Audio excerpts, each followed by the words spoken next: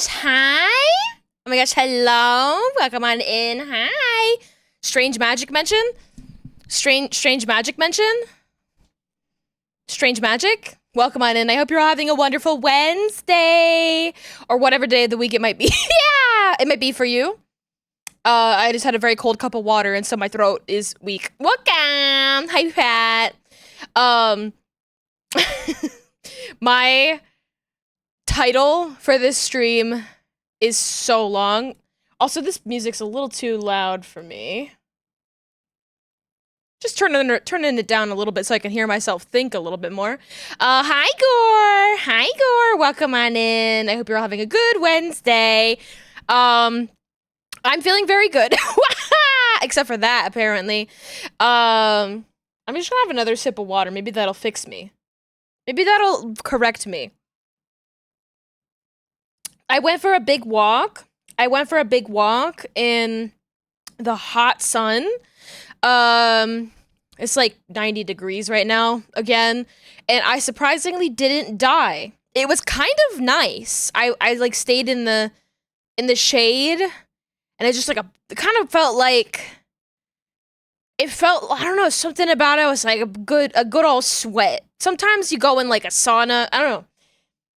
I didn't hate it. Maybe it's just all about sort of your frame of reference, your mental state. But I was in a good mood, and I enjoyed a good hot walk. And I got some yummy food, a yummy beverage. I got a little boba tea.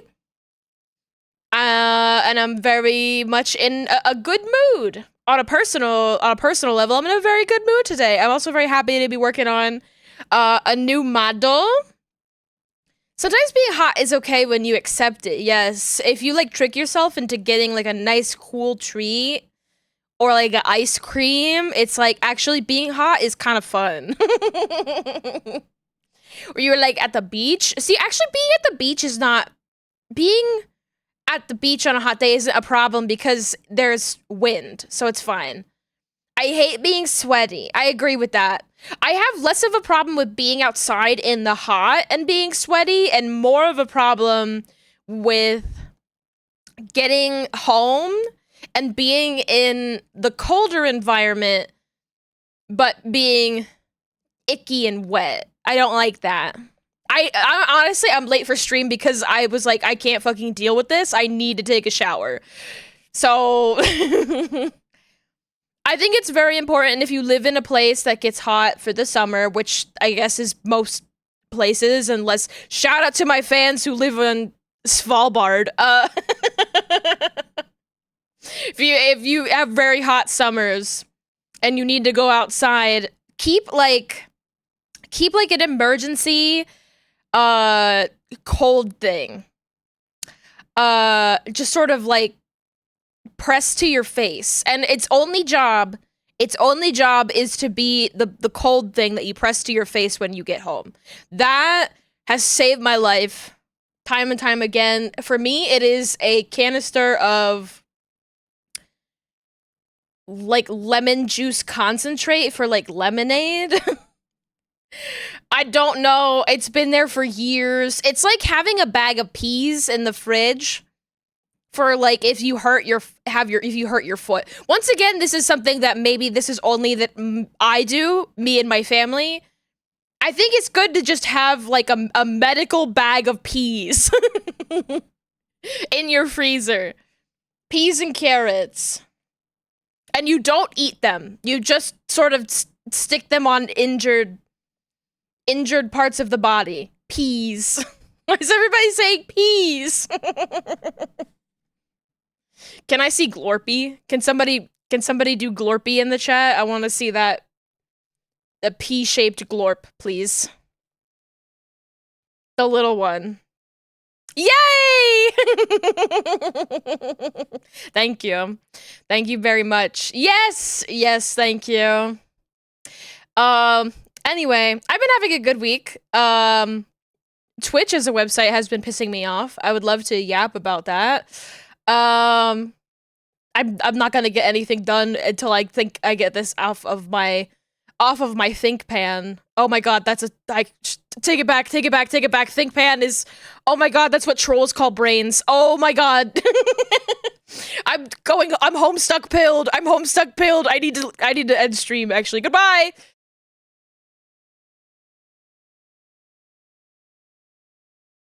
Okay, I'm back. That's embarrassing. That's so embarrassing. I have to get this off of my brain, or I'm gonna lose it. Went full homestuck mode. But yeah, before I even get my thoughts across, it made me think of inside of you there are two trolls.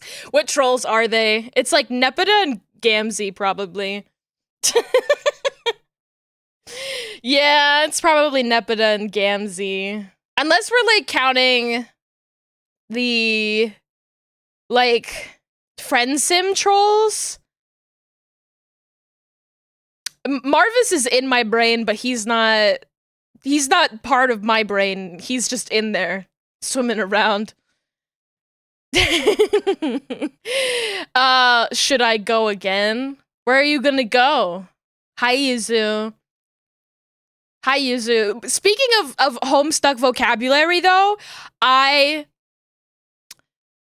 was watching Bug's stream the other day, and Bug went to go play in Roblox and was doing Roblox spelling bee. And I went, I need to play that. I love spelling. I love a spelling bee. I need to stop whatever I'm doing and go do that. And I did. And I did really well. So much so that when I was playing it, I had it Bug stream muted, but while I was playing, Bug was like, we're gonna vote on whether or not BZ wins this spelling bee. And then I did, and I was like, oh my god. It felt like embarrassed. Proud, but also embarrassed. And I realized, I think one of the reasons that I'm so good at spelling is Homestuck. It's just that I enjoyed Homestuck and was in like a roleplay writing community in high school, like at the ripe age to learn all of the SAT words. I just like know all of the SAT words that you get from Homestuck. And that's just so funny to me. Like, oh, it's like, that's so embarrassing. But, I mean, that's been really good for me.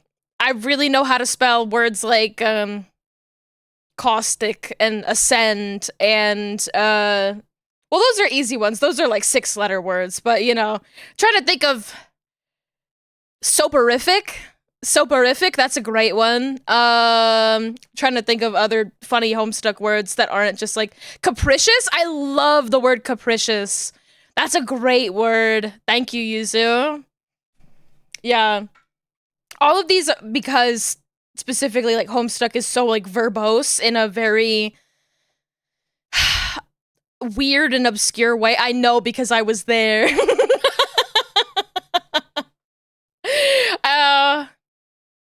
No, is that, I don't know if I know calumniate. Is that real? Is that real?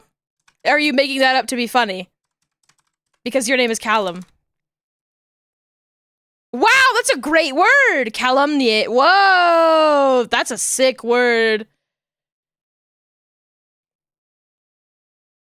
Now that I'm like thinking about big fancy words, I can't think of any off the top of my head, but I would love to hear everybody's favorite sort of like $5 word. Ooh, I love obsequious. I love obsequious. That's great. This is also why I like Northern Lion as well, because he's also needlessly verbose. And now I'm thinking about Milchick and Severance and how he's like that too.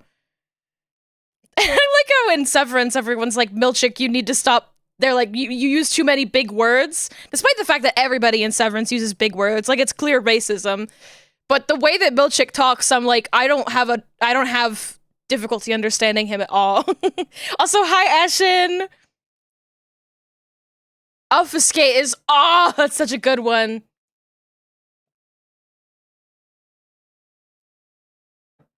I love big ass words.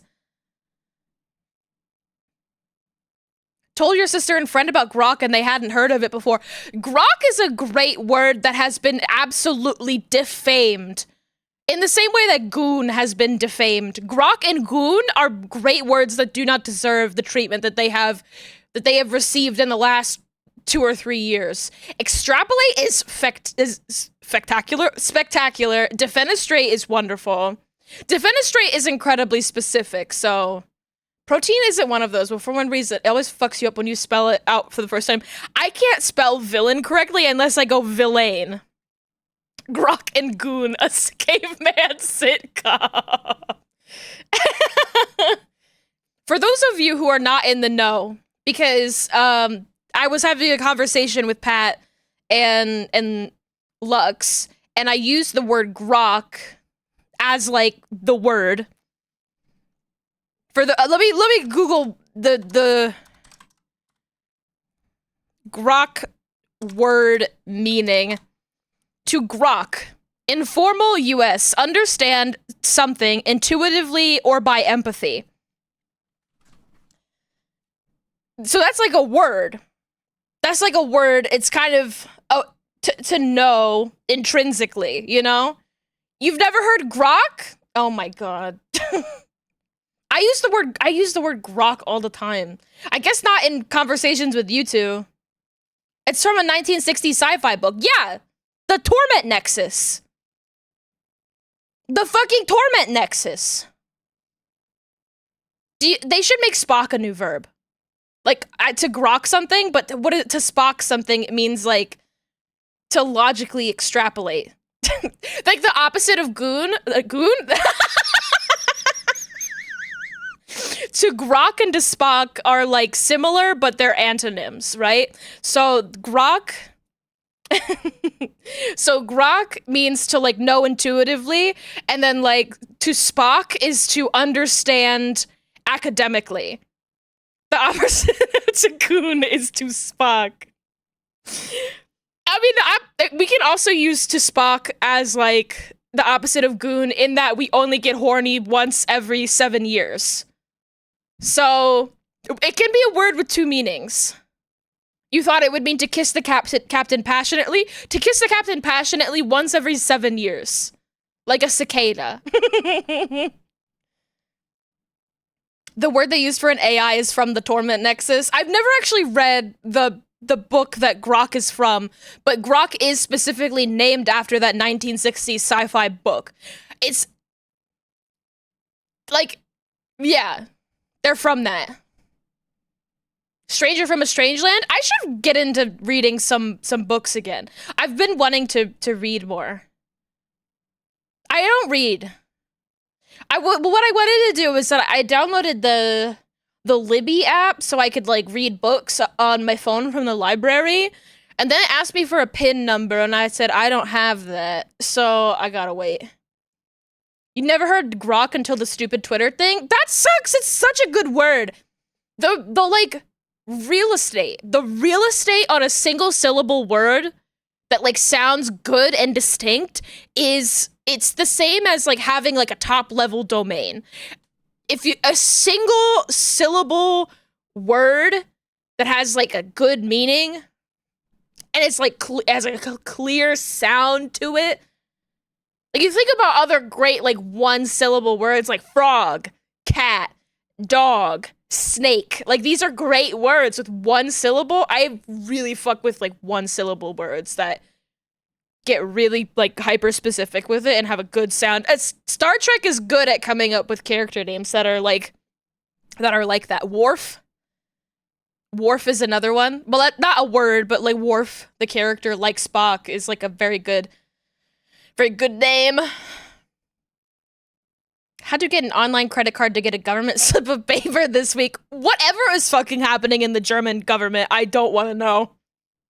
They love their bureaucracy over there. It's crazy. The words that people use for the type of keyboard sounds is thok, clack, and creamy. Creamy? It's so funny that you say that, and I'm like, those are the sounds that that keyboards make. When you say like a creamy keyboard sound, it's fucked up that I can kind of mentally hear what that sounds like. I hate that. Creamy.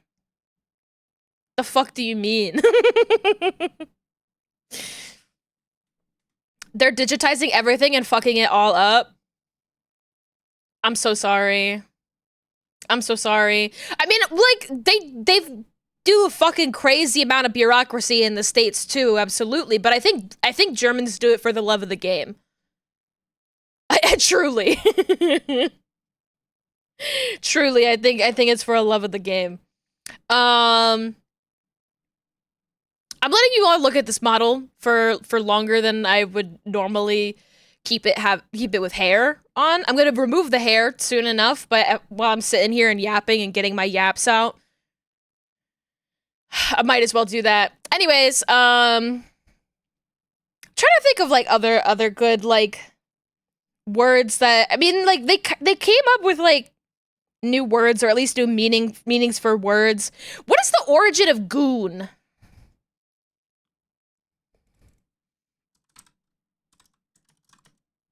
Who did that?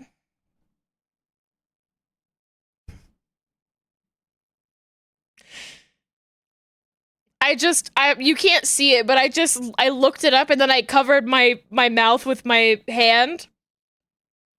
Did you guys so the word goon, which is more related to like a goon in the mafia sense, hired goons, comes from the English goonie, mid-19th century, so the 1850s, around there. Perhaps from the dialect goonie, booby. Influenced by the subhuman cartoon character Alice the Goon, created by E.C. Seeger, American cartoonist. As I just saw, I saw perhaps from the dialect goonie booby. I was like, booby? Booby?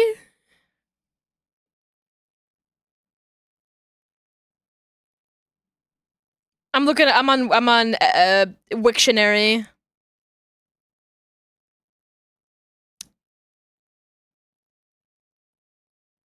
Okay. Shortened from goonie, from obsolete goni, simpleton, used circa 1580, of unknown origin. Perhaps a familiar term derived from the Middle English gon, a variant of gome, man or person. Goni was applied by sailors to the albatross and similar big, clumsy birds circa 1839. The term goon first carried the meaning stupid person circa 1921. Compare Scott's goni, goonie, a bogey, bugbear, hobgoblin.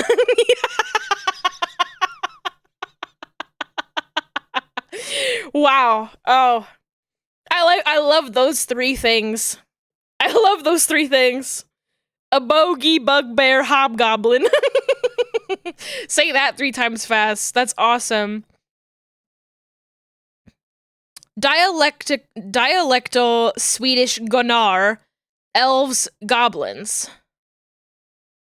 Largely influenced by the comic strip character Alice the Goon from the Popeye series. Okay. Okay, but now what? So this is goon from like the new or the older sense. Can I get the etymology of goon, like slang? But it is slang. Like that's the thing. They're both slang. If anybody knows the origin of goon in the horny sense, I would like to know like the know your meme of it.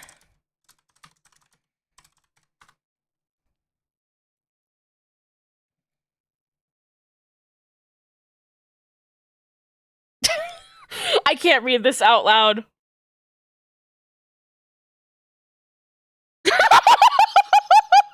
I can't read this out loud, but you guys can go look. You can go look it up yourself.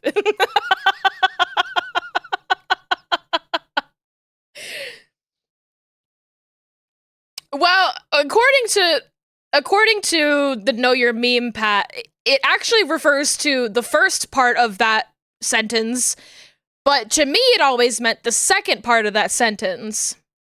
And I think it started as being the first part of the sentence, but everybody has taken it to mean the second part, like just being a pervert.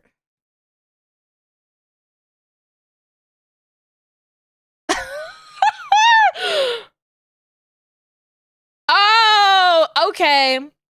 Okay. I see how this happened. I see how this happened. So it means to get so horny that you become stupid. I get it. I get it. Okay. Okay. I get it. It's an extension of the word and evolution of the language. I get it. That makes so much sense to me. I'm like, oh, it's circled back.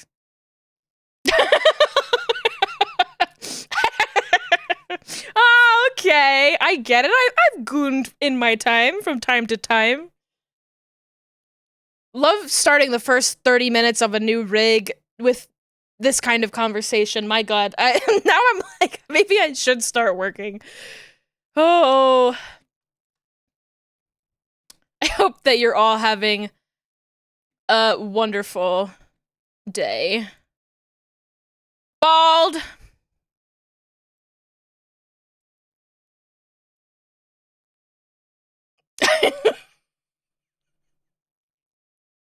I'm not reading that one out loud.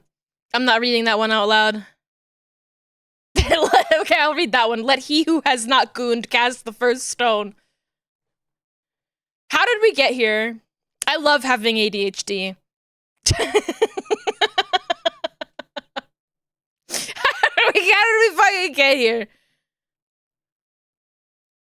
I'm gonna start doing a little bit of work. So if you don't know what my stream title is about, which is the thing I wanted to talk about at the beginning of stream until I started wondering what the etymology of gooning was. Can you tell Yuzu about One Piece trivia? I love my friends. They love to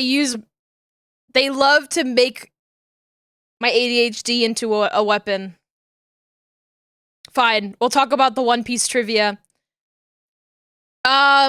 Let's see, how can I say this? Me and Pat did a little bit of trivia at our, Universal Fan Fest nights, aka Nerd Night, as we called it. It's the ADHD.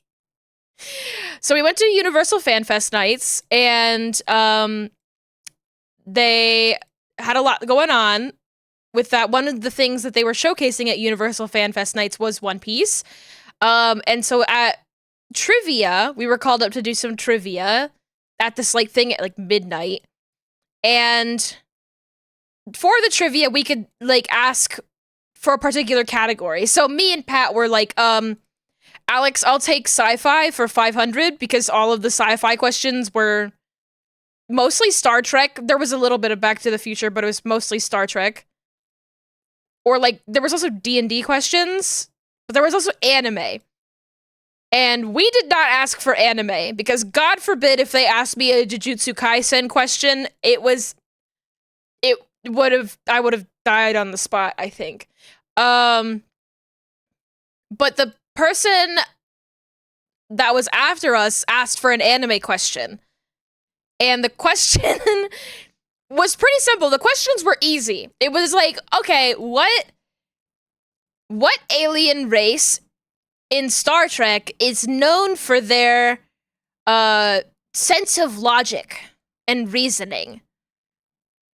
I think literally one of my questions was, who is the main character of Star Trek Picard?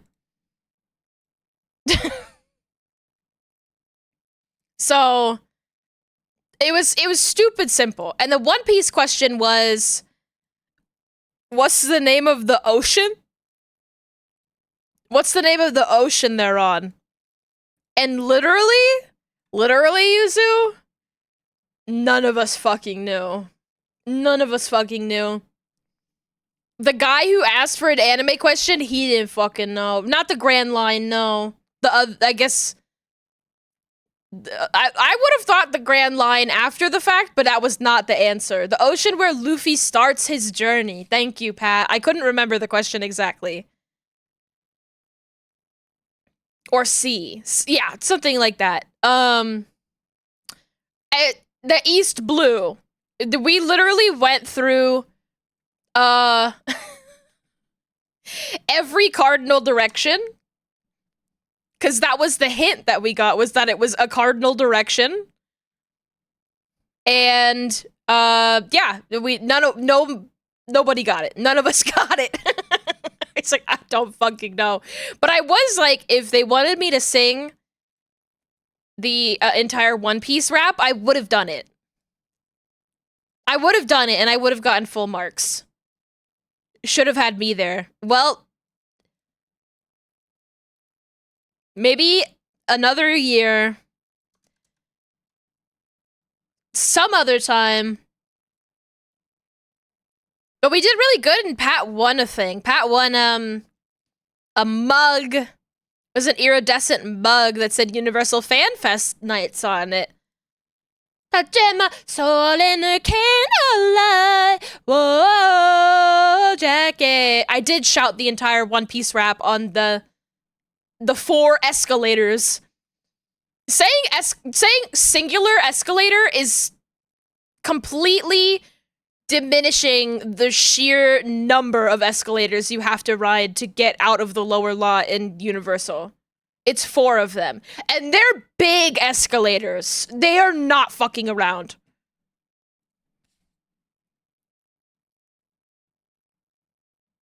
I'm like, Universal lower lot escalators.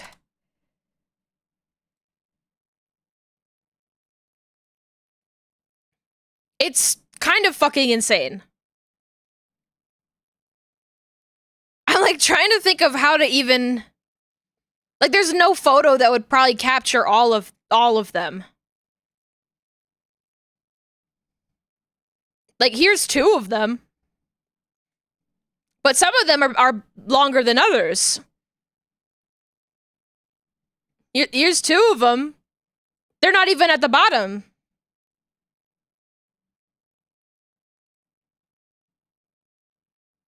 Oh, is this a video that is just the escalators? I would love to see that. Yes! Starway escalators, upper lot to lower lot. Yes! When do we get to the ride? This is the ride! We're going on a fucking ride. We're going on a fucking ride.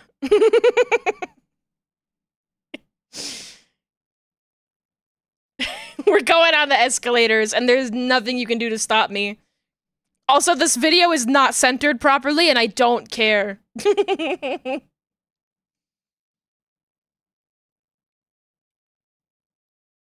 Maybe I will speed it up a little bit. We'll go, like, 1.25.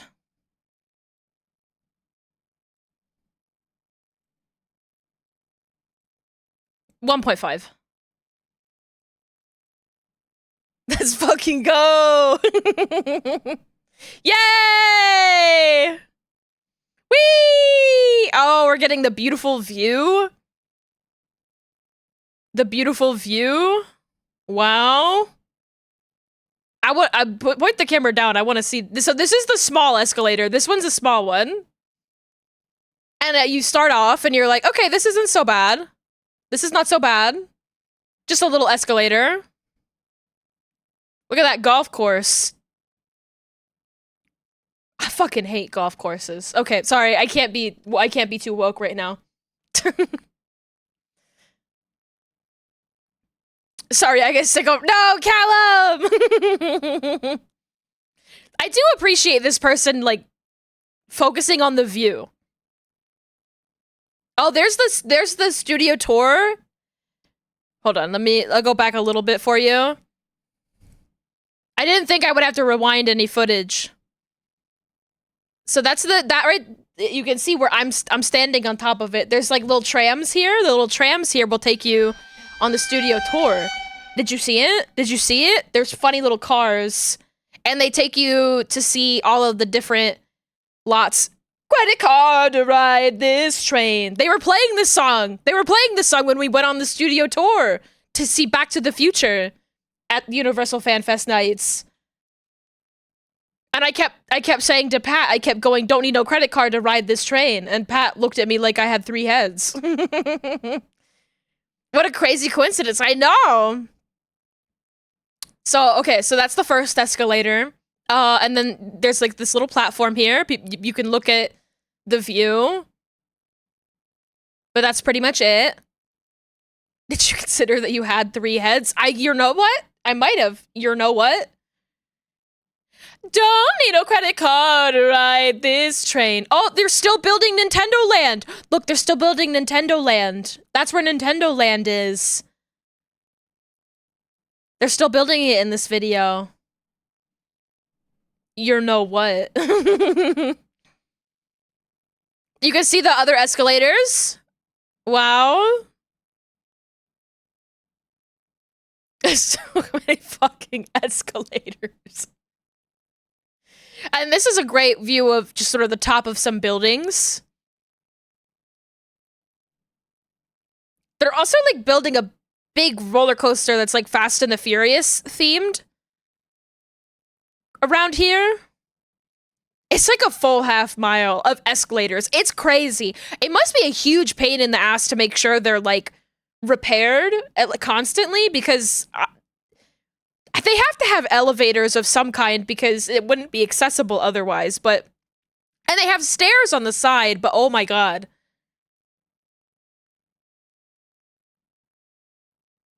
It is kind of like a fun game to take the stairs.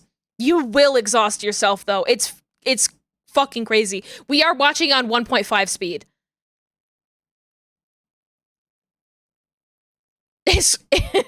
Escalators are always fucking breaking down. It's true. This year in particular, most of the places where I've seen escalators have like not been working. I don't know if that's like a government job that got slashed, but basically everywhere nobody's got their escalators fixed. So there's this escalator. It feels also like steep. Like these escalators feel like crazy steep for like, I don't know. I guess escalators maybe usually have the same sort of slope. They just feel like I could fall pretty easily. Also Sing 2, great movie. Don't know the last time you saw an escalator? What the hell? I see them constantly. That's crazy. I rode a wooden escalator one time. And just when you thought 3 escalators was enough, it's not enough. We got one more. Oh, hello, E.T.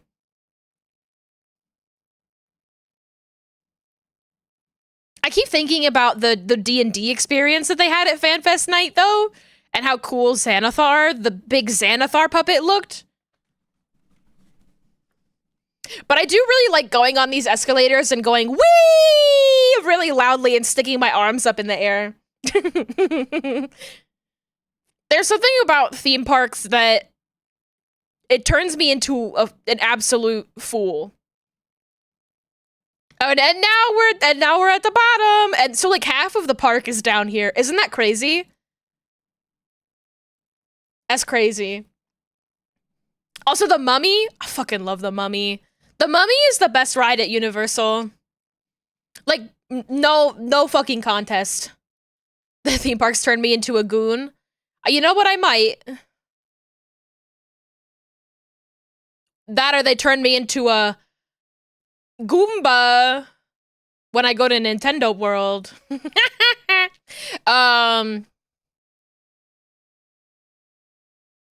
Anybody? Anybody? Is this thing on?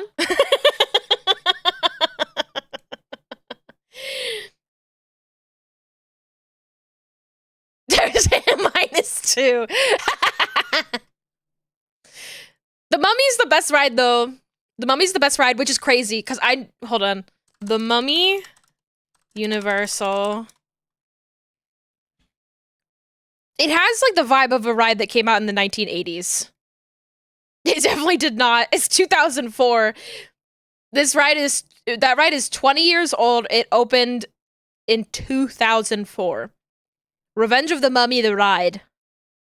It's great. It will make your tummy upset if you've been drinking, though. I know this. I'm happy to see that they're making themselves another roller coaster, though.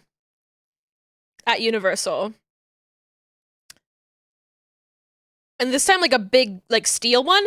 I still don't really understand how that's gonna work for them, because if you've ever been to Universal and, like, gone on the studio tour, like, they film shit there. Like, they film a lot of shit there. Still. Like, it's not like we used to make movies here. It's like they currently make movies and television on the Universal Studio lot. And when you take the studio tour, they're like, you might see a celebrity, and also when we go through this section, I have to turn off all of the audio from the tram because they're filming. They had to do that when we were there in the middle of the fucking night on Universal Fan Fest nights because they were filming a show. And so I'm like, we're just gonna have, like, an outdoor coaster just, like, running? They were putting up sound barriers, but I think the sound barriers were more for, like, local business, like, local, like, offices. They have a lot of offices in that area, for animation and film, for the people who use computers on lots of shows like that. But I'm still like, here's my hot take. I don't think sound barriers work. Maybe I'm stupid, but I don't think sound barriers work. At least not the kinds that you use for, like, traffic, which is what they're building big fucking walls, right? So they're building big concrete walls to keep the sound out. But those don't work because the sound goes up. Like, if the sound doesn't go past the wall, it goes up. And it actually ends up amplifying the sound in, like, new and interesting ways. They have to, like, cushion the sound. That's not usually what happens. It's sort of a weird effect that happens when they put up big sound barriers on highways. Oh shit, The Good Place was filmed at Universal Studios. They film shit there. They do. It's kind of crazy. They do. I mean, like, a ton of, like, less and less stuff, I think, gets filmed in, like, Los Angeles proper, but, like, I'm sure they're still filming shit on the Paramount lot, the Warner Brothers lot. Saw the set for The Town when we went last time in The Good Place. Yeah, that's one of the sets that we drove past. I forgot about that. The set for The Good Place, and they also had the set for Nope. I really like the set for Nope, because then they just, like, inflate a bunch of the flailing arm tube guys, and that's really fun. Honestly, the Universal Studio Tour... Okay, I said that the Mummy was the best ride, but the Universal Studio Tour is actually the best ride at the park. It is an hour long. It is an hour long, and it's a tour more than it's a ride, but it is the experience that's worth most of your money. There's not a ton to do at Universal Hollywood. It's a very small park. And I think that the studio tour is something that they don't offer anywhere else. So,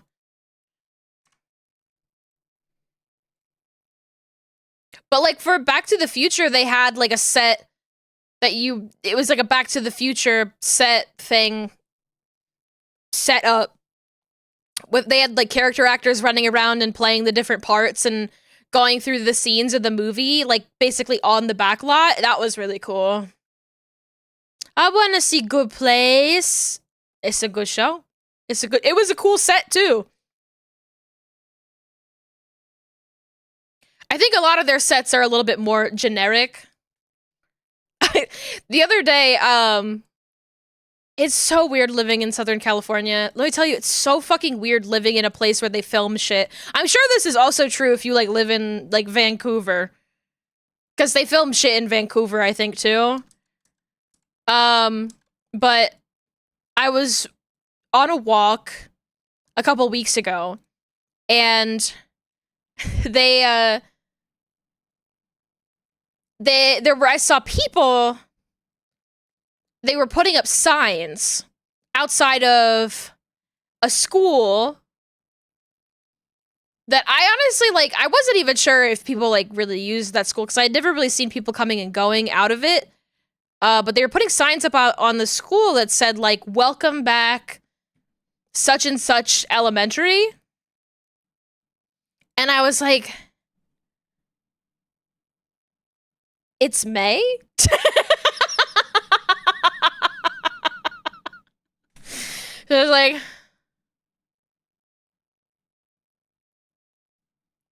what?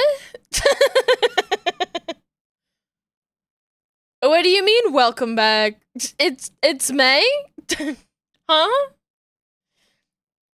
Maybe from spring break? Well, it was like way more of, it was not the kind of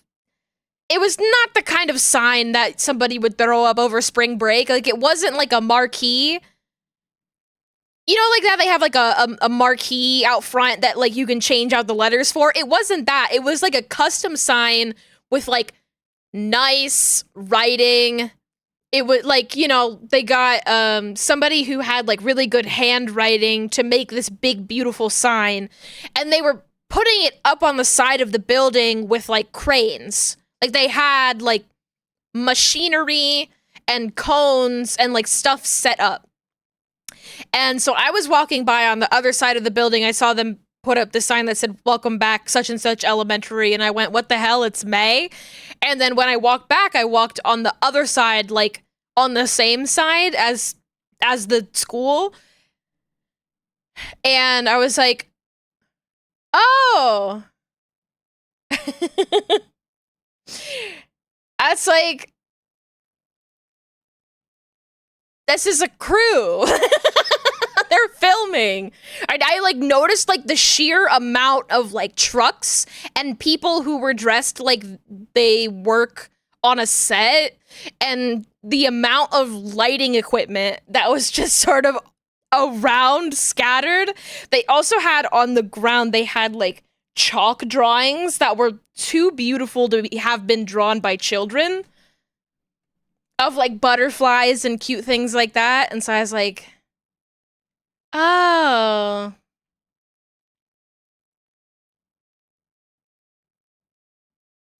But that just like happens. Where you're like going places. It's either like you noticing like film crews out and about, or it's like you watch something on TV and you recognize somewhere.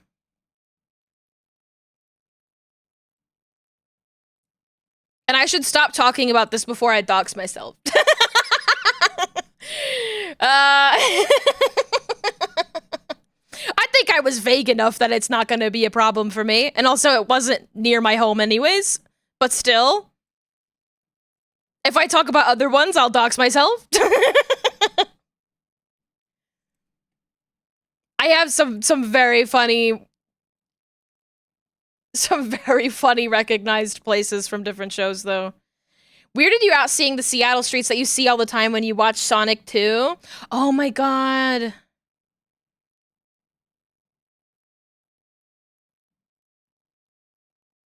I want to talk about I want to talk about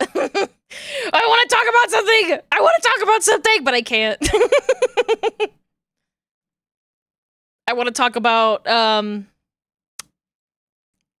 about a particular animated movie that filmed somewhere familiar to me.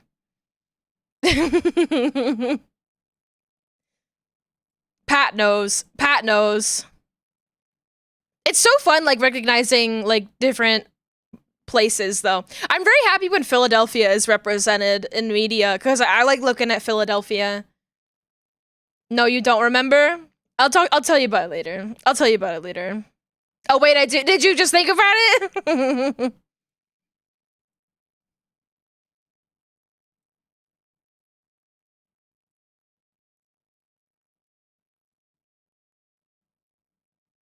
A certain movie filmed a certain place that I can't reveal too much information about, or I'm revealing too much information about myself and who I am. But it was cool that they filmed there. Can Yuzu know too? You can tell Yuzu. Yuzu knows where I live. That's...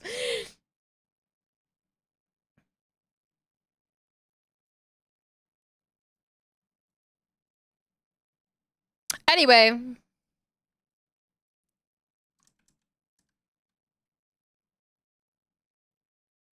They should film in more places in the world so that way everybody in the world has the opportunity to go, oh my god, I know that place.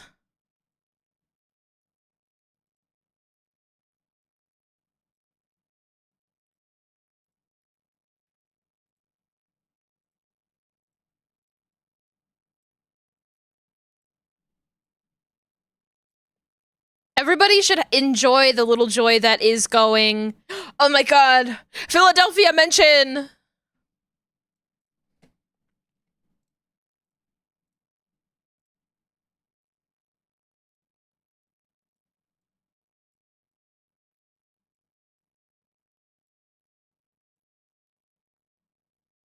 Yuzu been in your house.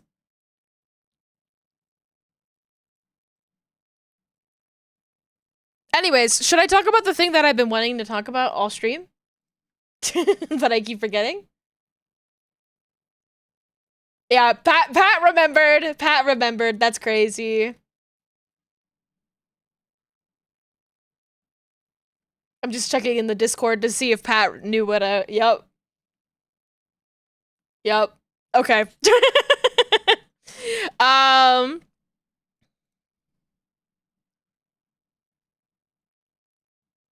Anyways, so you might have noticed, you might not have noticed, you might sort of have seen the conversation around it.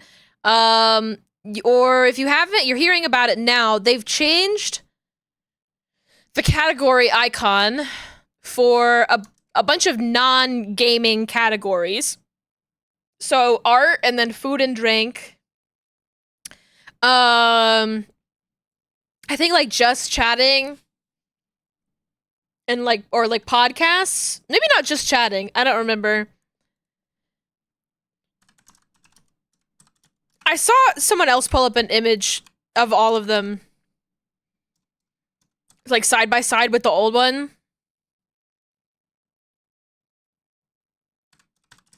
And I hate them. I don't, if someone can remember, if somebody can find where they have the like old versions versus the new ones.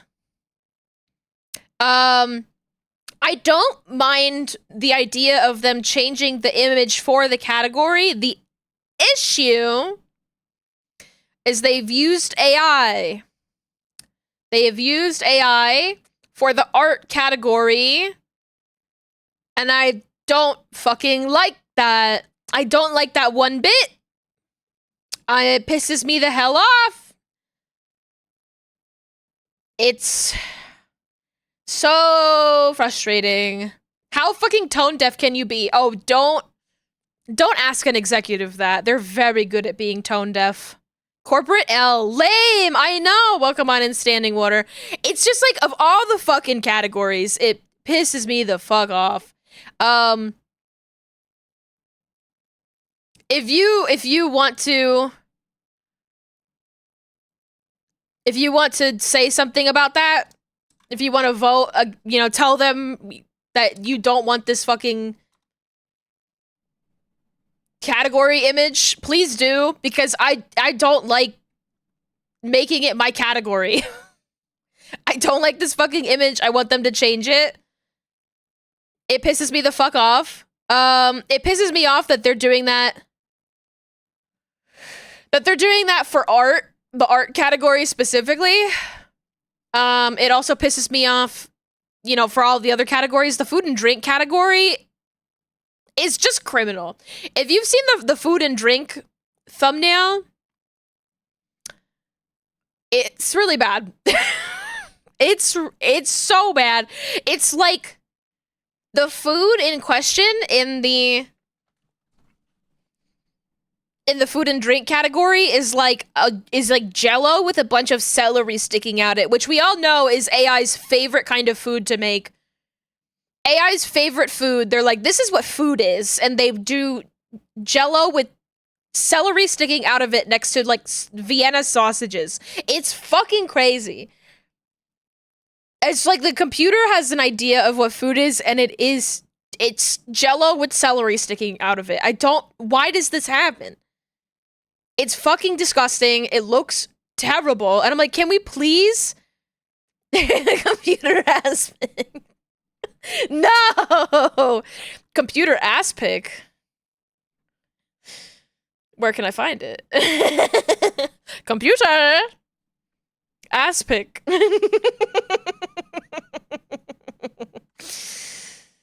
I feel like it's a roll of the die that a food streamer will be a food criminal on purpose and do shit like that. For the most part, I've seen for like people who make like regular food and drink streams, they're like making good food. And I think that if you're making a category for it, I think you should sort of, generally speaking, assume that people are trying to make good food. Because people like looking at good food. I think that you should try to assume the best in people. Regardless of how many gremlins exist on this website, you know? I really where is the fucking image though? I want to see. Maybe somebody's got it in the quotes of this. Yeah. But leave a comment if you can. That they pay more attention to those, but I'm just gonna be really fucking pissed if they don't do anything about it, because they didn't do anything about that fucking emote. That one fucking emote, it's still a global emote. I still hate it. With that fucking cat. They never did anything about that.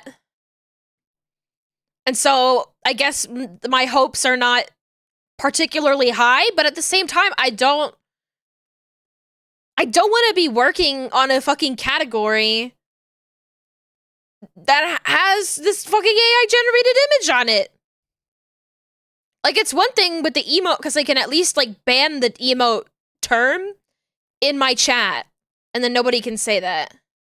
It's cat in the chat, I think. You might not be able to say it in my chat. I might have banned it. I forget. I may have put it into banned terms, so I don't have to see it. Like, but you should be able to see it on your end. It's so fucking gross.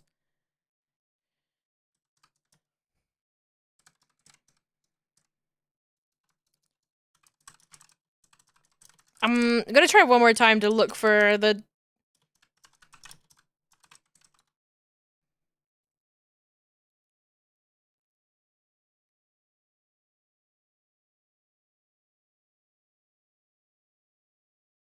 It's...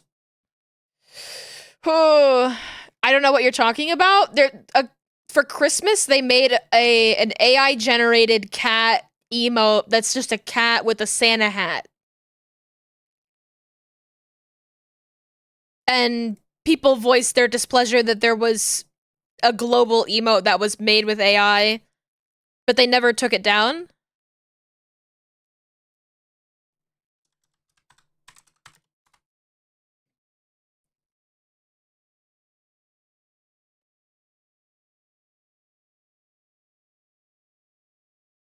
Here we go. It's fucking bad. Okay, here you can see them. The new ones are up here. The old ones are down here.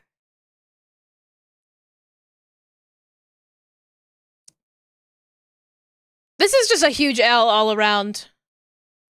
Right? I can at least understand, like, these categories images were pretty old, right? They've been around for a long time. I don't mind them sort of updating to something new. Right? But, like, the food and drink one is fucking disgusting. They look so bad even if they weren't AI. Yeah.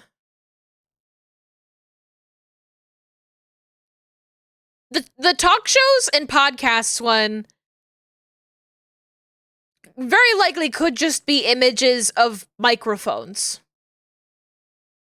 I'm casting doubt because the food and drink and art ones are so fucking bad, but the beauty and body art and talk shows and podcast ones, you couldn't get two microphones in front of a green screen. That's the thing that has me like, is that fucking AI? Is that fucking AI? Or are those two fake AI microphones? Because in my heart, I would first believe that they're two fake AI microphones because of how lazy they are on the other fronts. But at the same time, I look at that and I go, that's two images of a microphone. I don't fucking know. I don't have a microphone like that. My microphone doesn't look like that. I couldn't tell you. But the food and drink one is especially egregious. Like, that one is disgusting. Like,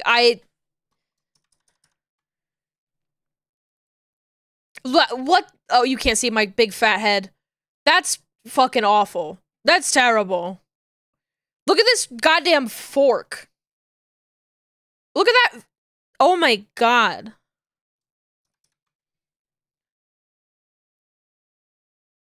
Fucking ew. Fucking ew. It's those, and the sausage is ew.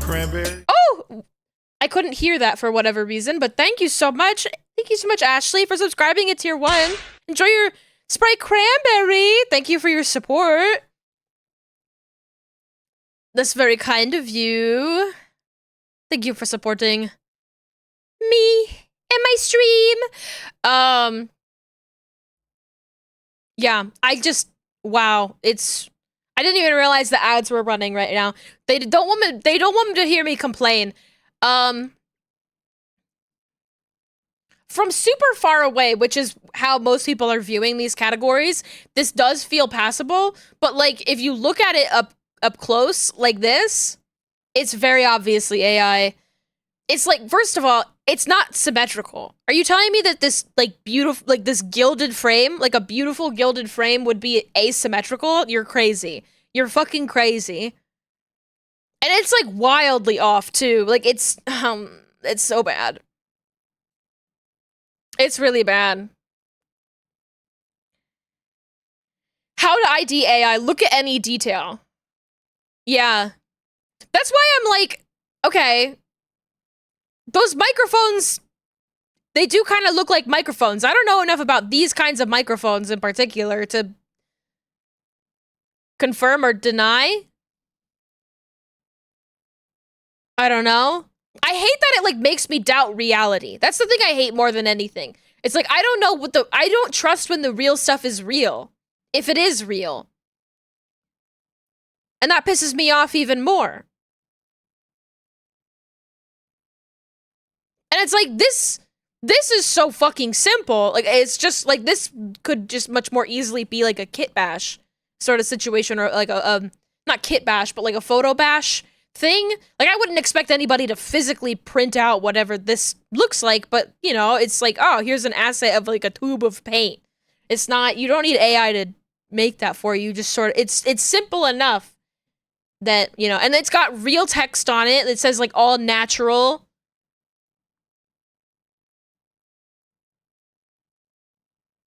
I'm like craning my head. Does it say all natural? It's so low res at a certain point, but like, I believe Twitch would have access to millions of PNGs of microphones easily accessible to employees, right? Which is why that's the only one in this graphic style, because it's the only real one. This very likely not real. Yeah.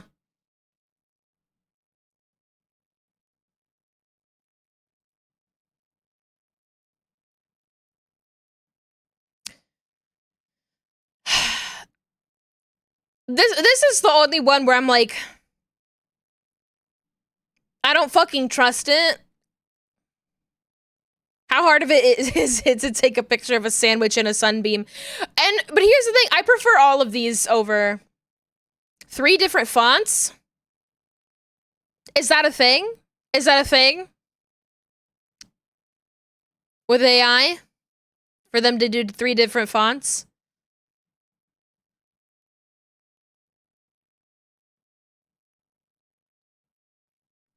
Maybe I'm out of the loop. On the body art one? Is it? It's like, I want to be I want to be completely honest with you. I might have that font. Like, I have a lot of fonts that are that kind of bubble font in my repertoire. I don't really like the old art picture. I prefer it to AI every single day of the week, for sure. The old art image, to me, I think it just feels like it's from a bygone era. It needs a little refresh. It's very Tumblr era. And I love that for her. She's from a different time. I really like the old talk shows and podcast one, and I love the food and drink one. You guys can't, I've got my fat head in front of the food and drink one. Of all of these, this guy right here, he fucking clears. This is awesome. This is great. He's got his yummy little meal. He's got a big thumbs up. He's a funny little chef. I think it's so cute. I love the old food and drink category. They should have never touched it. He's so proud. He's so proud of his delicious meal. I'm also of the opinion that they need to update the art categories. I think we need more subsections of art categories. I think it would be interesting to have, I would love to have like an illustration and graphic design, you know? Or, you know, I want a rigging category. I would like a rigging category, and I would be more than happy to share the rigging category with like 3D artists. I just think it would be 3D specific. I think the 3D, they should have their own thing. It would make sense if they had their own thing, because when I'm looking for 3D art, I'm looking for 3D artists specifically. It's just like, it's a very specific and different kind of technical work is the thing, you know? So, like, kind of feels like it should be its own thing. Like, art is a very broad topic. But if I'm looking to watch somebody use Blender or Maya, like if I'm looking for like technical artists to watch, it's very different than if I'm looking for like, what's the word? Like, I would say visual arts, but not really. Illustration, like illustration and graphic design. To me, illustration and graphic design are completely different things as well. But like, I don't necessarily need to get so hyper specific with it. I would just, you know, I think animation is a cool category. It would be cool to see, to find animators faster. That would be sick. It'd be kind of cool if there was maybe something for like traditional art, like for people who are, you know, painting. And maybe you keep a general art category, but you make other different art categories. These are the conversations that executives will never have, but I'm having.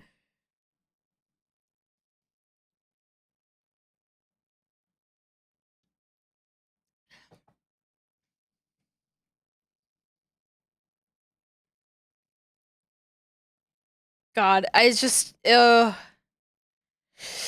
so bad. It's so bad. And then the other thing that's on my mind, the other big Twitch L, um, less people, I've seen less people talk about it.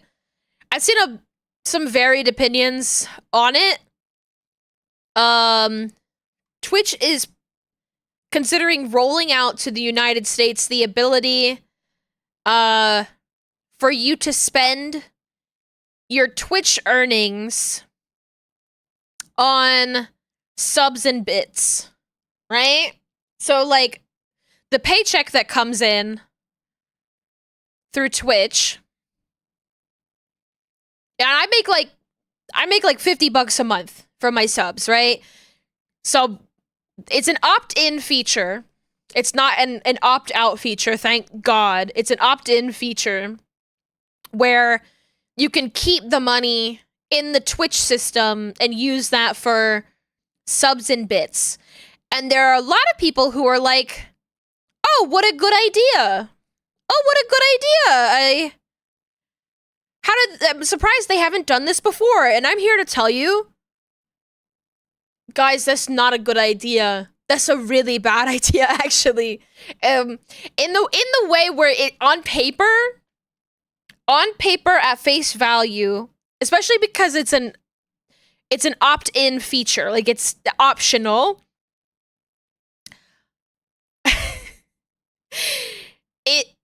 It makes it more enticing. They're like, wow, you know, we're cutting out the middleman of us having to pay you. Does it have a practical use? Yes. Is it an awful precedent to set? Yes.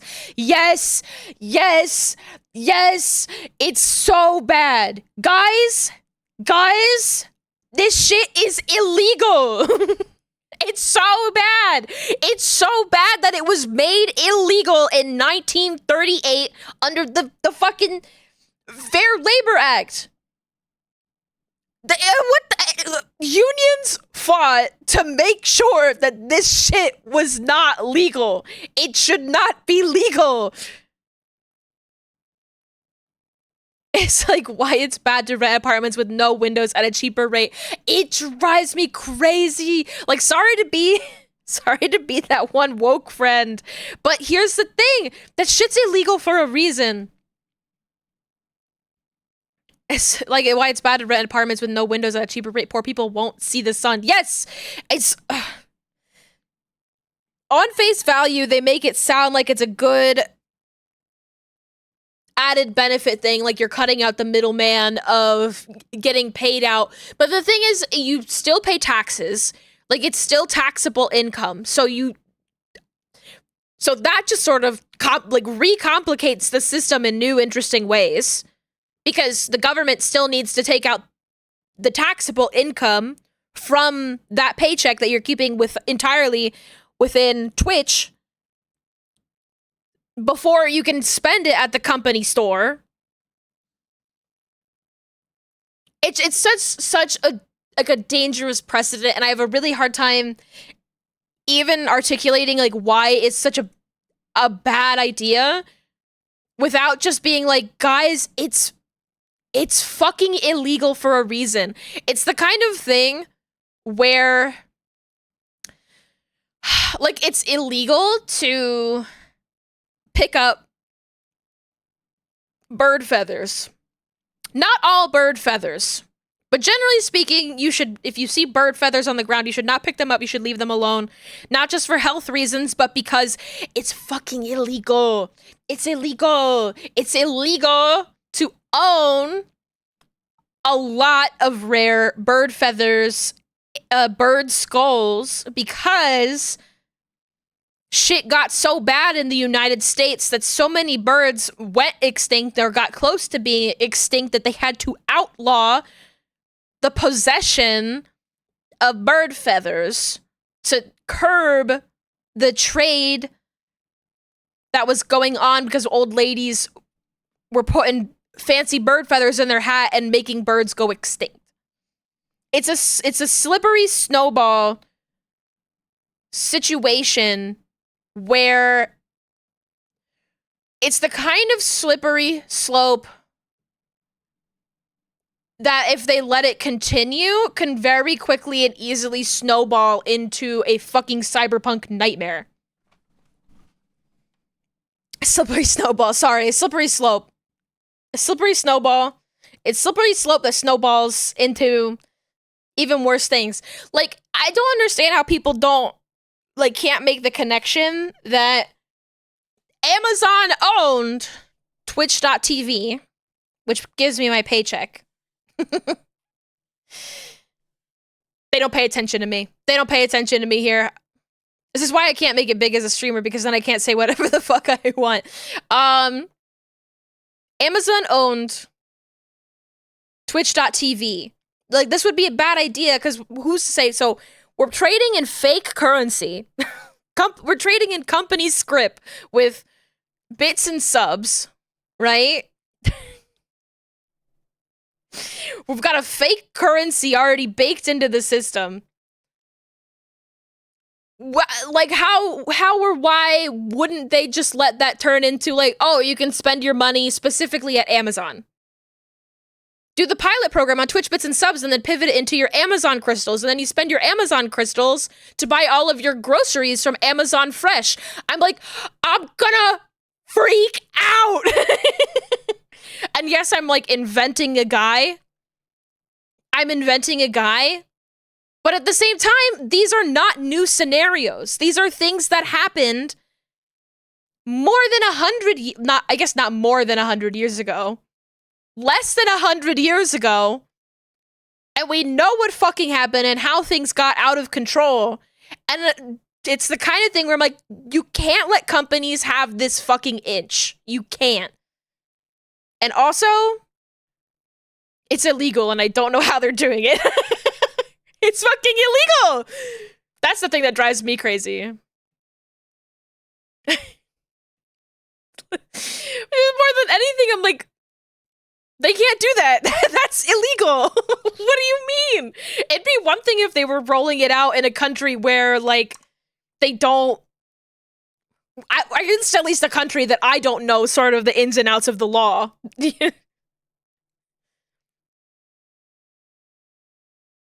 Like, I'm sorry, I don't know what's happening in fucking Liechtenstein, where they roll it out to Liechtenstein. Like, and that's totally fine. I don't know what the fuck they're doing over there.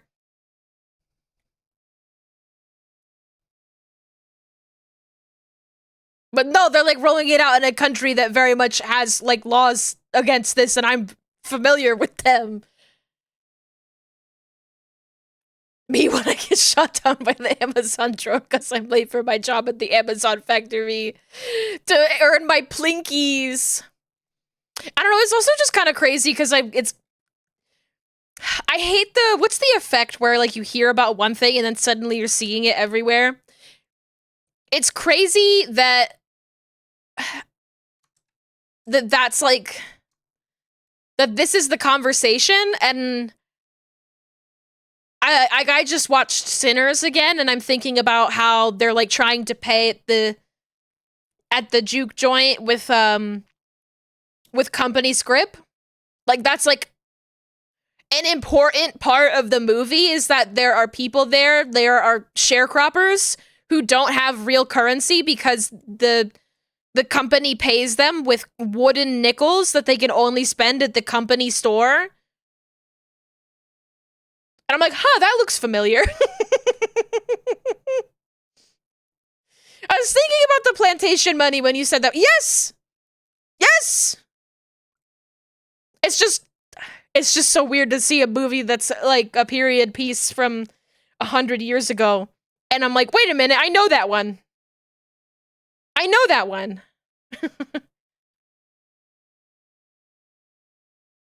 I was trying so hard to pull up on the yoke of crash landing into politics by not saying things I want to say. It's okay, Glor. It's okay, Glor. I have to get it out of my system a little bit too. I have to. I'm too woke. I'm too woke. I try to be a no politics streamer. But I can't help myself sometimes. I love yapping, and I'm really good at not working when I have something like this on my mind. And so I have to like get it out of my system. But thank you so much for holding your tongue, because if you guys do your part in holding your tongue a little bit and just sort of like letting me get it out of my system, the sooner I can get back to work and clear my head.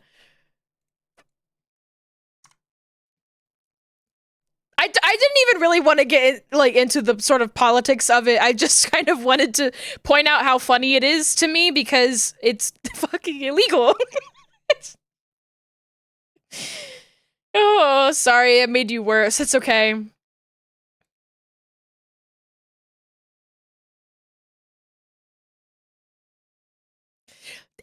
I don't know, it's just kind of funny to me because I love unions so much. I love unions so much that I forget that it's political. I love unions and gay people, and then I'm like, don't talk about politics on my stream. And you come to my stream like, I love unions and gay people. Oh. These things should not be political. That's the thing. I'm doing my part, taking it back. Oh, am I marketable? Am I marketable? Does the Screen Actors Guild want to give me a sponsorship?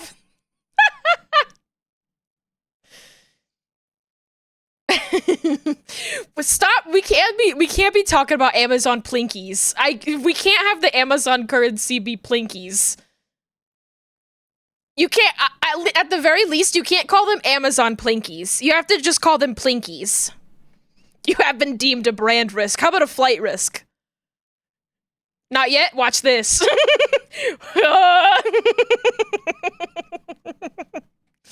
No, I'm okay. In Minecraft! In Minecraft! I love.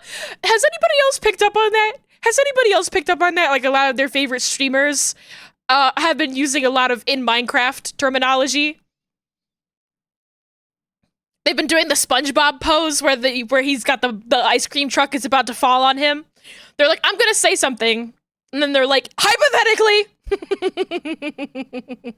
I just feel like I've been seeing it a lot lately. I think it says a lot about sort of the state of everything. The state of all of it.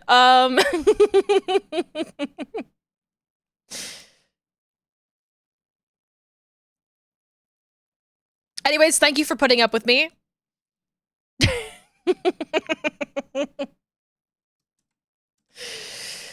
Oh, you're all beautiful.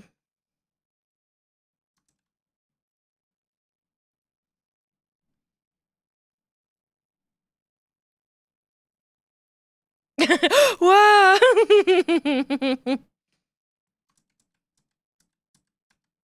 I think I should have done this a different way, but whatever. I'll live with my choices here. Yeah, everybody clean up. Everybody clean up. We're gonna be brand friendly now, okay? We're gonna be brand friendly. We're gonna do our sponsored stream. Hey, everybody. This is Casper mattresses. Like...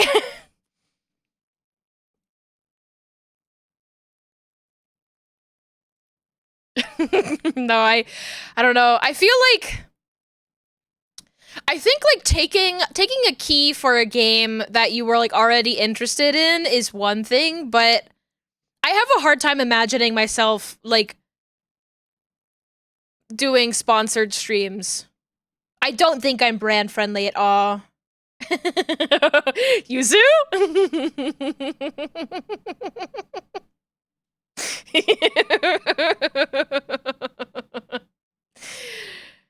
Oh. I'm not squeaky clean. I've never been squeaky clean. I say it when I remember to say it on my stream.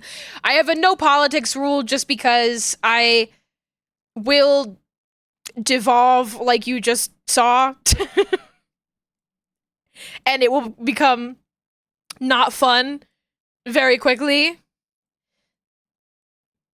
You will know what my politics are here if you stick around long enough. But the thing is, to me, Twitch is a little party. where we get to play games and we're having a good time and we don't necessarily need to worry about all of the everything outside of the funny stream while we're here, because we're at a party and you don't necessarily need to talk about the bad stuff when you're hanging out at a party. And that's how I feel about it.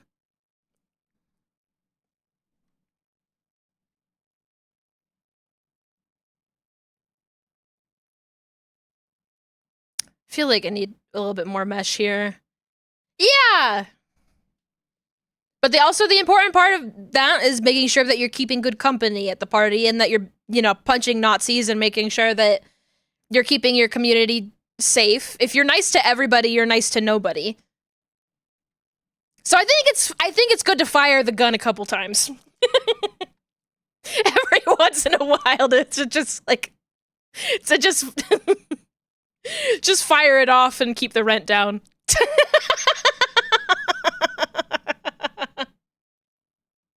Me and my 12 closest friends. Yes, exactly. And I hope that you're all doing well. And also, I speak about it because it is directly involved with what's going on Twitch on the day-to-day, It's me going, do you see what my landlord's doing? Need to go for now. Have a good evening. See you around. Have a great evening, Ashley. Thank you so much for the sub. I hope you have a wonderful rest of your day. God, let's see if we can get some work done. It's fucking sweaty.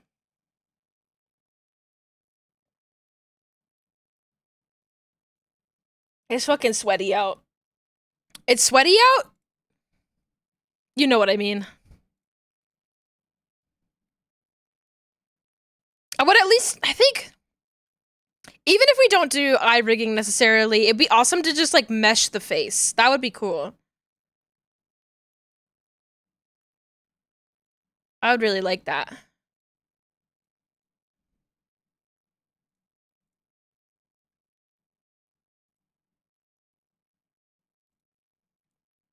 Because that's honestly the thing that stops me more often than not. It's just doing all the prep work for this stuff.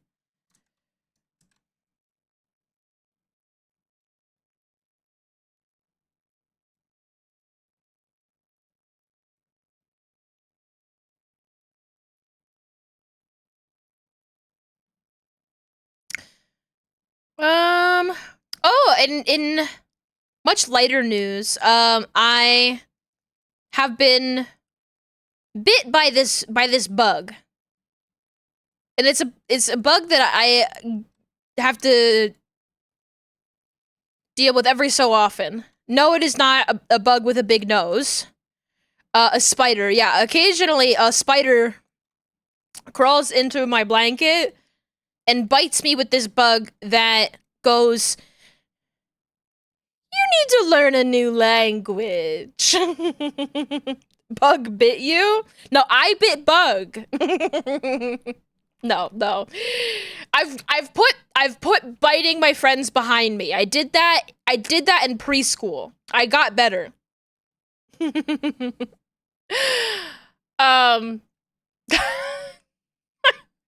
just thinking about the time that I said I used to bite kids in elementary school and Bug was like, "Yeah, you do have that energy." And I went, what does that mean? What do you mean I have that energy? I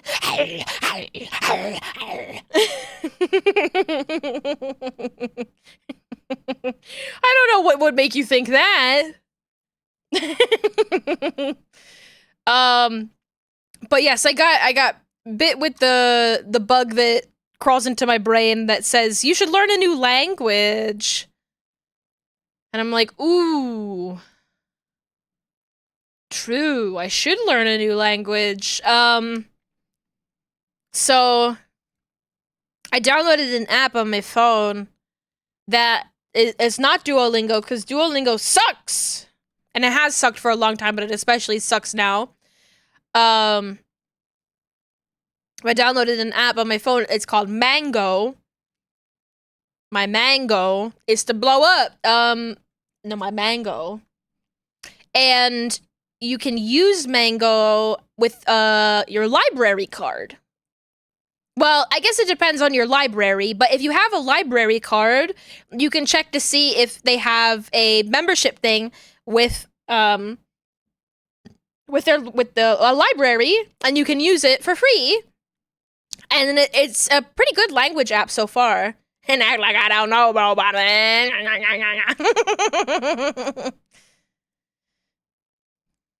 Exactly. But so far it seems like a pretty good app. I'm learning Spanish because it's just a fucking useful language to learn. It's definitely the language that I probably know the most from just sort of like being out in the world. Your Mango, where did he go? It's so funny when I'm like, I get like inspired to look up language resources, and because I'm in VTuber spaces, they're like, learn Japanese. I'm like, I don't. I wanna do a baby language, please. Why no German? You hate Super Yuzu? I did actually do, like the first little unit on German. But that information might have been replaced with Spanish. Sorry. Did you know German and Spanish is Alemán? Or at least the languages. Alemán. I don't know. Spanish for me is it's just a fucking useful language, and it's not terribly intimidating. That's what I like about it. I think honestly, if I was being smart about it and I wanted to learn try to become fluent in a language that I like know decently, I would be better off trying to learn French, because I took French when I was younger, and like most of what I know is French.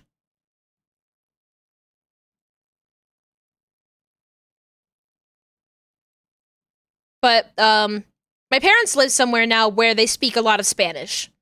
So as much as I love Super Yuzu, honestly, it's coming from a place of I can't let my old ass parents know more Spanish than me. It's coming from a place of pride. I like that's unacceptable. My parents are very quickly picking up on Spanish, and I need to correct that as the self-proclaimed smartest person in the family.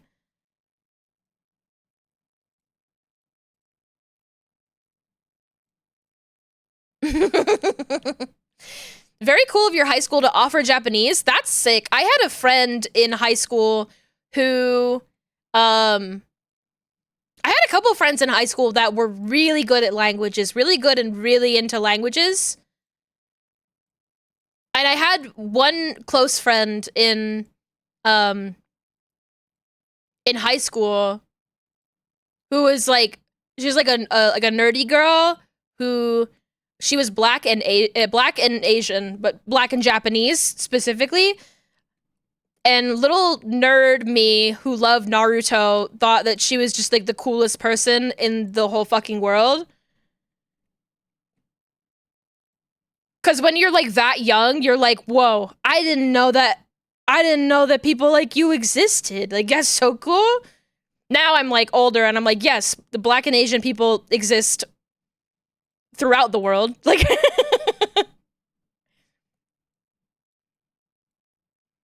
but I remember she took the like AP exam for Japanese to like get an extra college credit because she already knew Japanese. And I was like, that's so fucking smart. But she had to like go like across town to like a local community college or something like that to like find like a computer that like she could even take it on, because like technologically speaking, like I guess they couldn't get the text to necessarily print on the old ass computers that they had in high school or whatever. I don't know. She had to jump through a bunch of hoops to go and take that test. I mean, I loved her. I should go and open up Facebook and see if she's deleted her Facebook. Oh, you're white and Japanese? Hell yeah! Do you speak Japanese, Gore? Wow, based.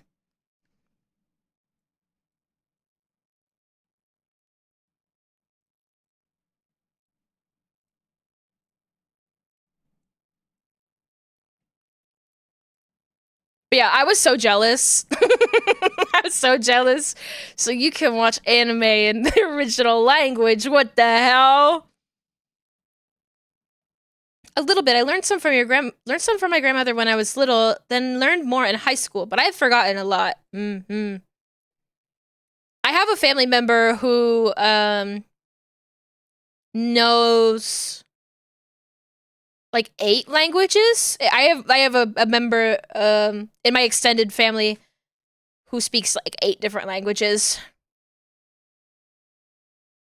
And he's also the relative that's really into Star Trek. One of the 8 languages that he knows is Klingon, actually. But it's mostly, he knows mostly the romance languages. So, well, romance languages in German. And he knows one very particular Southeast Asian language and Klingon. A first gen Trekkie, yes, 100%. It's so nice that I can when I go to like family stuff now, because when I got into Star Trek, I didn't consider this, but when I saw him, I was like, oh, like I've been watching all of Star Trek, I can tell you about it. And he was just like, oh my god. Oh my god. Tell me about your favorite episodes. What's your favorite series? And I'm like, oh, I love Deep Space Nine. It's so cute. German can be a romantic language, y'all. Ich liebe dich. I'm Berliner. Something like that. We're sucking dick. That means we're hiring.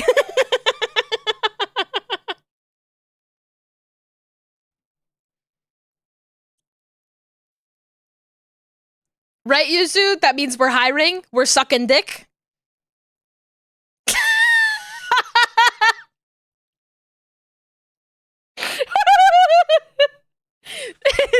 Sorry. German's funny. I'm sorry. German's funny. As I've been like learning Spanish with my funny little app, they like want you to like read back the sentences, right? And I'm a little bit shy about it, but cuz like your brain has to like very slowly parse through that information, and I'm nervous when I get like a big sentence and I'm like, "Oh no, I'm scared." And I always end up saying the dialogue out loud like I'm in a like I'm in a telenovela, like I'm in like a big soap opera. And it's very fun.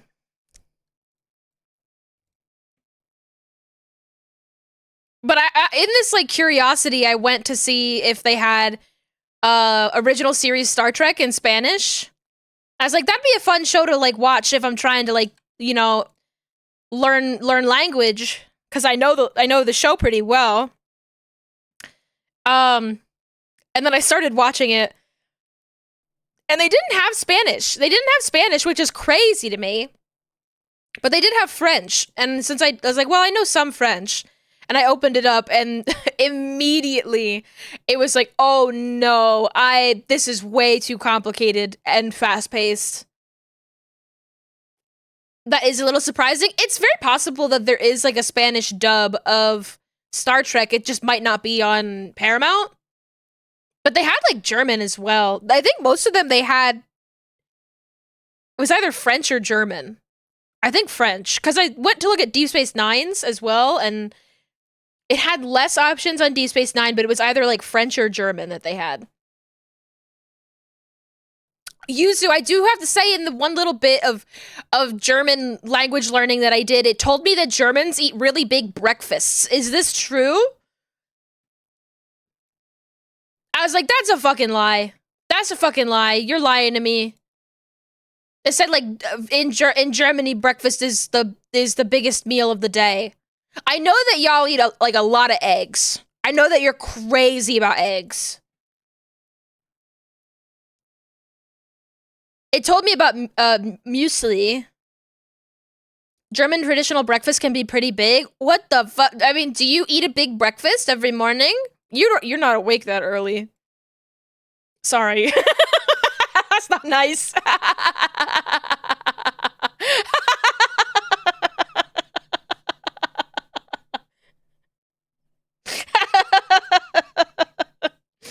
I'm like, wait a minute, that was mean. Your breakfast is one yogurt cup?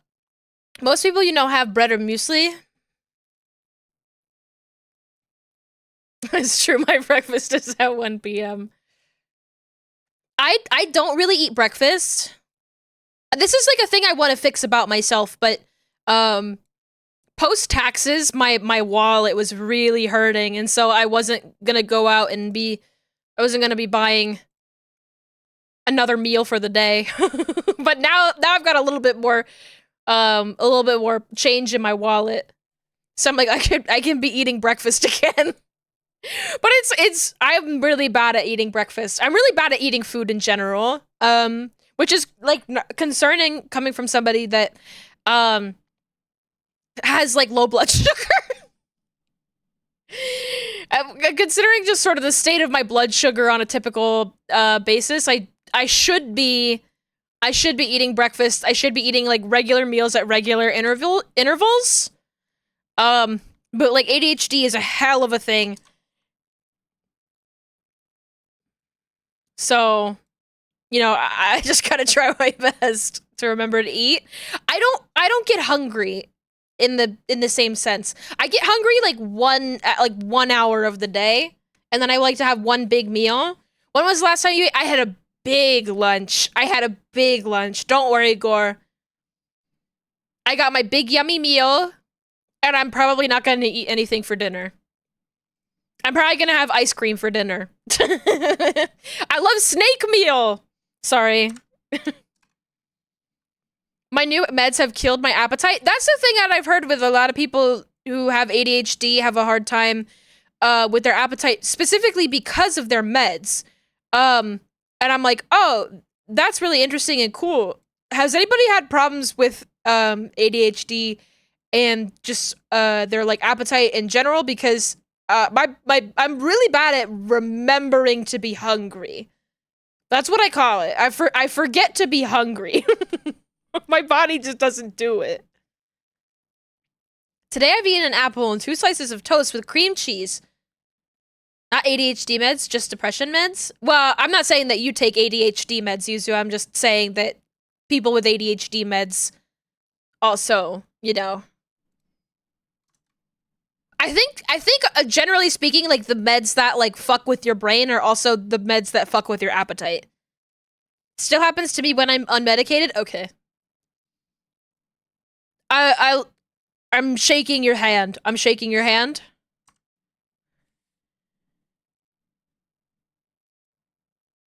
Thank you for agreeing with me and being like yes, yes, and not being like freak.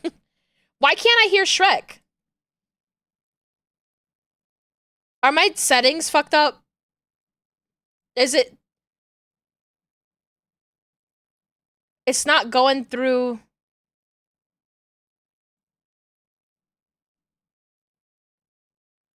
Can you? I mean, yeah, I think you guys can hear Shrek just fine.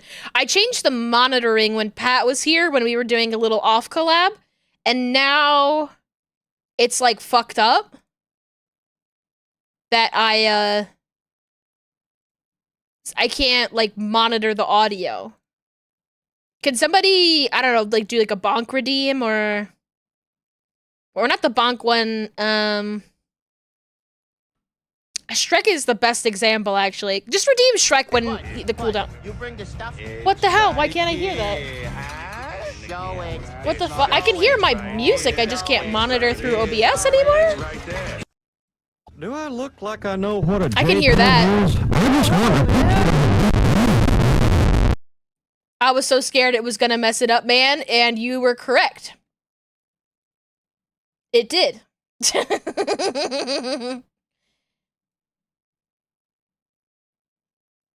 Okay.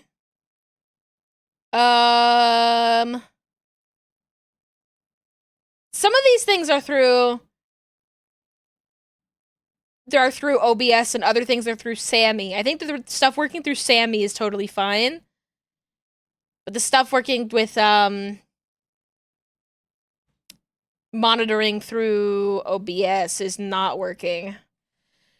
I don't know if any of y'all have ever made backups of your stream setup. Every once in a while, just drop a copy of my OBS folder into Dropbox. Yeah, I do that when I make a backup of my Live2D files and also my stream files.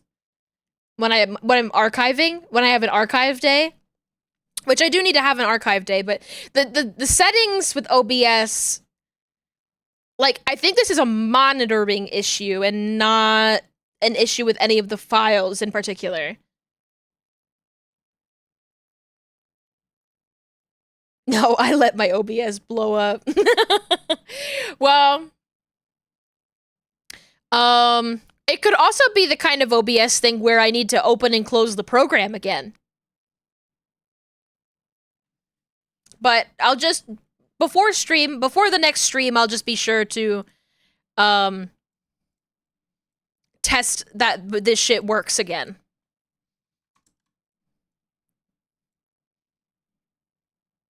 Because it's set, the monitoring is set to be able to hear Shrek. And to be able to hear, like, the subscriber thing go off, but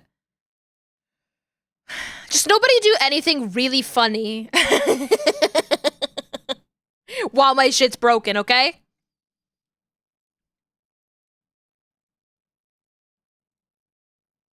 It's so fucking hot. Guys, it's fucking hot.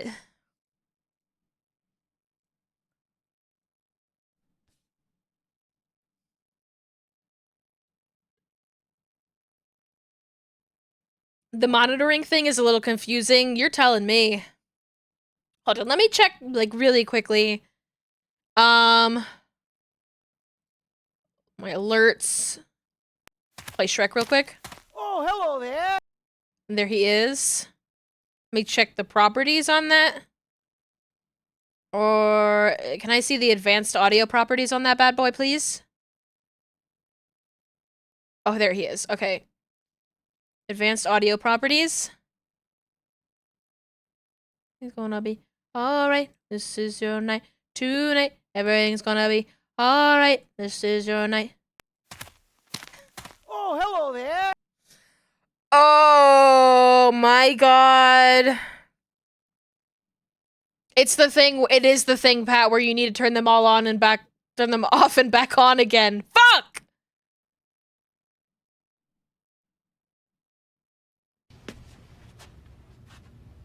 Oh my god. Save. Oh God! Save. God, please! Save. Save. Get the fuck out of here. Okay,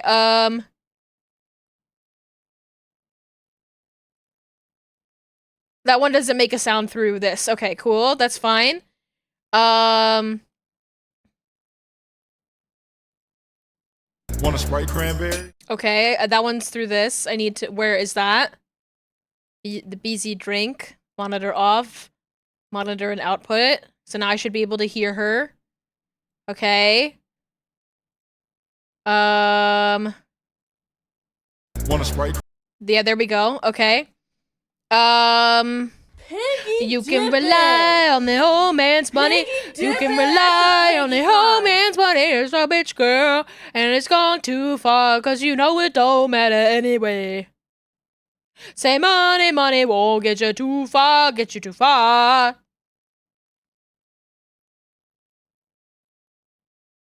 Don't you know? Where is? Oh, I was like, where is the? It's right here. What? I couldn't find it. It's right here. It's right there. Show it. It's Show right, it. it's right here. Show it. It's right here. Show it. It's right there. All right, guys, I'm so excited. I'm so excited for 3 months from now when I'm done my rig and we do a little re-debut and my OBS is looking so fine and clean and organized. Cause I'm being lazy with it. Cause I don't wanna clean it up right now. I don't wanna clean it up knowing that I'm just gonna change it in the future. Why would I clean it up now? But in the future, it's gonna be so nice and clean. Simple and clean. That's the way that you're making me feel tonight. It's hard to let it go. Sorry. I wish Kingdom Hearts wasn't such a long fucking game. It's how I treat my laundry, too. Rich girl can rely on the old man's money. You can rely on the old man's money. It's a bitch girl, and it's gone too far, cause you know it don't matter anyway. Say money, money won't get you too far. I think I've legit spent more time working on my stream setup than actually streaming. It's so fun, though. In the same way, I have spent way more time vividly hallucinating what my rig would look like in funny little outfits I could dress it up in than I have actually making those like real.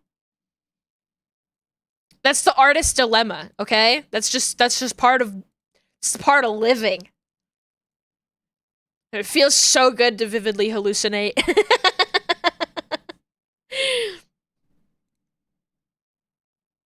The other day, I did a little doodle of a BZ outfit, and it had been a while since I had doodled a BZ outfit. Partially because I was watching Miss Lala talk about the Met Gala. Love Miss Lala. Very fun and bright voice in the VTuber sphere, VTuber community. And she's very educated in terms of like fashion and costuming design, which is like my favorite shit ever. So hearing her talk about like all the different looks at the Met Gala was just such a treat. And a lot of people watching that were talking about like, oh, I wish there was like a VTuber Met Gala, and me as one who does rigging, I'm like, no, no, no, no VTuber Met Gala, no, no. I mean, I would love more work. I would love more work in terms of like, I would like to get paid, but the idea of working on like one garment that will not be like used in a much larger capacity. If I had the sort of like scale of a team, like how they do for the outfits that I think that they wear to the Met Gala, where I've got like 15 other hands that are helping me construct this entire look, yes. But like VTubers already are on like another fucking plane of existence in terms of the amount of detail that they add to their design. So the idea of like Met Gala-ifying a VTuber design fills me with fear and dread. But then I was like,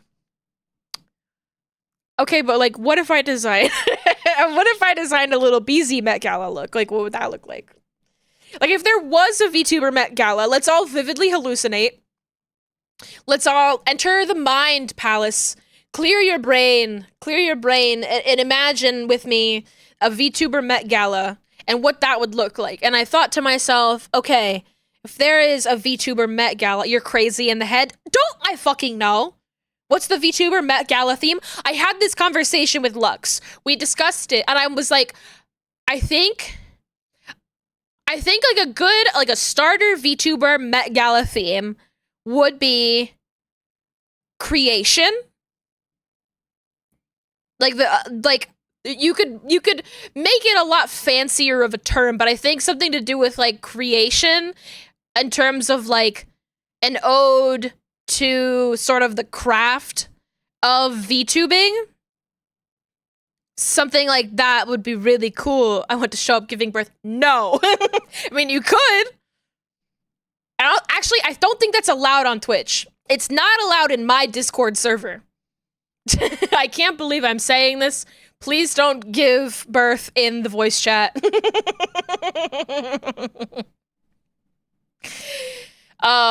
But I think, like, in particular, giving a nod to the artists, giving a nod to, like, the early community, I think is kind of fun. And I was, like, imagining in my mind, I was like, ooh, like, okay, like, an outfit that's inspired by, like, different, like, aspects of Blender.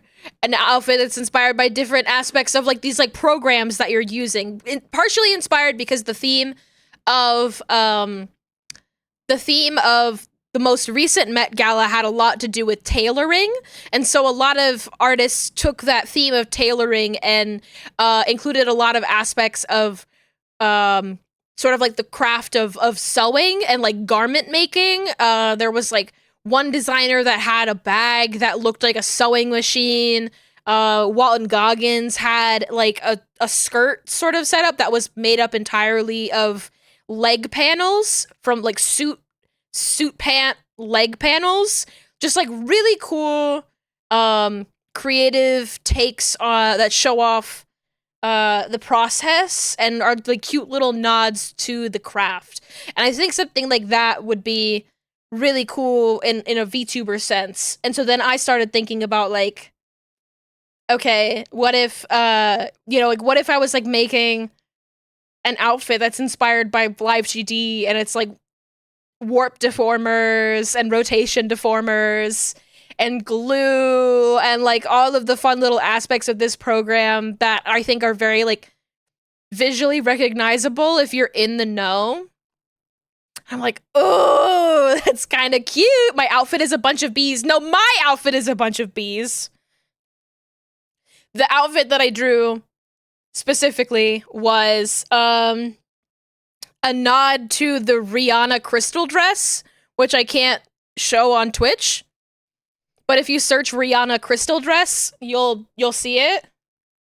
Jersey Beezy. Get this guy a fucking raise. Oh my god, that's so good.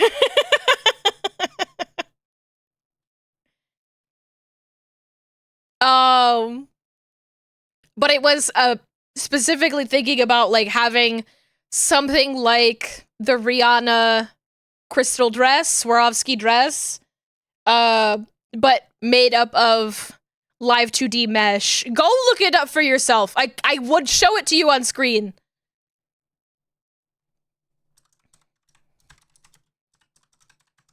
Her bobbies are out a little bit. I can't show it on Twitch. And I would put a layer under it. I would put a layer under it.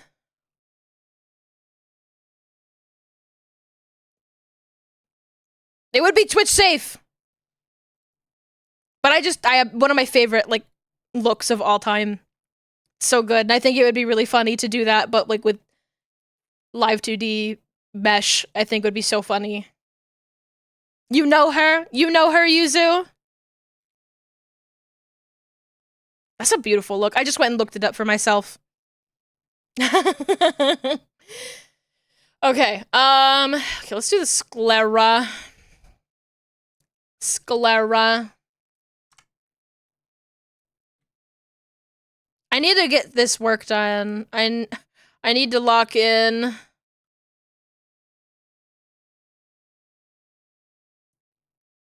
I need to lock in, but I also need to be kind to myself a little bit. I've been experiencing some wrist strain. But I've got a lot of work that I want to get done this week.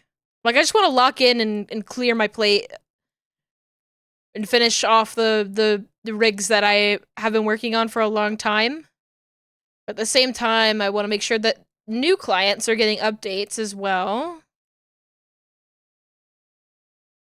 Oh, motherfucker. Okay. Sclera? Yes, I love that word.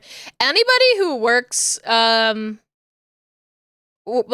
in VTuber rigging or just like VTuber illustration, it behooves you to go and pick up like a fashion terminology book. That way, when you look at a garter, you know that the word for it is garter. I guess the same is also true of like biological stuff. You know, like the different parts of the eye. The sclera, the iris, the pupil.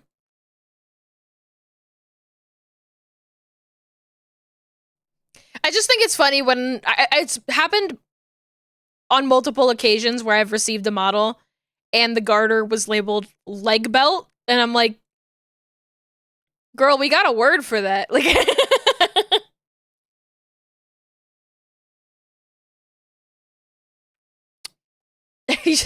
I'm assuming you mean AE as in like After Effects. After Effects layers named hundreds and hundreds of After Effects layers sclera. You mean the fucking car moment? Yes, that one comic with the warrior cats where they're like, I don't even remember what they called the car. They're the Thunderbox. You mean the fucking car?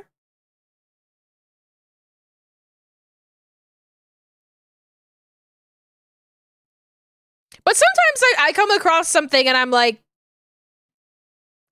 what do you call a garter that's on the arm? Apparently, when you look it up, it's called an arm garter.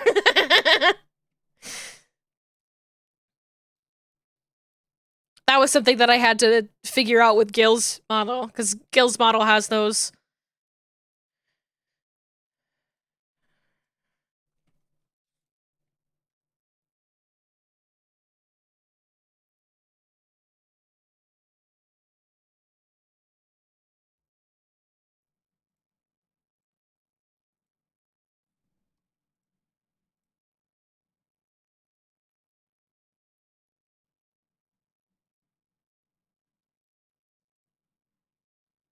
The Thunder Beast. Oh, Adobe Illustrator. That's fucked up and unfortunate.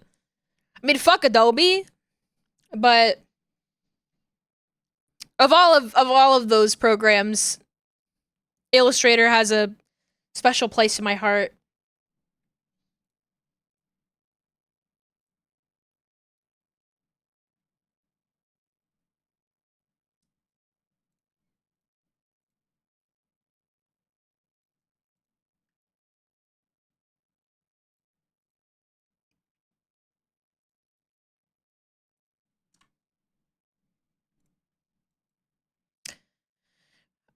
I just want these layers to be nice, and even though, like, for a lot of these, I would probably just let the auto mesh take care of it. Like, just find the eyes. I try to make them not crunchy when I can. Just doing my due diligence while it doesn't feel painful for me to do it, you know? Like, usually doing the manual meshing, it feels like pulling teeth, but today I'm like, this is fine. It's kind of relaxing. So let's just do it, and then it'll look really nice later, and I won't run into issues where I'm like, why does that look crunchy?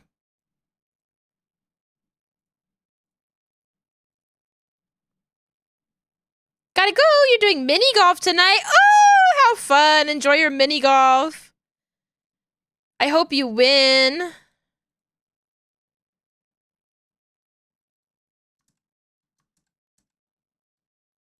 I don't think that's the point of mini golf.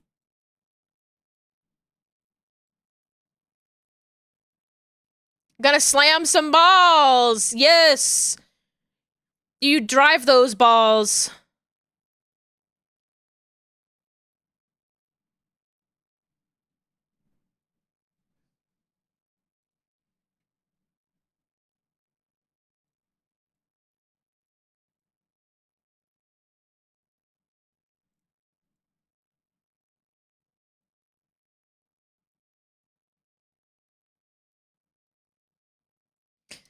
Me and Pat went to the Croc store when Pat was here, And I'm just thinking about the Croc store again and how they had for sale in the Croc store, they had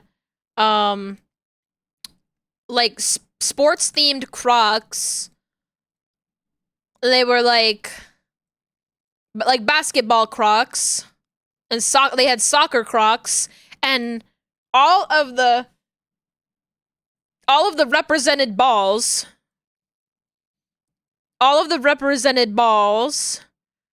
had like the same texture as they normally do in their particular sport. Like the basketball Crocs they had like the goosebump sort of texture to it, you know? And the soccer Crocs, the Crockers, they had like it was like divided up in the way that a soccer ball was, and it was like plasticky. I mean, they were all plastic, they're Crocs, right?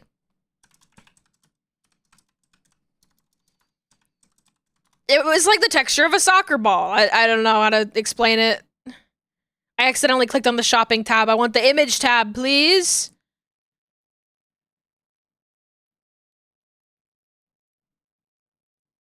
Oh my god, I love when these are transparent images. Awesome. The soccer Crocs. Right?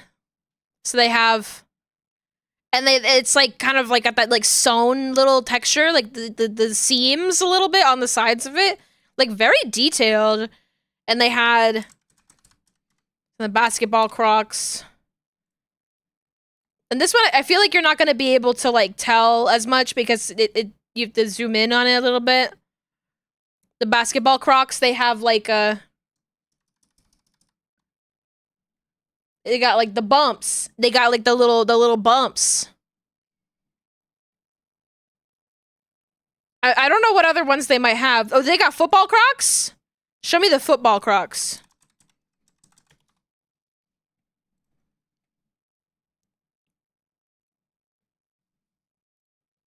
And I don't like sports. So I just look at these as an outsider and I'm like, oh, look, that's so fun. This one also has the bumps. It has little goose pimples on the texture of it. That's so cute. I think they should make Spock Crocs. I think they should make Spock Crocs, but they never will because the Paramount doesn't know what to do with Star Trek merch at all. But they should make Spock Crocs. They should make Spock Crocs. They should be blue. They should be blue like the shape, and they should make this band, the band on the Crocs. They should make that black, and then when you put it, when you put the band over to the other side, it's like Spock's bangs, and then you do the little Vulcan ear. You do the little Vulcan ear on the side. You do one on each foot. And then you can get like little gibbets that look like the little Star Trek badge, and then like a Vulcan salute emoji. And they should send me a pair for free for the idea. They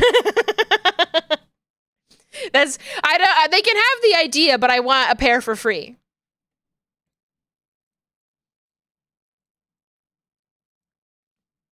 Email them, maybe they'll listen. The Spock Crocs. Please! I want Spock Crocs.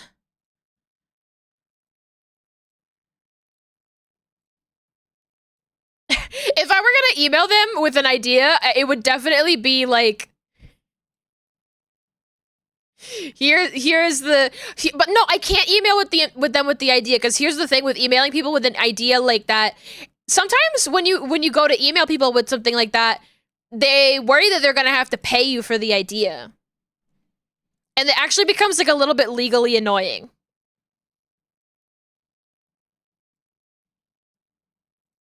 Like, it's actually like a little bit legally annoying to use fan ideas sometimes. I need like an anonymous idea box where I forego all intellectual property. I guess I don't own Star Trek anyways. I need to remember that. I should. They should put me in charge, because I'd make it good. Or worse. But it would make it more interesting than what it is now. What was that laugh? What was that laugh? What was that fucking laugh I just did? Who laughs like that? Is that Woody Woodpecker?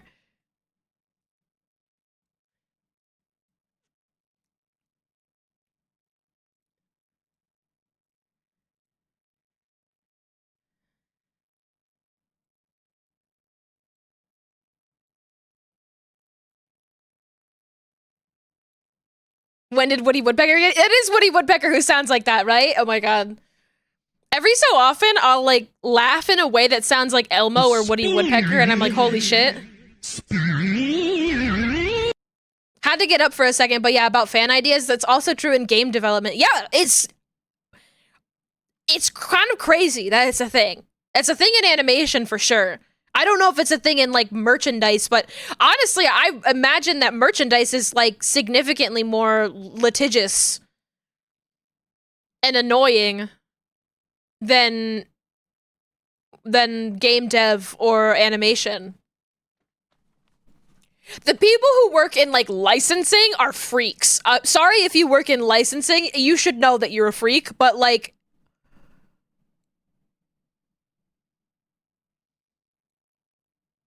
it's kind of a no man's land to me in my mind. I had some friends way back when who worked for Funko, and I just know that like, well, I think also just like Funko in particular has kind of a little bit something special and crazy going on, but like it's like half of the shit they do is like just licensing, because that's they push out so many figures and stuff like that. Like, oh, I did not envy. I did not envy them, even a little bit.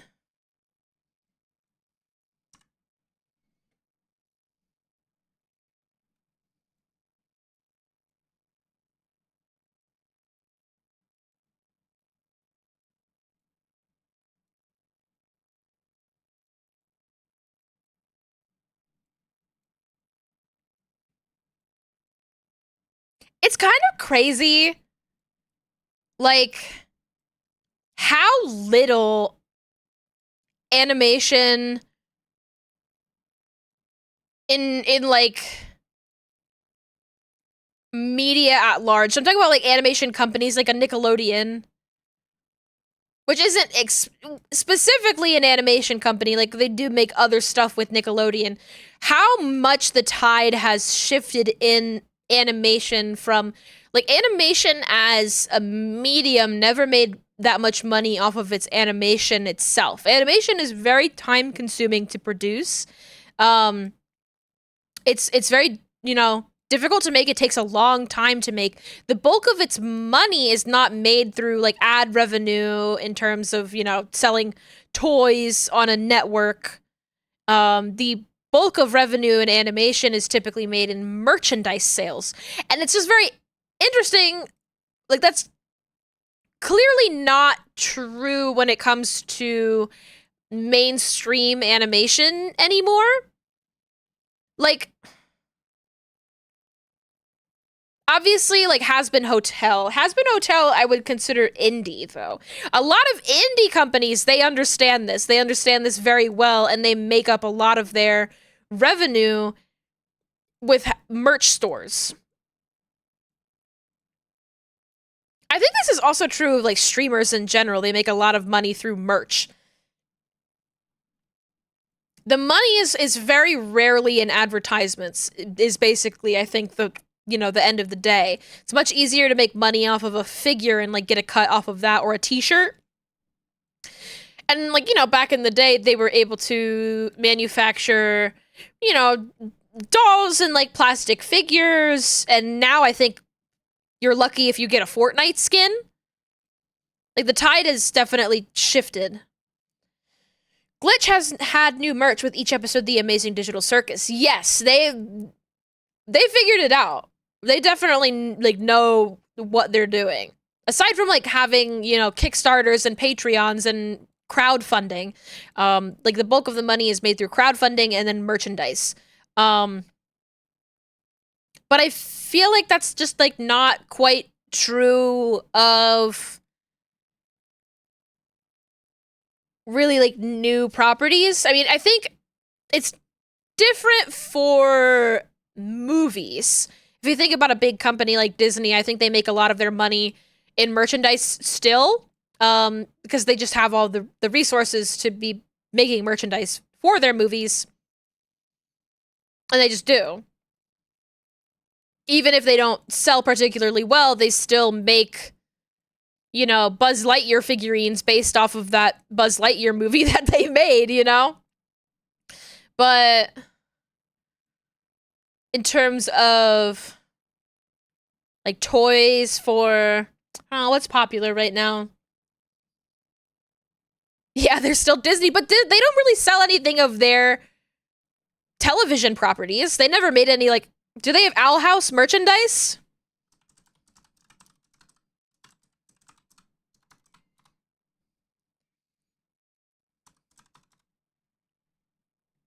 Maybe like a couple t-shirts? Some t-shirts that they sold through Hot Topic? Maybe they have a thing or two with like Box Lunch? Only thing I can think of immediately is the Gravity Falls Journal #3. Yeah, that was huge. Kids loved that. Maybe it was just me who was sort of like basically dealing with like babysitting gigs at the time of like Gravity Falls, but I was honestly surprised to see like kids walking around with that. It was like, that's really cute. Like kids love mysteries. Kids love mysteries. Kids love getting scared. I think Gravity Falls is a very good piece of media that doesn't talk down. And I think kids respect that.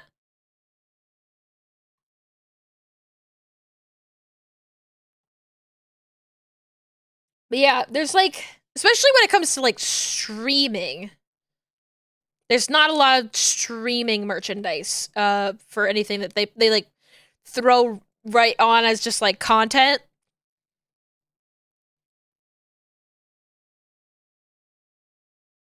I think like Bluey definitely has merchandise, but those kinds of shows only really get merchandise like after they blow up, you know? It's kind of crazy thinking about a world where SpongeBob didn't really have merchandise early on and then kind of really just exploded into a huge merchandise phenomenon that like you could probably still buy yourself a little SpongeBob somewhere. But like it's kind of crazy to me that they like, do they have like Steven Universe figures? Like did they ever make like a like toys? Like toys and like just like not shirts? You know? The shirt there is something so funny about the Steven Universe shirt. AKA like the shirt that Steven wears, which is a red shirt with the yellow star on it, and how that's also just like the flag of Vietnam. Like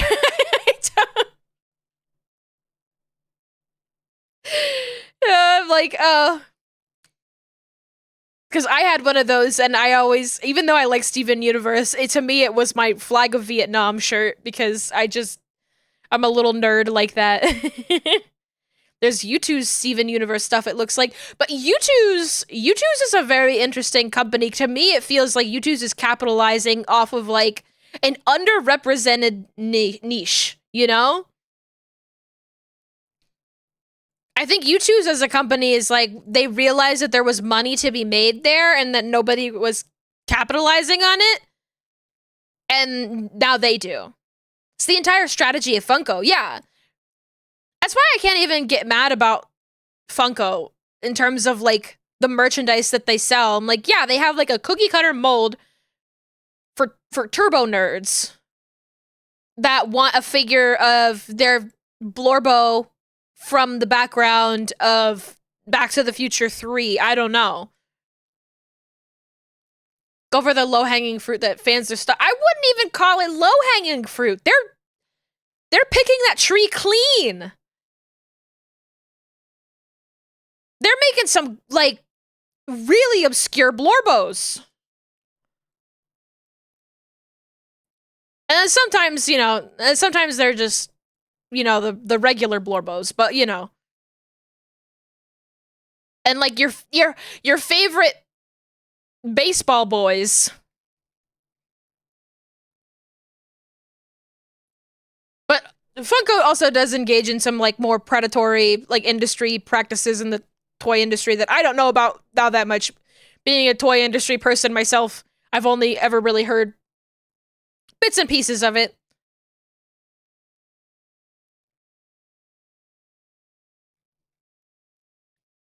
I just know that the toy industry is also a wild and wacky world.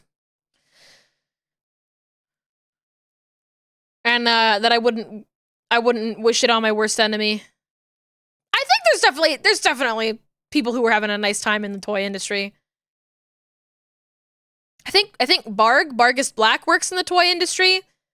God, I gotta talk a little bit about the fucking toy industry right now, though. Like, specifically the doll industry is in fucking shambles, man. Oh, the doll industry's in fucking shambles. I wonder if there's such a thing as any healthy industry. I think that they do exist, but they're kind of like, nobody talks about it, because if you talk too loud, then you're gonna fucking ruin it. You find, like, a good job and you shut the hell up. Like,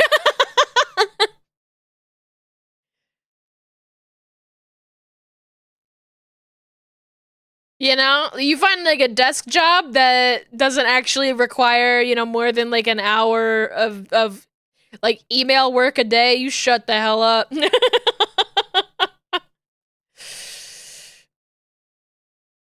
But I will agree, I think it's pretty rough out there for mostly everybody right now.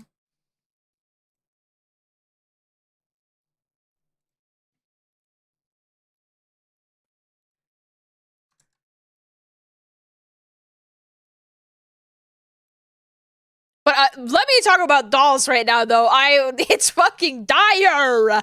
It's dire, the dolls that are coming out. Like, oh my god.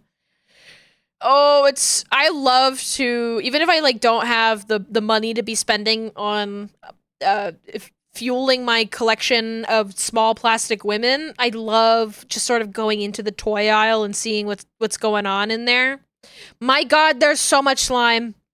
My god, there's so much slime. There's so much slime, and there's so much, like, resin. I can excuse a little bit of slime. The resin, I'm like, that's a class action lawsuit. That's a class action lawsuit.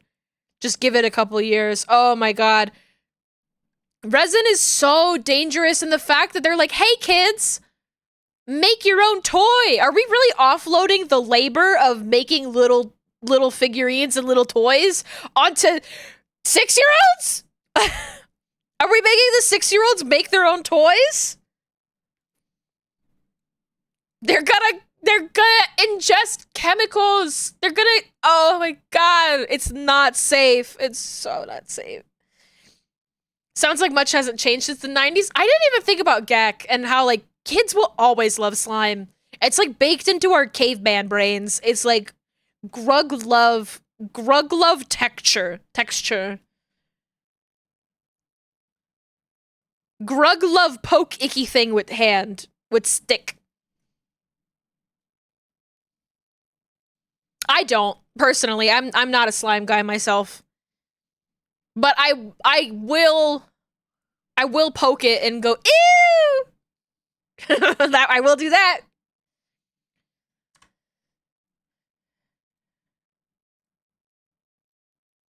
One time, I found a dead jellyfish on a beach, and I poked that thing with a stick, and I was like, whoa, that's crazy.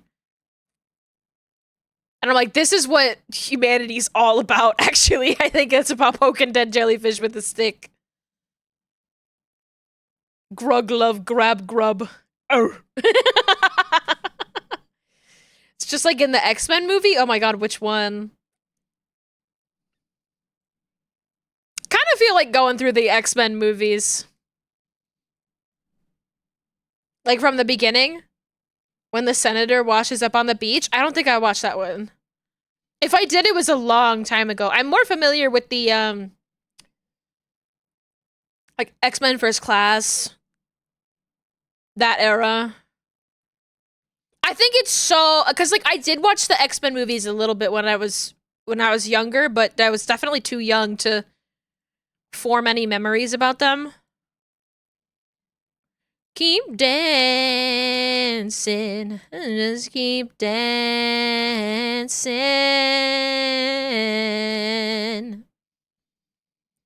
The kids are poking at little slime blobs with a stick. I love X-Men.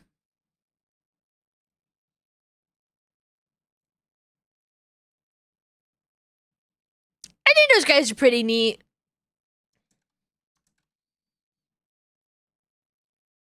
I think just like X-Men as a world has like the opportunity to have more interesting world building and characters. Than like most Marvel.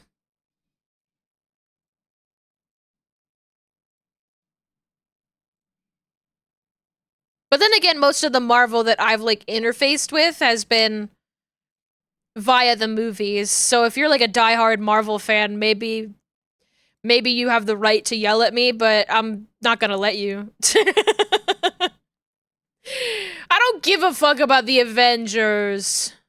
I don't give a fuck about Captain America. I like Wolverine. And he's like a hairy, angry, short king. Love that. Why am I losing my voice?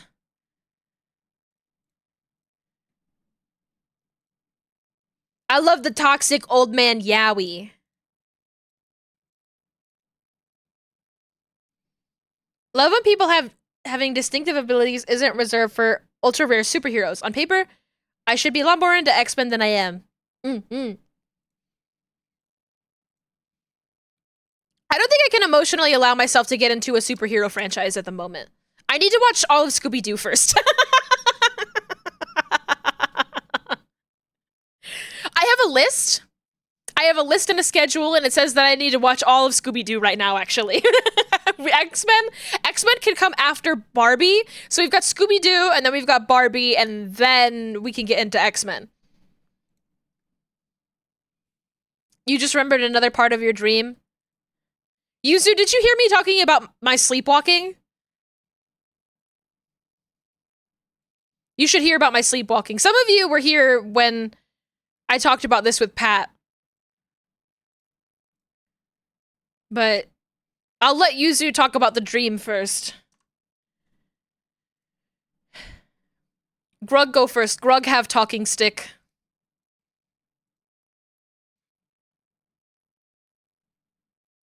Hi, Boo! Welcome on in. It's in your chat. You had modded another user with a name like John last name. They timed you out for 2 seconds because I asked you to talk about eggs twice. I'll talk about eggs. How is that time? Why would you need to be timed out for that? I'll talk about eggs. How do you guys like your eggs? Do you guys like eggs? I love eggs. I bought an egg cooker for myself because I like eggs that much, and I was tired of hard boiling them in a pot. I love a hard-boiled egg. It's such a good snack. It's such a good and healthy snack. And it makes me think that Senshi is proud of me. Senshi from Dungeon Meshi. You're like, who the fuck is John? Why are they timing me out? I'm a mod!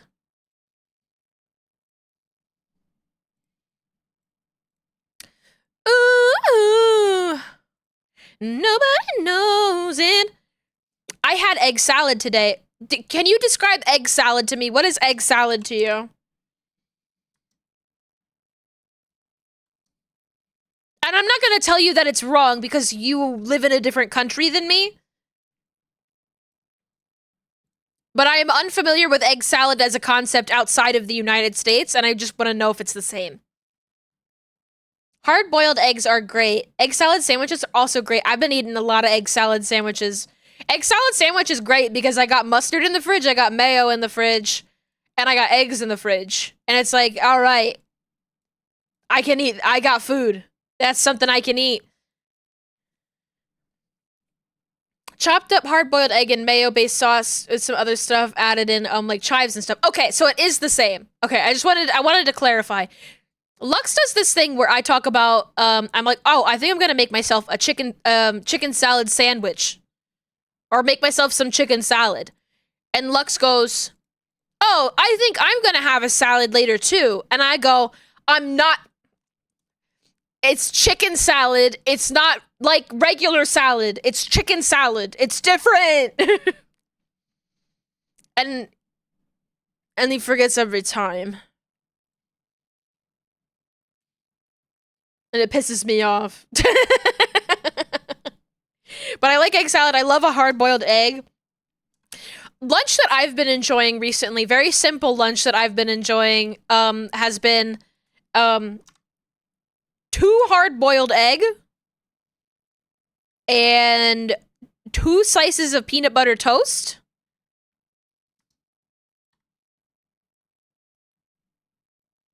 And then just sort of like, I don't know, like a fruit of some kind. Kind of feels like a child's lunch, but I don't know. I just really been enjoying it.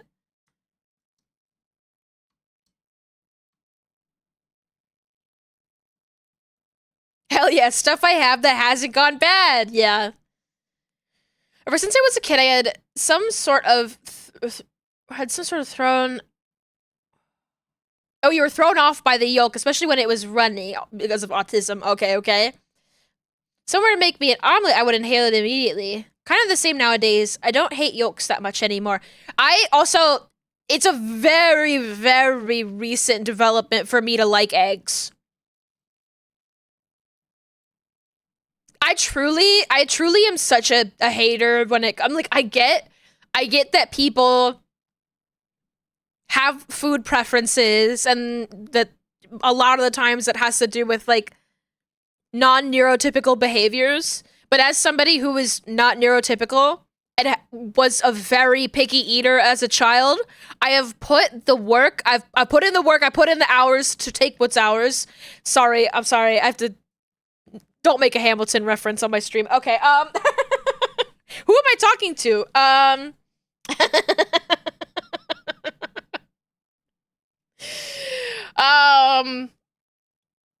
The little weirdo who lives in my brain is like, you're gonna know I'm here today. I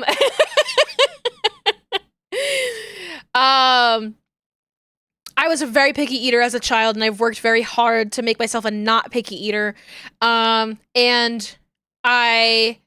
when people are like, I'm a picky eater as like an adult, I'm like, come on, man. Food's so good. Come on. It's just cheese. Like, and it's like, I'm not gonna be mean about it. But I'm just like, there's a lot of good food out there, and I want to share it with you. When I'm feeling fancy, I'll scramble omelet, some eggs, make a sandwich with egg, cheese, tomato, and basil.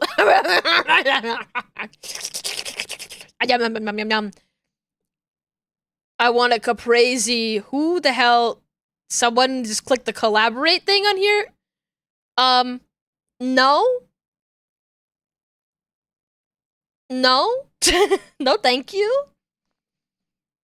I'm distracted enough.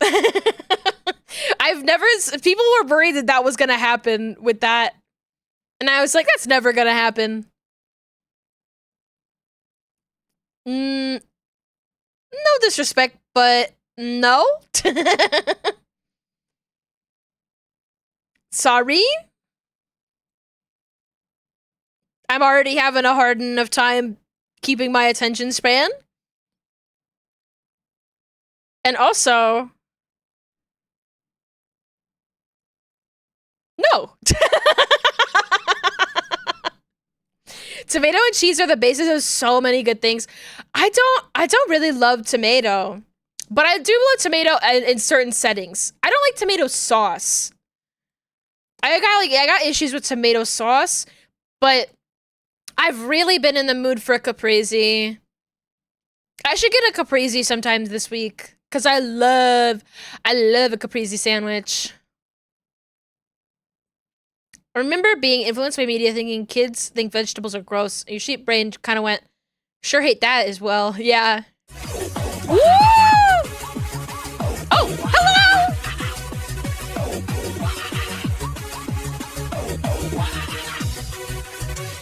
Hello, welcome on in, Raiders. Hi! If you don't know me, I'm Beezy. I'm a Jersey Devil VTuber who does live 2D rigging. Welcome on in. Hi, hi, hi. I hope you had a good raid.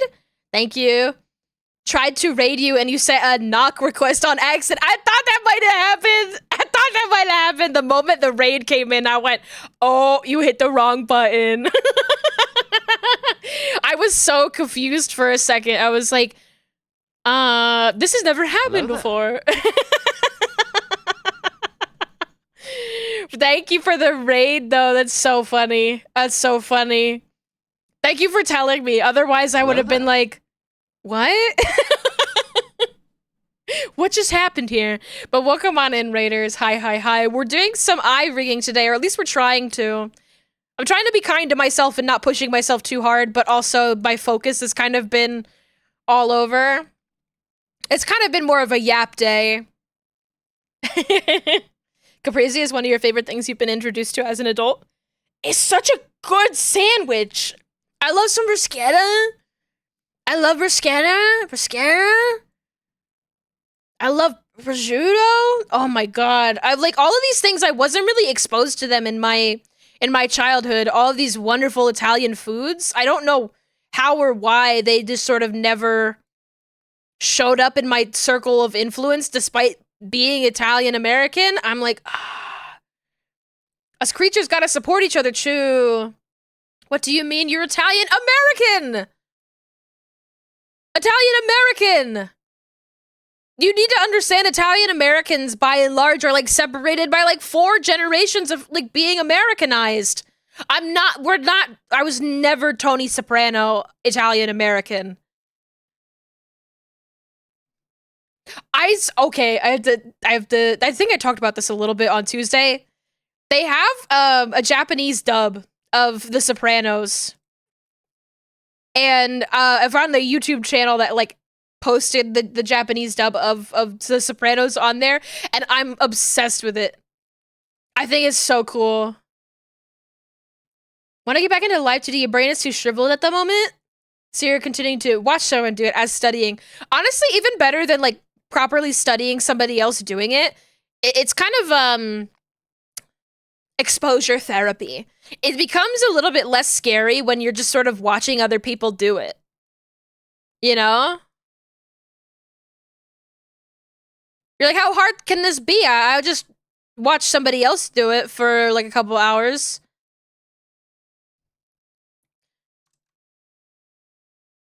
Love Live 2D. I love this program. I think the issue, Yuzu.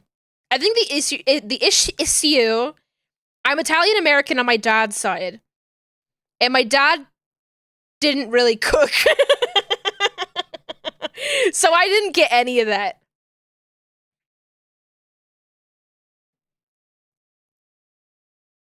Well, okay, no, I'm thinking about it. I'm thinking about it a little bit hard. Thank you for the follows, by the way. I can't hear the redeem going off, so if I'm not looking at it, if I don't thank you, it's because my OBS is a little bit broken today.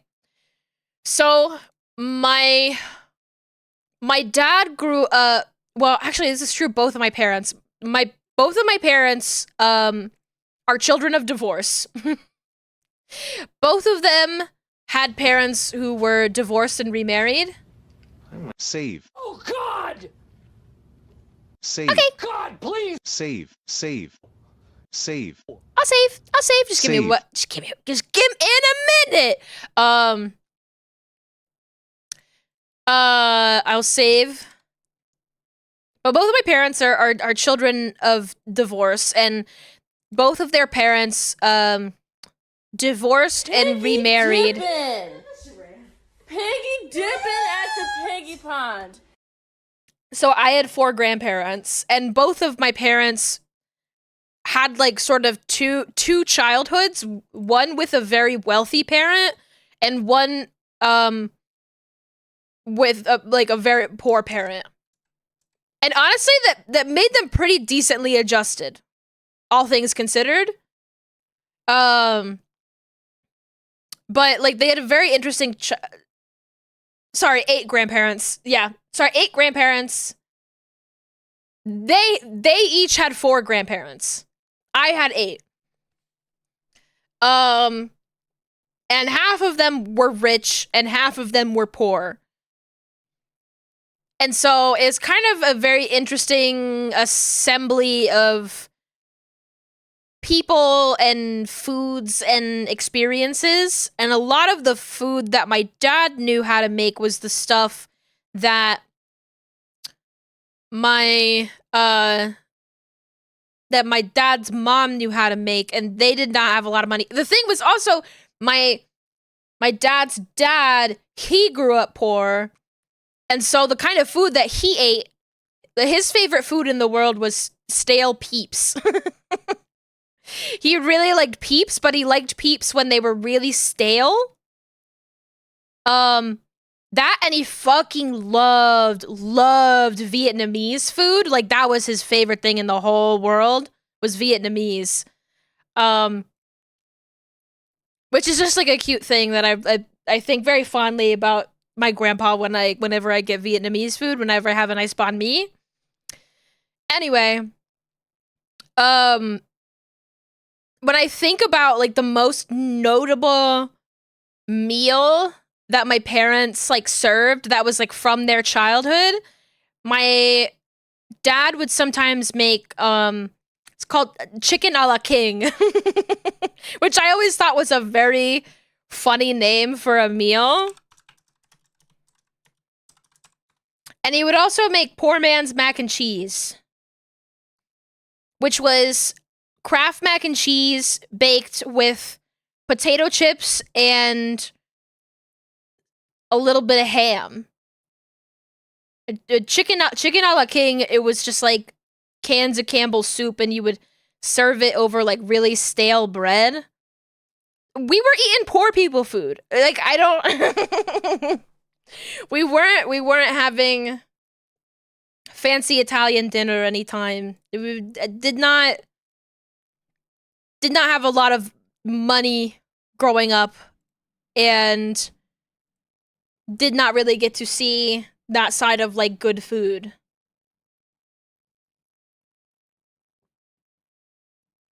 I also had 2 parents that like worked a lot of jobs. And them working a lot of jobs all the time like meant that they didn't really get to make big fancy meals of any kind. I ate a lot of buttered noodles as a kid. That's also the issue, was that I was fucking picky as hell. That didn't help them at all.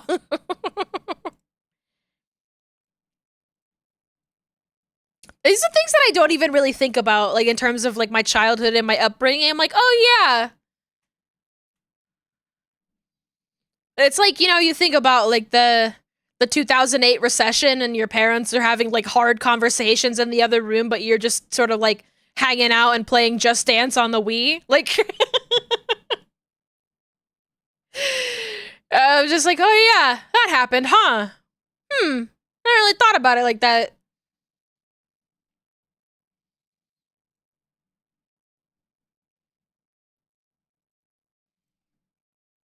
What is crazy and a little bit weird on your brain is when you have some grandparents who are rich and some grandparents who are not rich. That's crazy.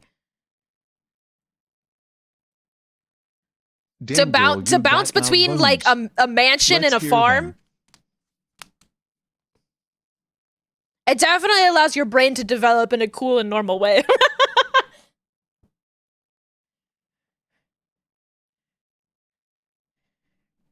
You're like, can I have this expensive gaming console for Christmas? Well, thankfully I was the oldest of the pack, and also my dad really wanted the expensive gaming console. Like, my dad was a gamer too, so he kind of wanted it for himself. I have a strong memory of really enjoying playing, I think it was a Sega Game Gear.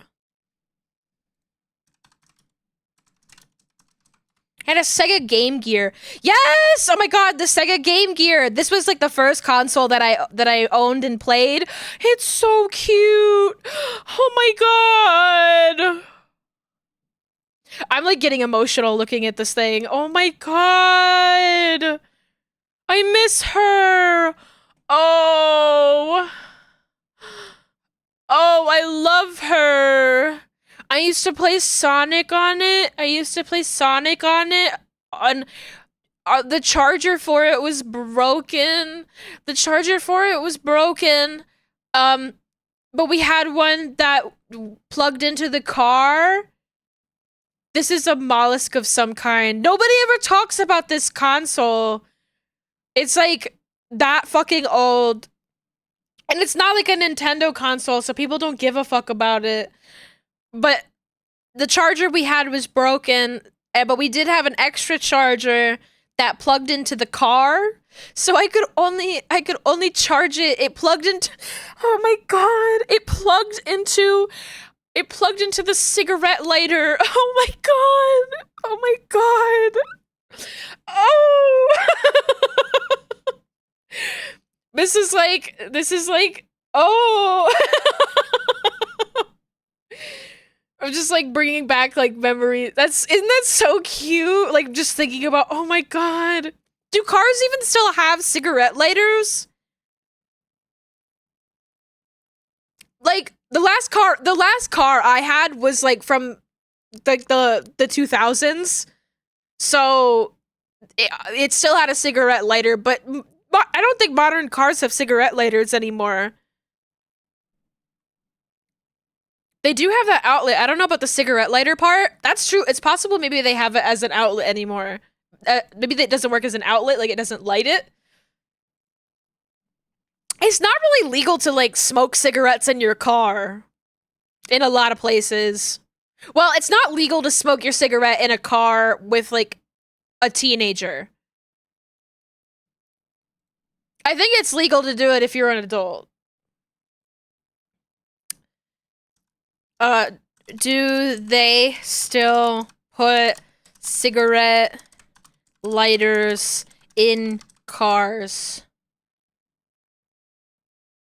The cigarette lighter does double duty as like the cap for the outlet, because people pretty much use them now as just like phone chargers. Like they make like specialty phone chargers that plug into the cigarette lighter, and you can use that to charge your phone.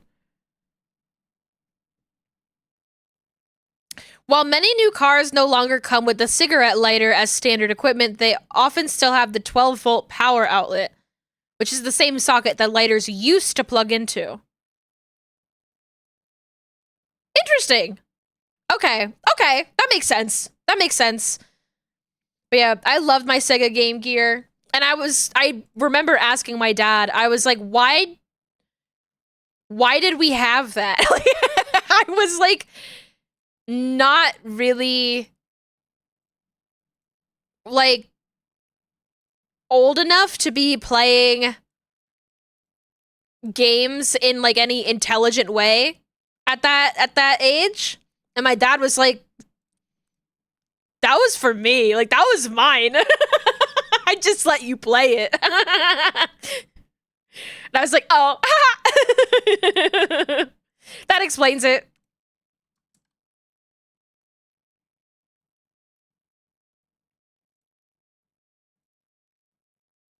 Always end up snooping around trying to solve your own problems like that. Look at all the adapters in the house, try to find one that fit your Game Boy. Oh.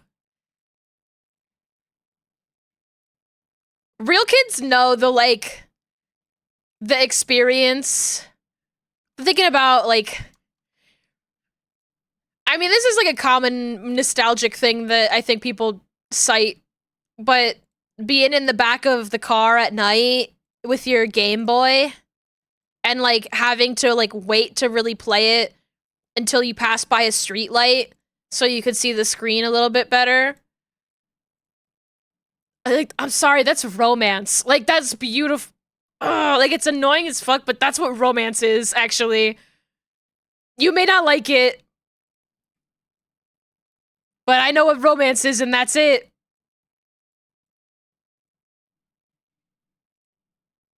And I'm not saying we need to go back to that, I just think that there's beauty and value in it.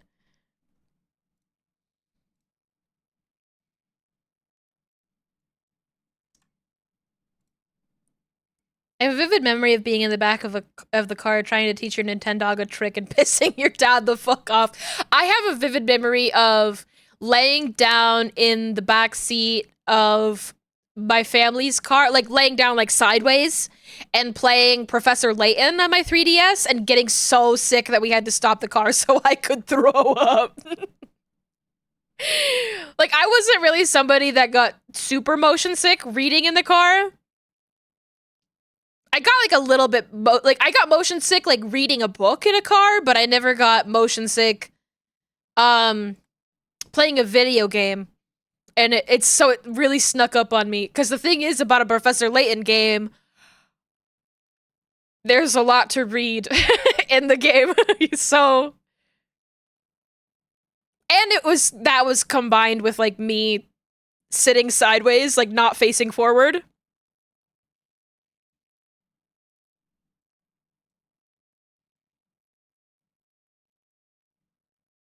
I wonder if like people still get motion sick like that, because like I feel like people read in the car way more now with their phones.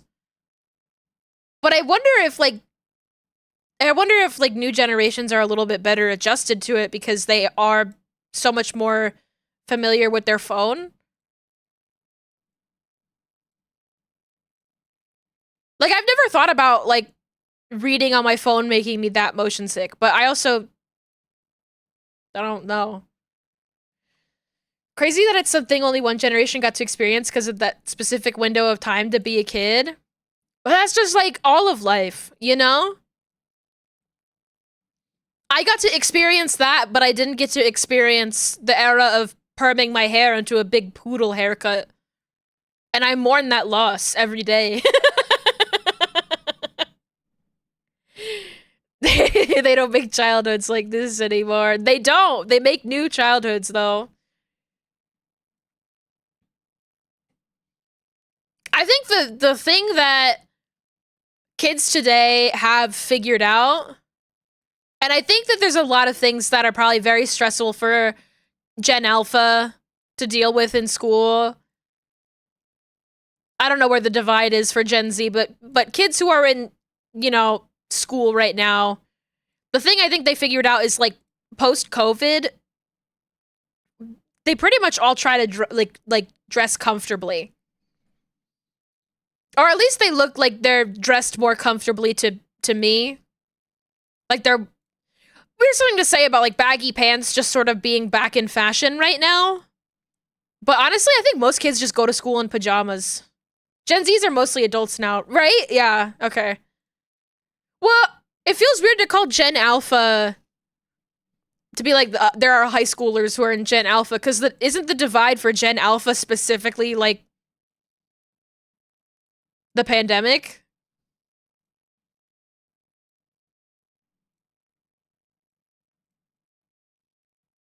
And that was 5 years ago.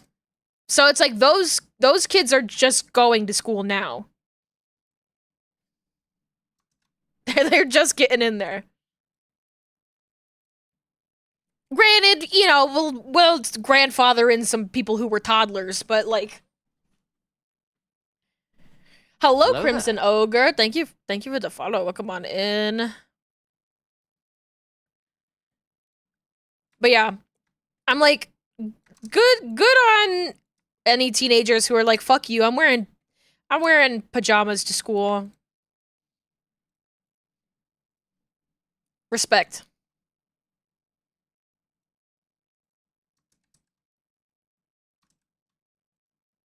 It's crazy how early they made you wake up to go to school.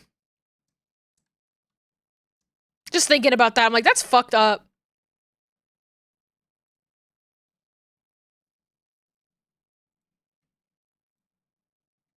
Like, it's crazy how early they make kids get up to go to high school.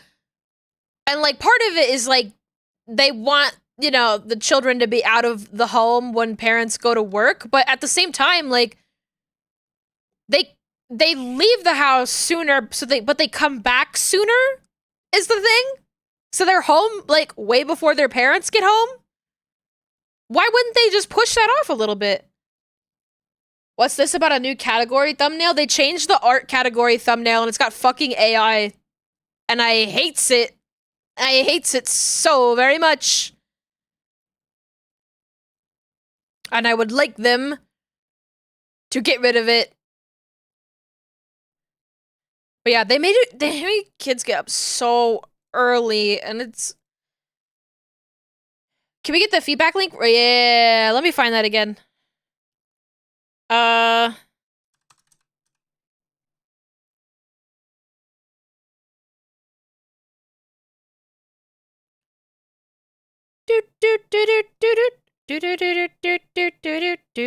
we go.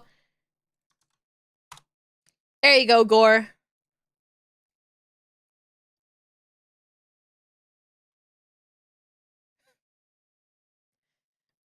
I think it's just really embarrassing for them to not pay an artist to make a new category for the artist category.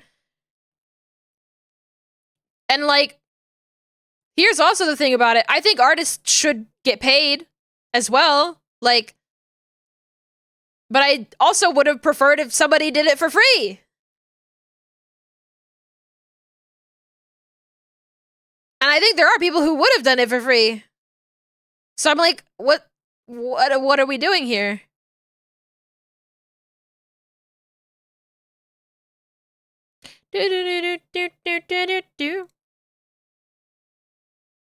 Okay. I think that's half decent. I'm gonna move this in a little bit. I turned into a snake there for a moment. Let me stay. It's a night away. Written a comment. I figure it's good to direct other people to it too. Yes, please do. I have not written a comment yet. I did vote, but I didn't write a comment yet. Because I had important shit to do. And I did not have time to articulate my Karen response.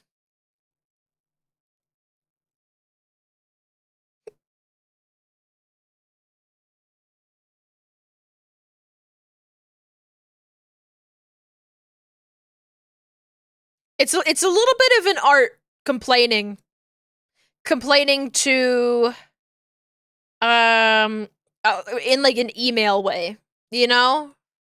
Cuz that's the kind of thing that I feel executives respond a little bit better to is when you talk to them in email speak. It's how they understand each other. It's their language.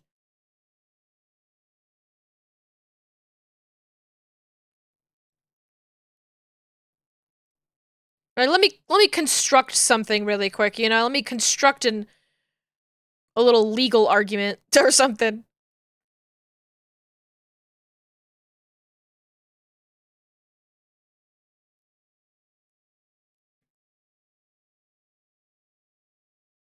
Okay, so this part is important, rigging this. Oh, you know what? I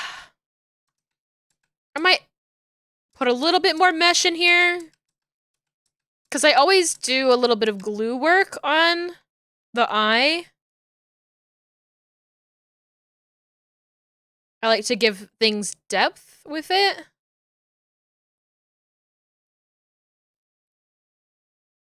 Like, I could show you the progress I made on Clovor, that little alien model I was rigging a while back. I did eye rigging on that yesterday to like give the eye a bit more depth, and that was cute.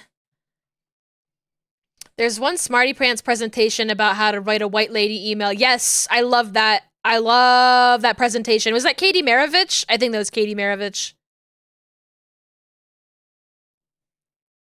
Wrote 3 sentences that can be summarized as, this is insulting to the creatives that make your platform money. Looking at these icons pisses me off.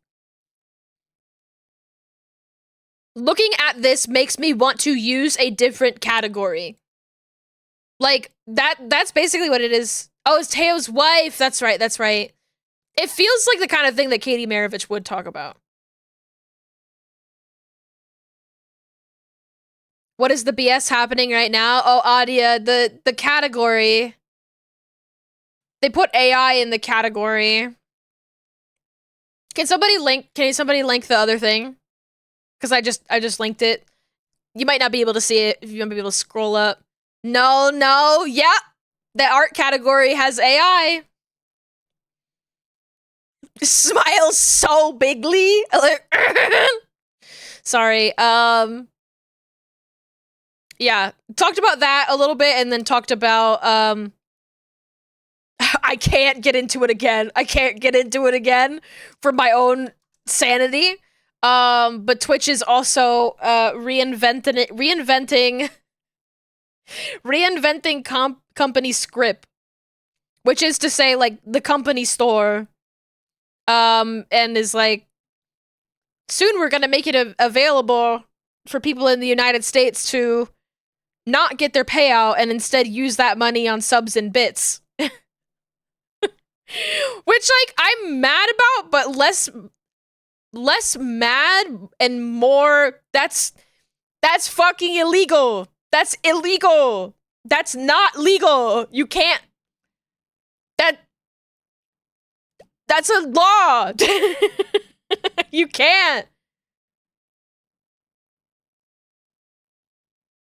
Heard someone mention this on another stream. Thought they meant they had a new AI category. No, God. No, they've got just like the thumbnails. The thumbnails for a lot of popular categories that aren't gaming categories, because gaming categories choose their own thumbnails, essentially. Like, they have the art from the game, but the, like, more IRL kind of focused categories got new categories, and they are AI. Or at least 2 of them are AI. And the other 2 I'm not feeling great about, so...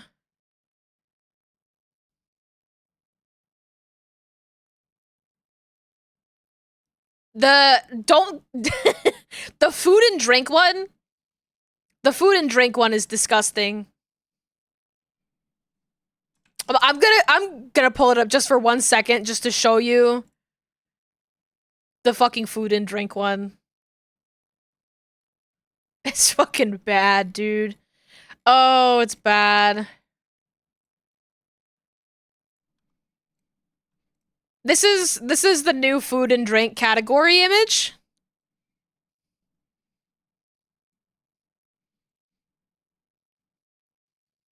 Are you so fucking for real?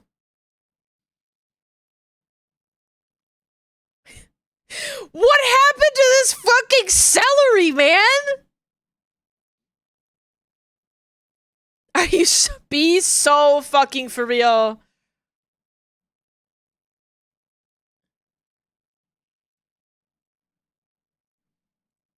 I'm gonna look at this one in a higher resolution. Okay, so the text on here, it is actual text. I was worried that, I was like, maybe it's not actual text. Did they do it with everything or just art and food and drink? So there's 4 categories that got updated things. So there's food and drink, which is this monstrosity, the worst of them, honestly. Beauty and body art. This is the new beauty and body art. There's talk shows and podcasts, which I'm like, I look at this and I'm like, I think those are just PNGs of microphones. I think those are just I think those are just PNGs of microphones that are like poorly photoshopped a little bit. It's also uglier than the one before it. So like, here's comparing the new and the old ones. Screams photoshopped, just embarrassingly so. I can excuse poorly photoshopped, if I'm being completely honest. These are thumbnails, like these category thumbnails are meant to be viewed at a very low resolution and very small on the screen. So that's probably why they thought they could get away with doing AI. These would have been so easy to do, or even easier, just leave the previous categories. I'm mourning the loss of the food and drink one. We all agreed that this was the best. This one over here was the best one.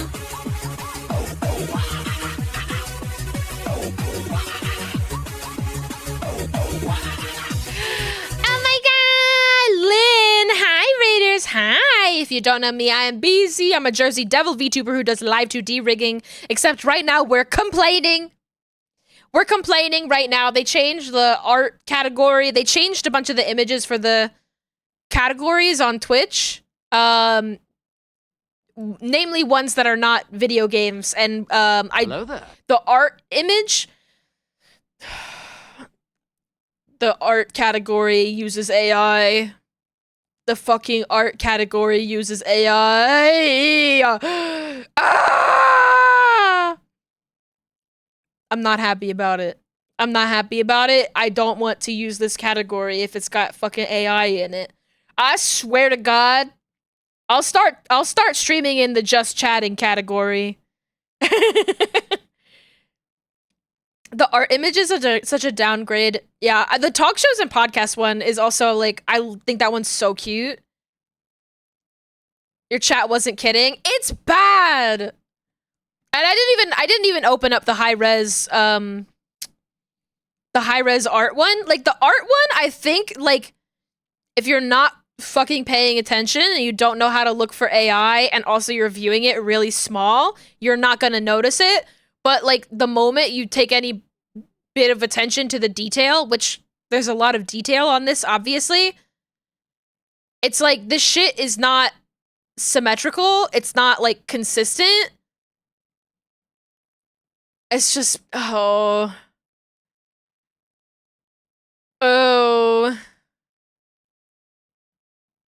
I'm not, like, there's like just like weird shit going on in like the weird parts of the details.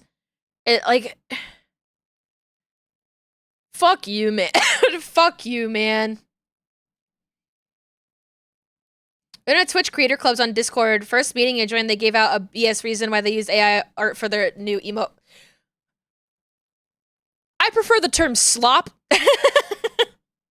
I prefer the term slop because that's genuinely what it is. It's just, why, man? We're all gonna go on Picarto now? God, I'd love to go on Picarto. I used to watch a lot of streamers on Picarto, but like, back when I was in like little like adoptable communities online, way back in the day. Oh boy. The speakers were just they were just avoiding concerns. I'm very familiar with HR speak, you know? There's a lot of people who it's their job to be good at deflecting, good at making people feel better while not doing anything else, protecting the people with bad interests at the top. It's not hard. Like, that's the thing that pisses me off, is that it's not hard. But honest to God, I don't want to use the art category if we have a fucking AI category. Like, I don't want to use it. It's just saying nothing for 5 paragraphs. Yeah, just like a lot of like pleasantries, or like we're looking into it, but we're really not.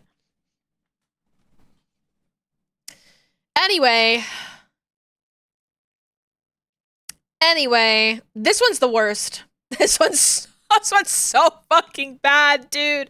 Ew! First of all, ew! Are you kidding me? Look what they did to my fucking boy. Look what they did to my fucking boy. This is what food and drink was before. I love this. I love this art. This little thumbnail. It's so cute. He's so happy. He's so proud of the food that he made. I love it. Big thumbs up. It's adorable.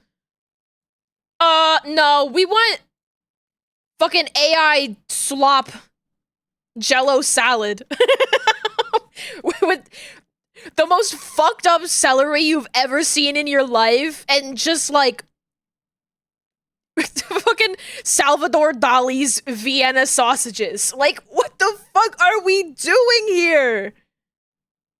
What the fuck are we doing here? The shadow isn't even quite right. The rightmost sausage looks like a leech. Yeah. The celery, I can't get over the celery.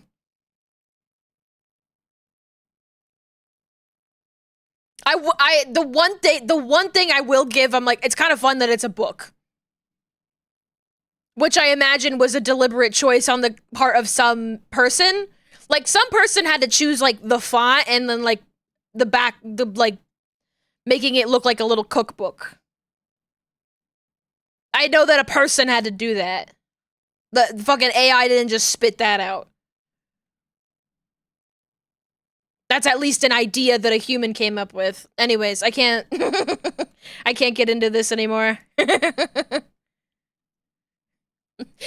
I've just been manually meshing this eyeball for 3 hours, mostly just complaining though.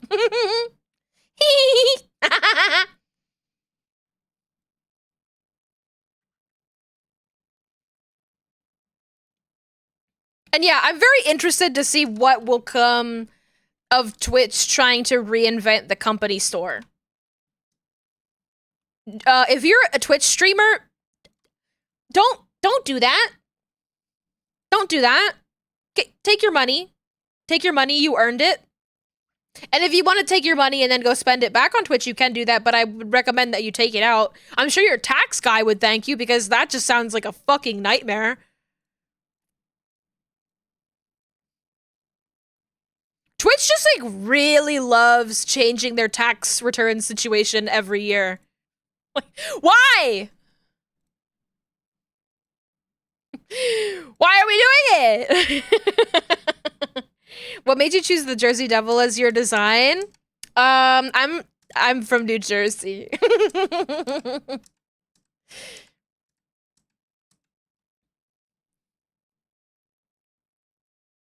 You didn't get your tax return this year? Well, I didn't get my tax return this year either, because I get a payout through PayPal. I was very confused for a while there, and I was like, where the fuck is my tax return? And they had it set up where if you get your payment through PayPal, PayPal already reports that income to the government. So you would just be reporting it twice if that was the case. But it did, like, really concern and scare me for a while, because I was like, where the fuck is my tax return? I have to file my taxes. Like, I actually wondered about it being illegal. I know that Valve doesn't let you take money out of the Steam economy at all, but they'll let you buy games with money you make from selling in-game economy items. I guess it could be like a loophole. But here's the thing that feels different with that, because I'm also thinking about, like, Roblox marketplaces and because these are all digital goods and currencies, right? So I guess, you know, it's kind of a no man's land when it comes to that sort of thing.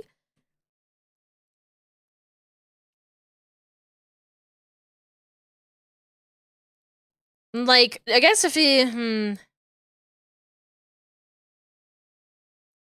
And I also don't know if it's something that any lawyer would particularly care to do anything about in the current sort of legal the moment of the United States right now. Which version of the story do you like the most? Oh, I do love the like Mother Leeds story. I think it's fun lore. But for me, I like to think that I'm a quite a few generations separated. Little bit of BZ lore. BZ's last name is Leeds. My last name is Leeds. This doesn't come up very much. BZ is actually just my nickname. Wow. BZ Leeds. If you're unfamiliar with the story of the Jersey Devil, the story is that there was a lady who she was having her 13th child. Miss Leeds was having her 13th child, and as she was giving birth, she was like, "Let this one be the devil," and then it was. Ah! I like that. That's cool as hell.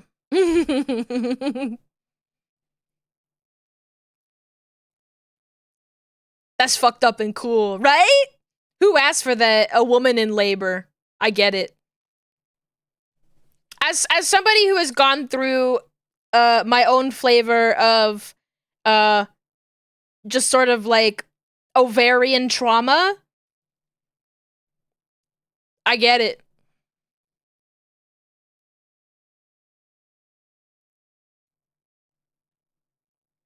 They had to take my ovary away because it tried to kill me, so I get it.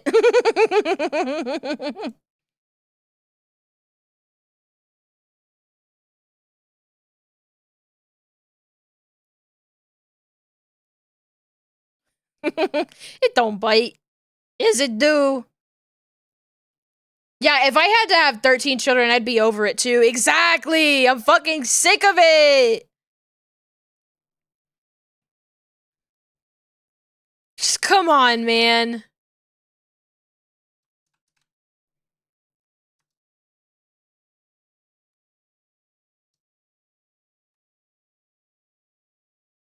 That would happen after the fourth. True!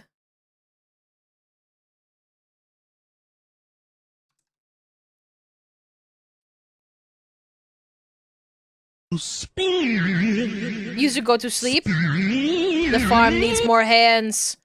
More little hands to work the fields. Well, this was also when, like, life expectancy was not all that it's cracked up to be. Like, it was a different time.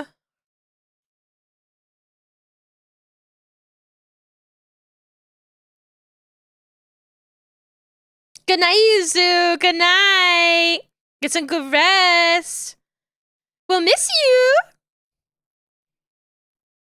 I'm gonna, like,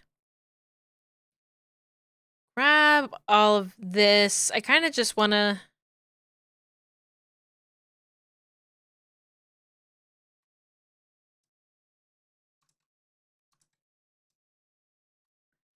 This is so detailed now. Wow. I probably overkill, but I kind of was having fun, if I'm being honest. I forgot about the edge. Edge. I hate that vocal stem for myself, that now whenever I hear edge, my brain goes edge, and I have to, like, repeat it like a fucking parrot. I couldn't even find that video that made me do that, even if I wanted to.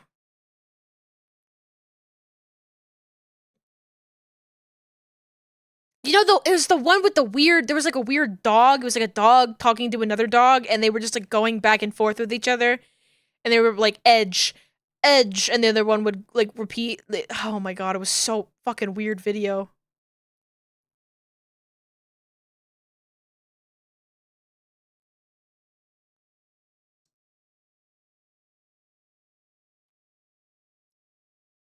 I wonder if Western countries had a time where they also didn't name children under X amount of months after they were born. I mean, yeah. I think it just depends person to person, right? I'm sure that happened in lots of places. Like overdue for a new cryptid. Most recent one I know about is the Fresno Nightcrawler. I don't know how old is the Fresno Nightcrawler? I don't know about that. Is he a baby? I love the Fresno Nightcrawler. That's like peak design. Like as much as I am a Jersey Devil and like this is like self-deprecating me saying this. I feel like the Jersey Devil as far as like designs go is like not even like A tier. It's like everybody's got a different idea of what the Jersey Devil looks like. It's all over the place. There's like very little consistency. Is it a goat? Is it a horse? Is it a leprechaun? First sighting of the Fresno Nightcrawlers in 2007? That's crazy. Also, like, what does the Jersey Devil look like? I don't know. The devil?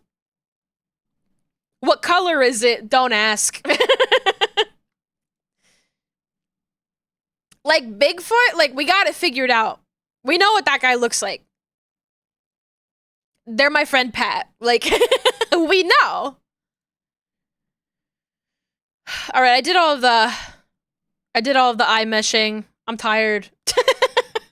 I'm fucking tired doing all that. I need water. I haven't gotten any water this whole time.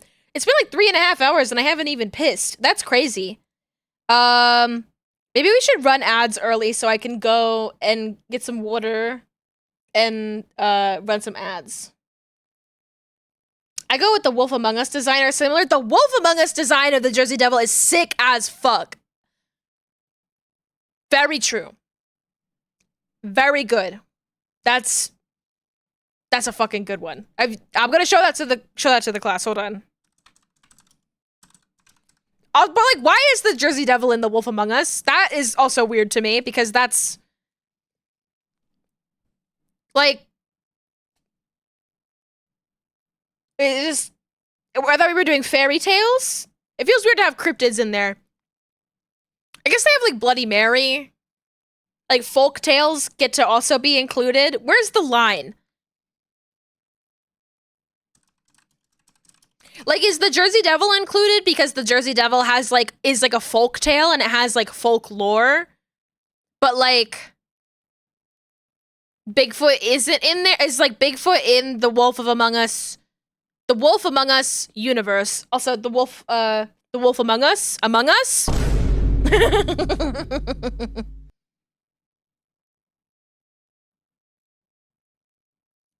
This guy does look sick as hell. Scary. Scary. Look at that guy. Very cool design. I do like it. Ooh.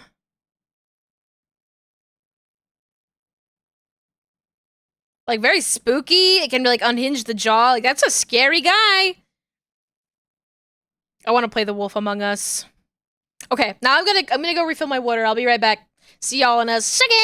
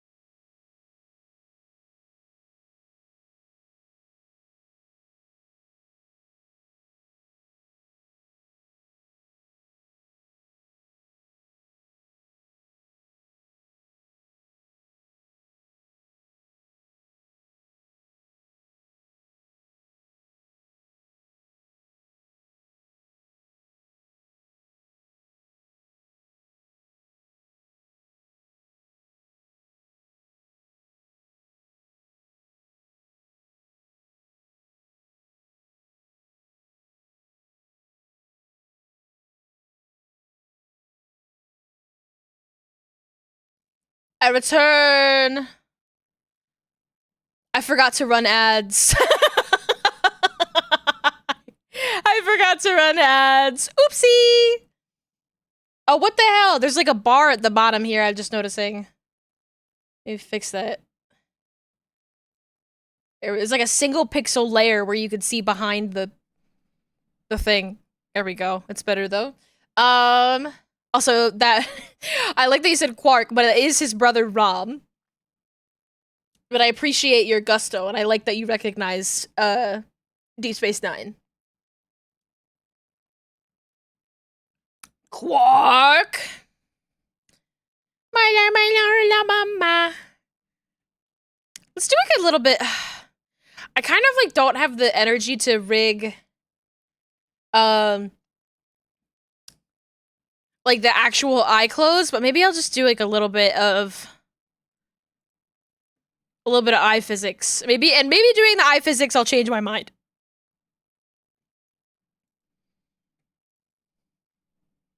Maybe I'll have so much fun doing the eye physics that I'll be like, "Oh, I want to do the rest of the eye now."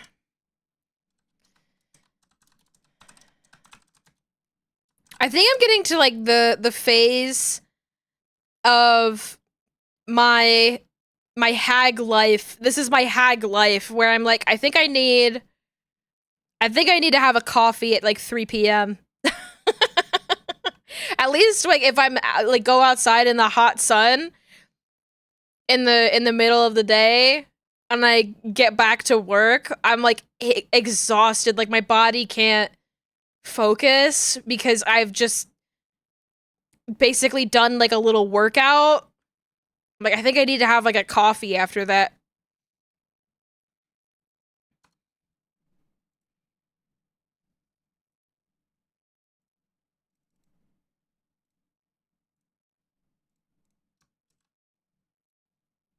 Or just like stop walking out in the incredibly hot sun in the middle of the day. Maybe save my funny little workout for, you know, the end of the day. Sort of like do a better job of like planning your day. Oh, but where's the fun in that? Ba la bamba. Ba la bamba. Ba la bamba.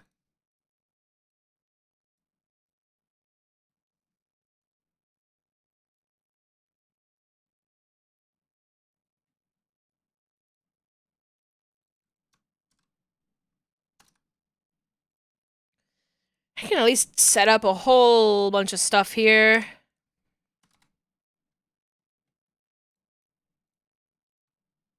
I can set up... Do I have a thing for the pupil here? I can do a little bit of something for the pupil.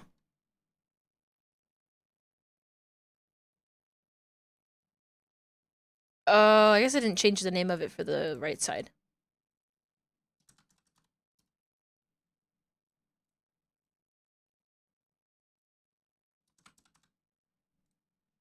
Da da da da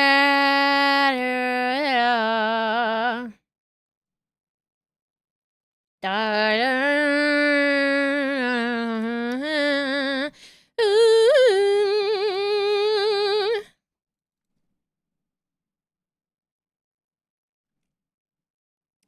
Iris L.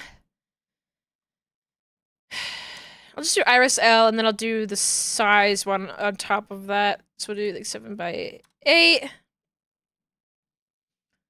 This model I'm working on is Garenko's art. I wanna link. This is also the model artist for Gomi. If y'all remember Gomi. And Gomi's model is one of my favorite ones that I've ever worked on. I'm just so happy to be working with like some nice and very like well cut art.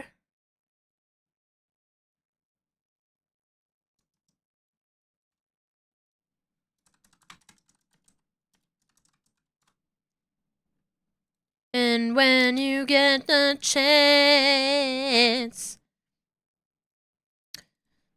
Iris L size. This is always such a nice and easy one to do.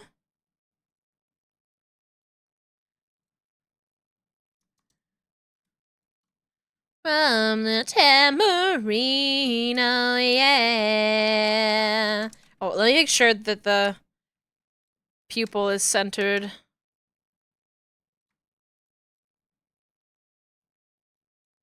Let me delete that. Actually, we'll go this way. Oh! This way.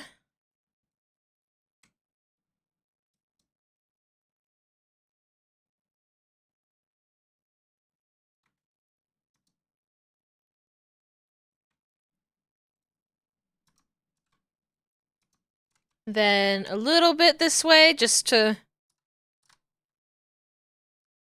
have a little bit of overshoot.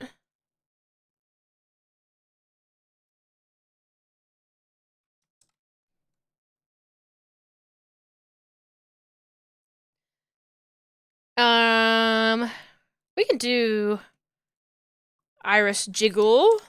That's pretty easy.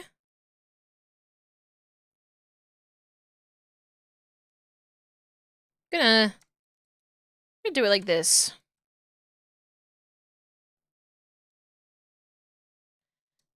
Uppies and in.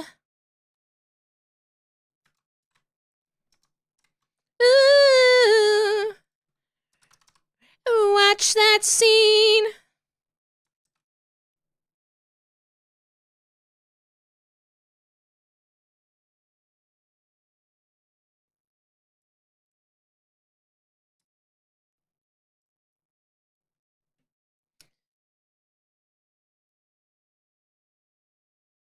This is fucking beautiful. This art is like the colors. I'm just like, oh, that's really nice. Try that one again though, because I want it. It's a little bit off. Like there's just more to this side here, so I kind of have to be selecting it a little bit more to one side, I think.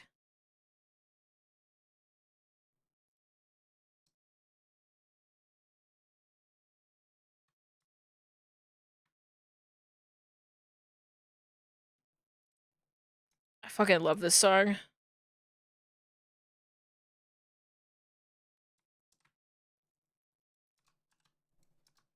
Just want to make sure that the center stays centered.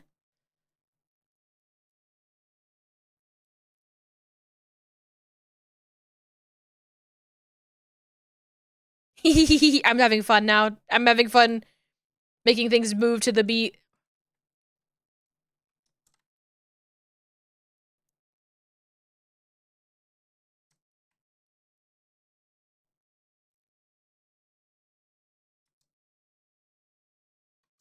Let's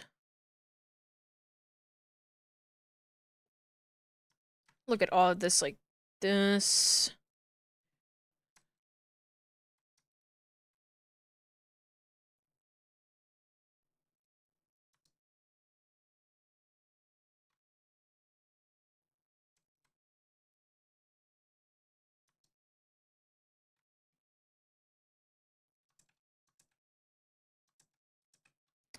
I do about here. And then a little bit like this.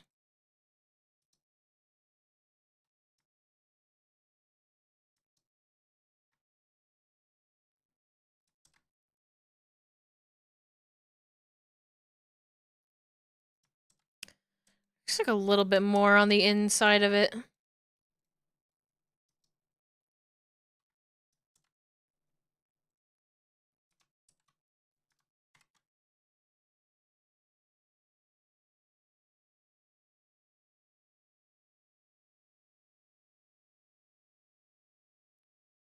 Okay, now combine those.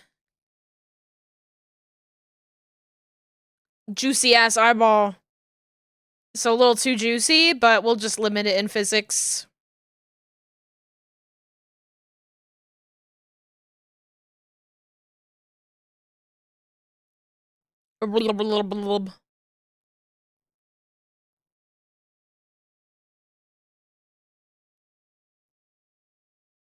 Okay. We'll do these little highlights. These are pretty simple. I could always add like a little bit of like a size thing to them too.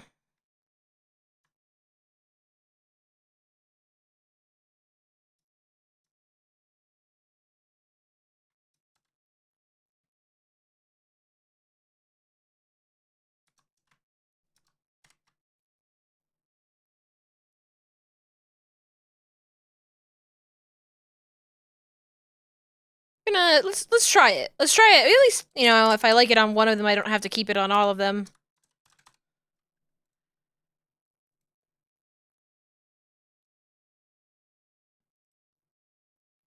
It doesn't need to be a blend shape. I'm literally just going like this.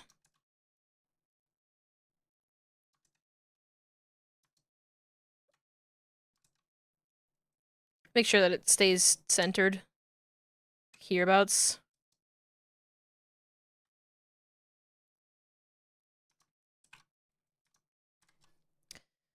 And bring that in.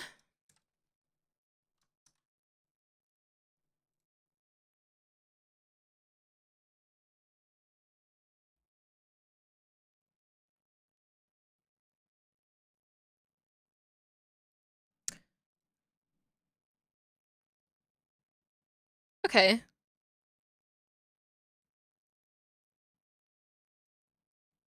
Might bring that way. And that in this way.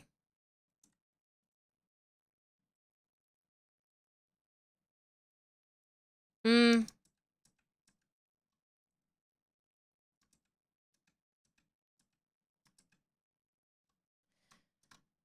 Do that again. I think I'm futzing. I'm futzing! I do like the little bit of size movement on it, though. I think it can be cute. I just need to make sure it's not, like, overboard.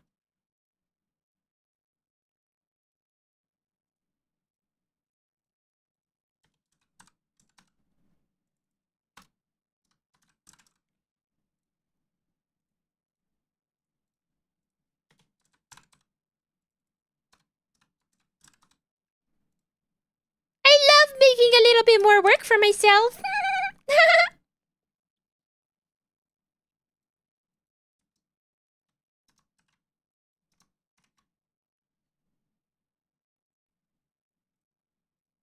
It's fine. It'll look nice, which is what matters.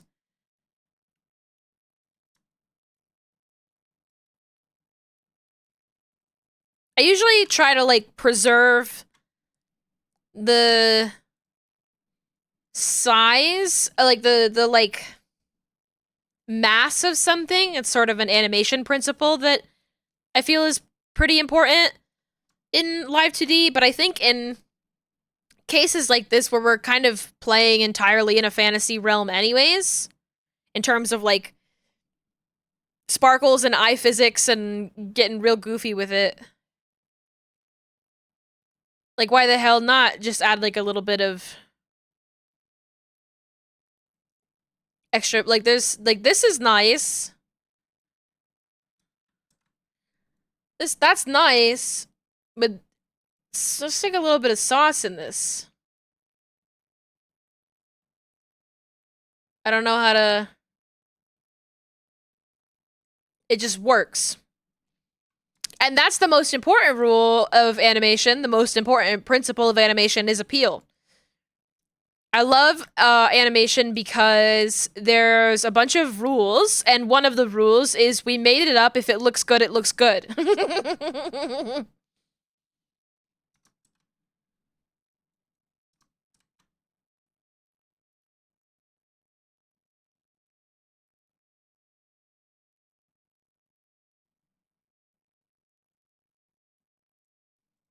And I like it because I think appeal is typically the last rule. I don't know if that's what it is in the original scripture. But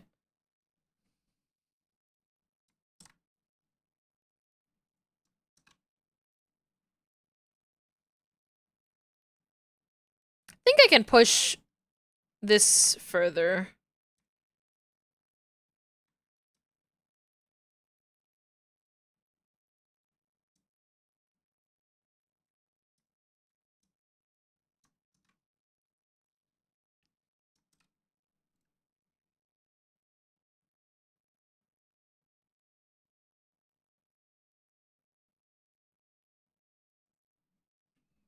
Kind of feel like it's a little bit off here. Like maybe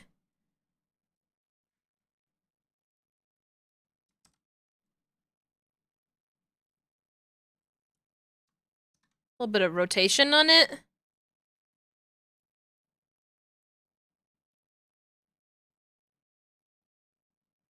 Kind of like that.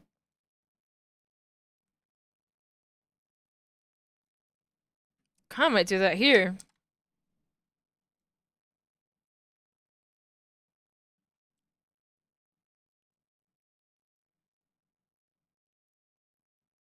Just like a little bit.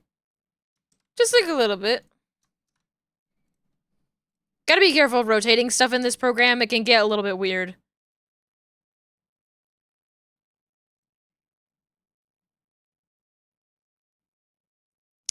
Okay. I like it.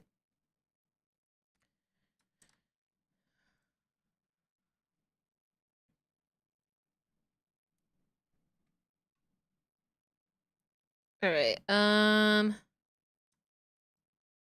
this in this. I'll bring the movement of it up this way a little bit more.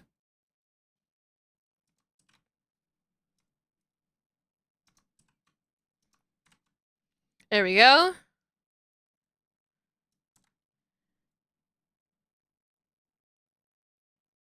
Do you remember?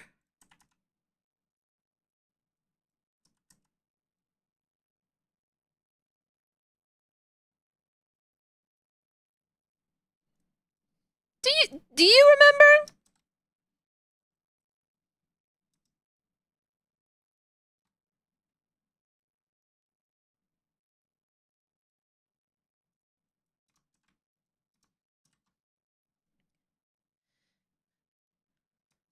And suddenly you remember my heart dancing in September.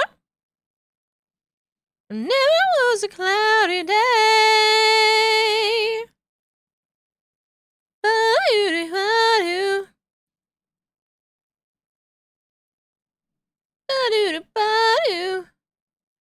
Kind of want to bring this over a little bit.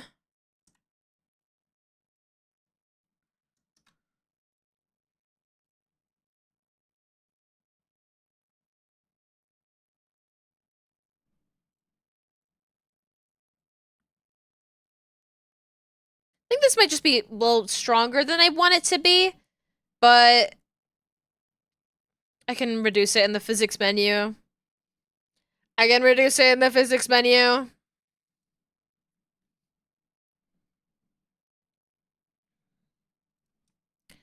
Body hum, suddenly you remember. Body hum, dancing in September.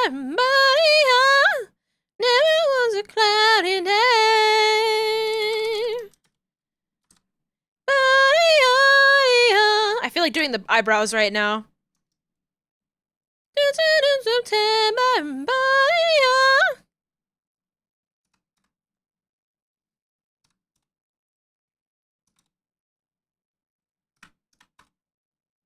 All right. Rouse. Cloudy day.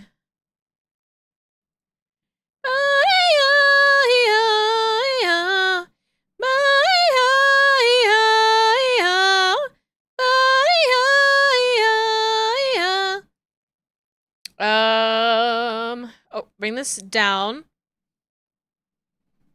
So I'm just gonna move this like inner corner of the brow with the rest of the brow, and then I might move it a little bit in to like compensate for like where the eye socket would be and all that. But I kind of just want to, figure out where it feels right for the main brow itself to be. Maybe I'll just turn it off.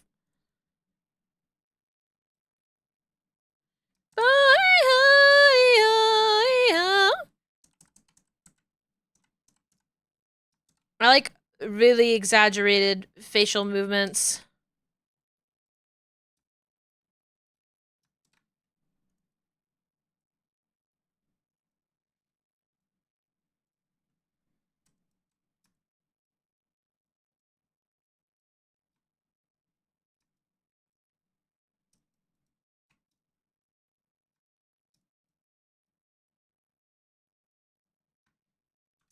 I need you to know that your VTuber is pissed.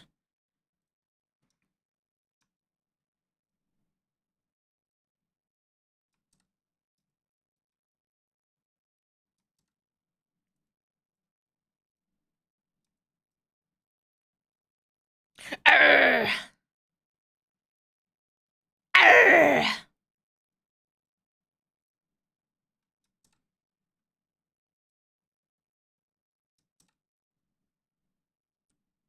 No bitches.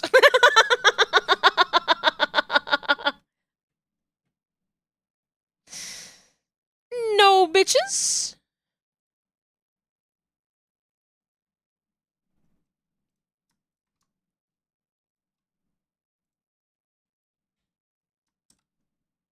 Hold on, I'm cooking. I'm cooking.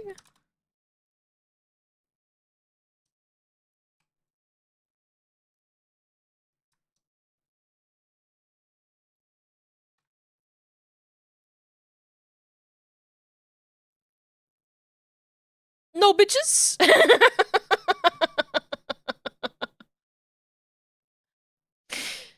Mm, no bitches.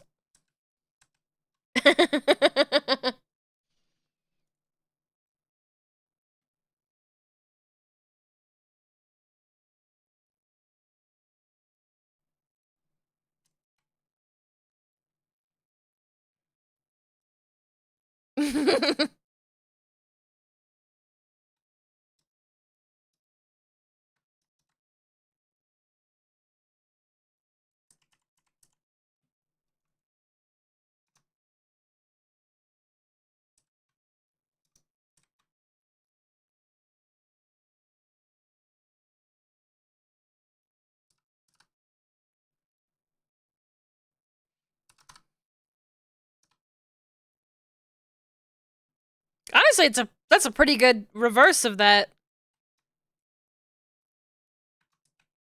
I kind of like the thing that's going on here with the tail of the eyebrow. It's kind of cute.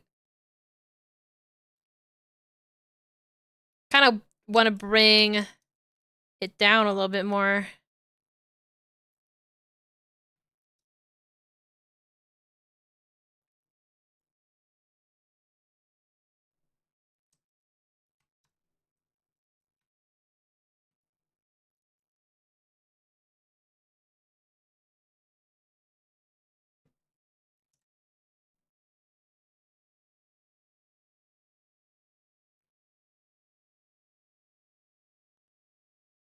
I try to keep sort of the corner of the brow, like where sort of like the edge of the brow bone. I try to keep that closer to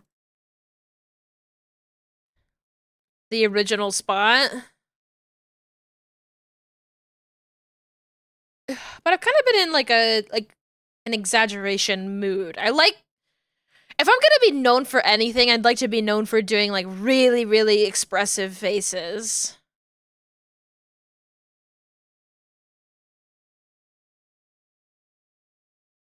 Even if it's like not always the most realistic.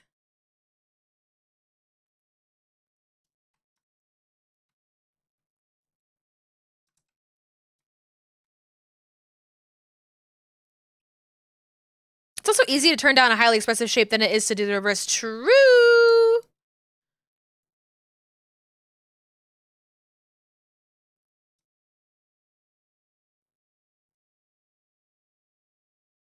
I like that shape. I like that a lot. I do like to put a little bit of...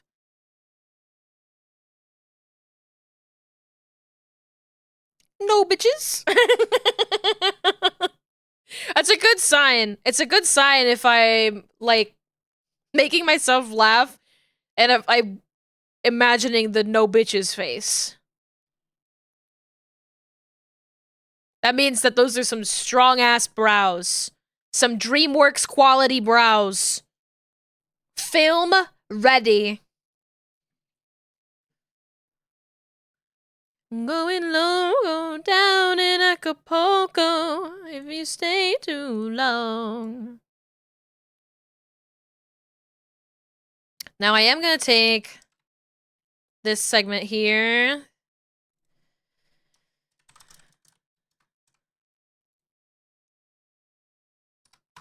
And just sort of mess with it individually.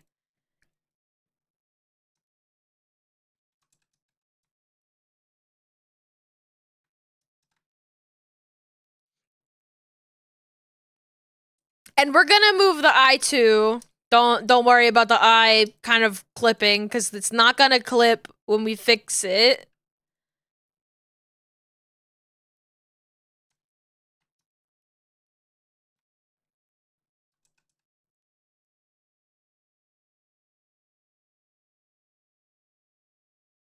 But I just want it to move a little bit properly.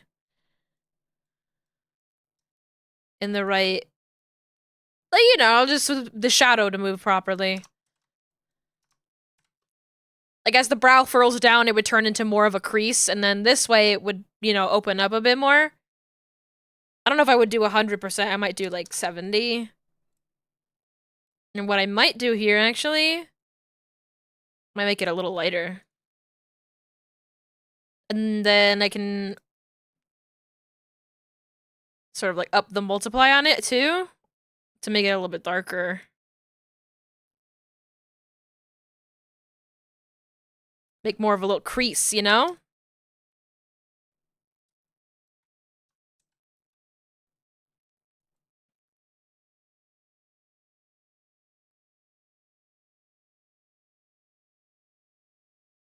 If you stay too long.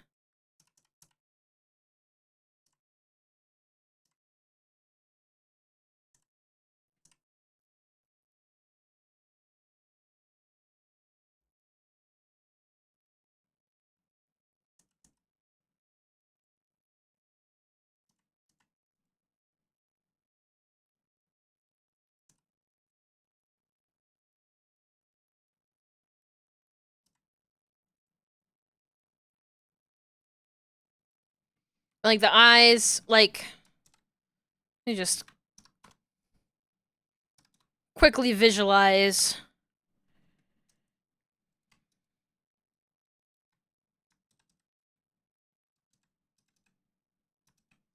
Take this eyeball out of there.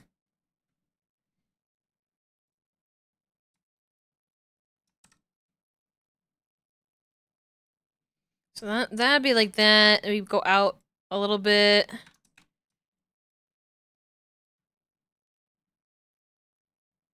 little bit of squash and stretch. No bitches? Now we're really getting into no bitches territory.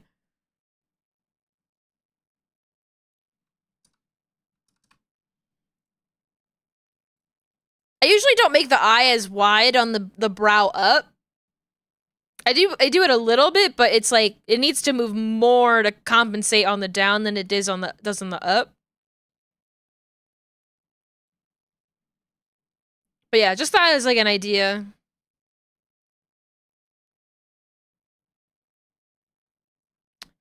Makes sense, yeah. But it helps with the expressiveness to do it a little bit. Like, I wouldn't do nothing, you know? It adds a little bit to, like, the eye wide. Typically, when your brows are going up, your eyes are also wide. So, like, the eye wide kind of does a little bit of the heavy lifting in that case, too.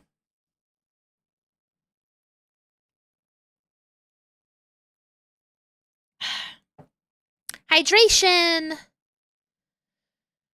All right, what do we have for the? You know what? Let's put some cute little colors on this because yellows is in progress.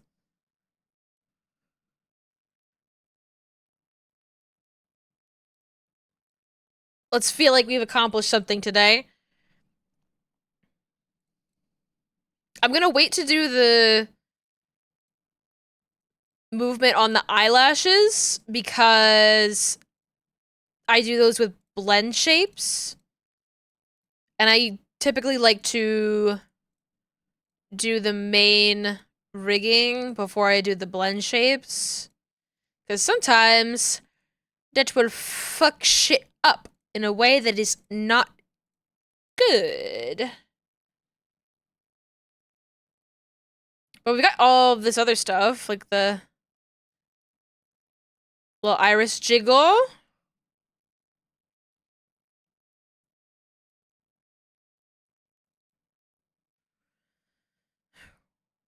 It's like I could do like the eyeball XY, but I know if I start getting into the eyeball XY, we're gonna be here a long time. Because I've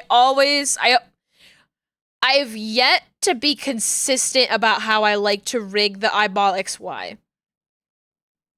I use like a bunch of different methods, and then I'm like, no, I don't like it like that. I don't like it like that. Until eventually I like slap myself on the wrist and I go, stop it. It was fine the first time.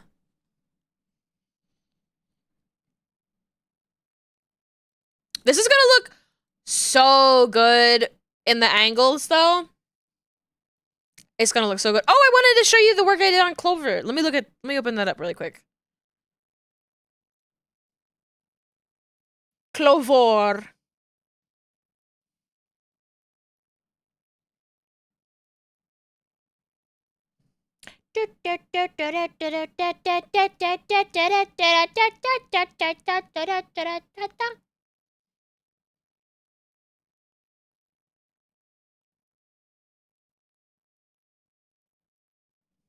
Two eggs.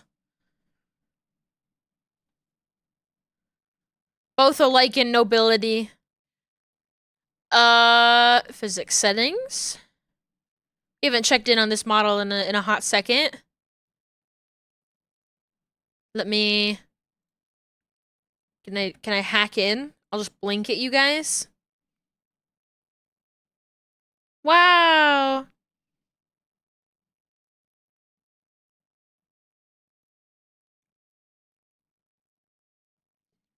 Wow. It's just an eyeball. Just an eyeball. Reset to default. And it's a little bit of like fun movement on the eye wide, so my eyes can't go this wide on this little creature model.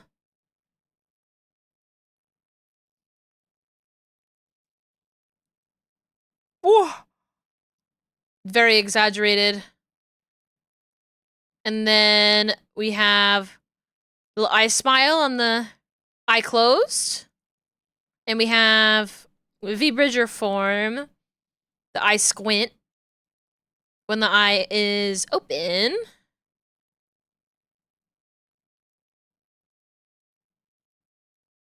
Yeah! Oh, and the brows. I like this brow form. I think it's really cute. I don't know about that. Oh, and the eyeballs, I wanted to show that off a little bit. So we have, a bunch of cool depth on that.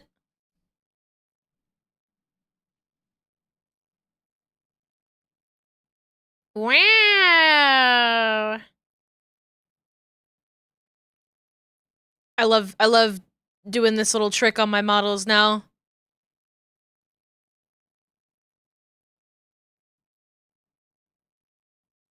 Well. Ooh, yeah. I'm like, I don't even know if it conveys really well just on the eyeball XY itself. But it always looks really nice in the angles. People look so fancy looking around like that. Yeah, right?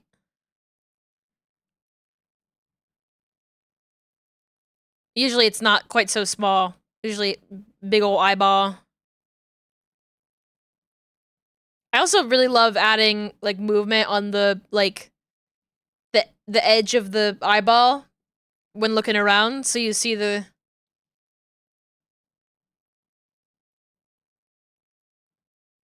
that thing's moving around in there.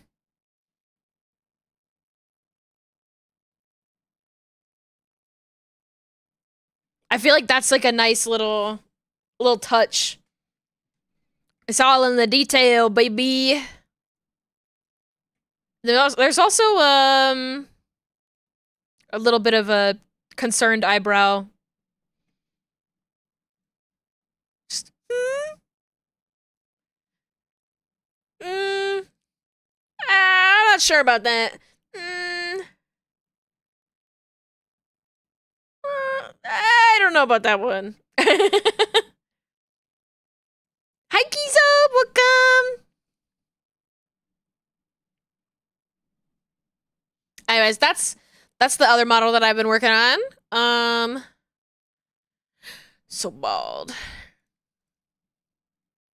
Now, this is how you know that my brain is a little bit not normal. I'm so excited to rig this bag. I'm so excited to rig this bag. I'm like, yes! A rectangle I can use glue on! I'm so excited. But I'm nowhere near when I would be working on any body physics on this model. I'm just like looking forward to like months from now. I'm gonna be like, yes! Can see it being fun to set up by now, right? Baby, why don't we go to Florida Keys? There's a place like Kokomo. That's where we wanna go to get away from it all. Now that I'm not scared of glue, everyone should be scared, including myself. To the rhythm of a steel drum band down in Kokomo. Ooh, I wanna take it. You know what? I'm a little sick of the calm music. I want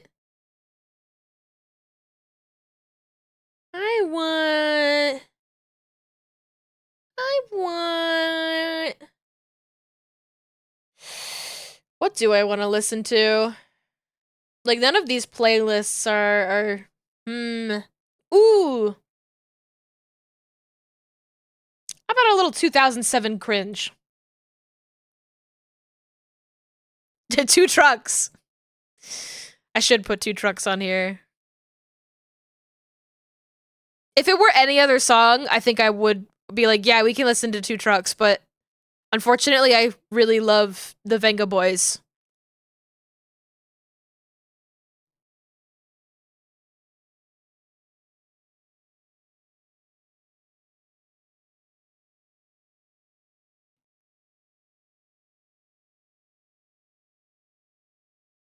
Have you guys gotten any ads for Six Flags? Have you seen that Six Flags is like rebranding their mascot? They've got like a new guy. It's like the fun inspector or something. Nope, you've not seen it. I've gotten ads for Six Flags, and I'm like, you guys already had the mascot of all time, and I could understand like not wanting to use the same actor for whatever reason, despite the fact like he wasn't actually an old guy. Like he was a young guy wearing old man makeup. Sorry to burst your bubble if you didn't know that. I guess I should explain. Do people here not know what Six Flags is?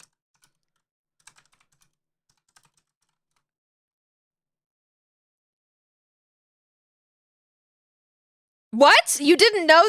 You're joking. You're joking. You definitely knew this, scum. You definitely knew that the Six Flags old man. No, of course his moves were too good. Could have fooled me when I was younger. Six Flags old man.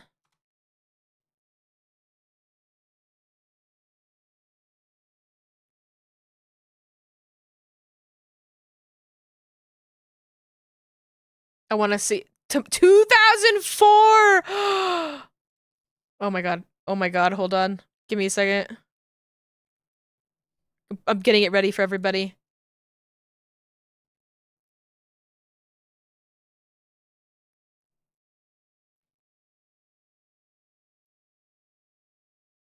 So quality is awesome. It's like on someone's VHS.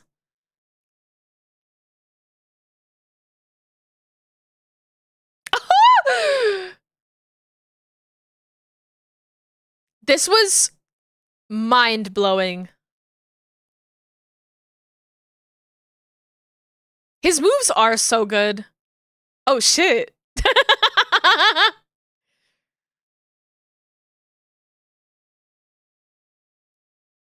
My parents 1 year had um a Six Flags annual pass. My 1 year of my life. 1 year of my life, my family had an annual pass to Six Flags, and it was the best summer ever. It was so good. So fucking good. Anyways, that's the mascot of all time. I don't understand why they would want to make a new mascot. They just hate money, I guess. I don't know. It's like when brands reinvent themselves. Like they're like, "Oh, we think that our iconic Pepsi logo isn't stupid enough, and so we're going to rebrand ourselves." And then like years later, they go back. You know? I'm like, guys, you fucking nailed it. Just keep doing that. Make me think into the design and choices behind this mascot too deeply. You know what? History of the Six Flags old man. Mr. Six, mascot. Wow, that's a cute name! Mr. Six? Oh! That's so cute. He can live here if he doesn't have a home, Mr. Six. We're not listening to Hey There, Delilah. We're not doing that.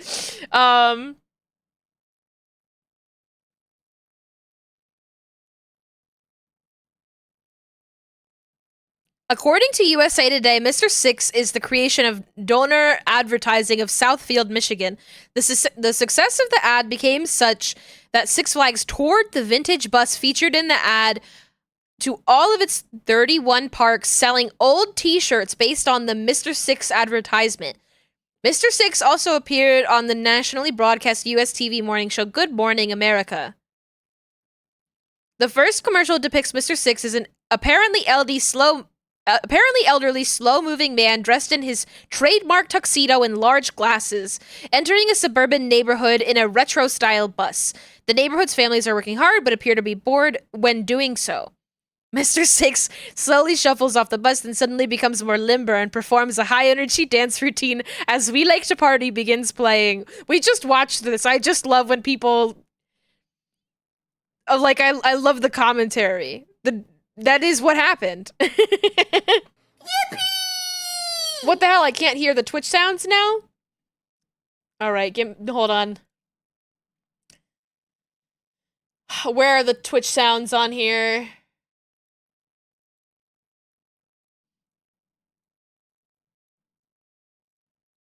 Okay, now I should be able to hear the Twitch sounds. Okay.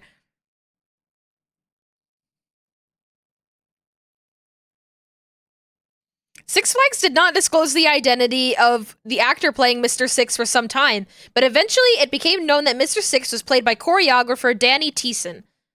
Thiessen said in 2018, the first few years, I had a hefty NDA agreement with my contract. That makes sense.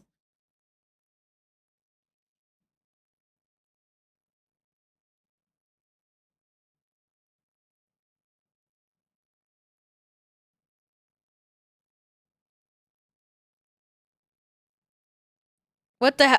I'm so it says throughout the first half of 2024, Six Flags began teasing the return of Mr. Six. On March 21st, several Six Flags' social media accounts posted a video featuring We Like to Party playing in the background on speakers. On June 21st, the Six Flags Instagram account posted a video featuring a Halloween remix of We Like to Party, depicting the Six Flags bus opening with fog coming out the back. That's scary. On June 25th, Six Flags released a Fright Fest ad featuring Mr. Six getting hit by the Six Flags bus? They fucking killed him? They fucking killed him. That's where he went. He's fucking dead. What the hell?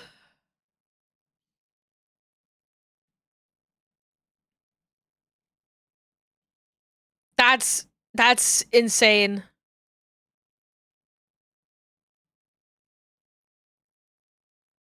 But that was like last year. Mr. Six will return.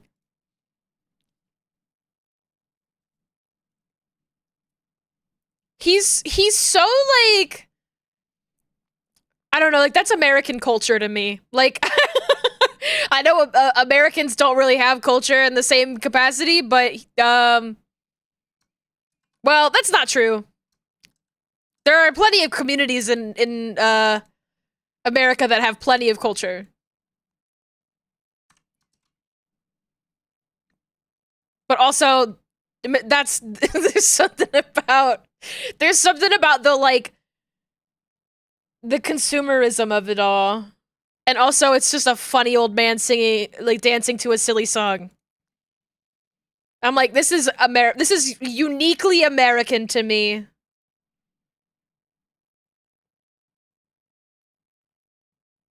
All right, the hell was I doing with this? High school never ends.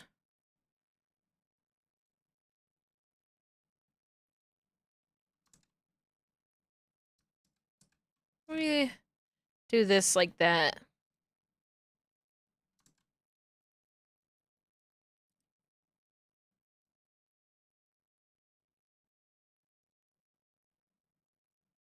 Did anybody else watch a million AMVs set to this song where like people sort of like fan cast all of the different like characters mentioned in the song? Like Sakura from Naruto would be the prom queen. Just me? Just me? It's got a special spot in my brain. This song. But I also fucking loved Bowling for Soup as a kid.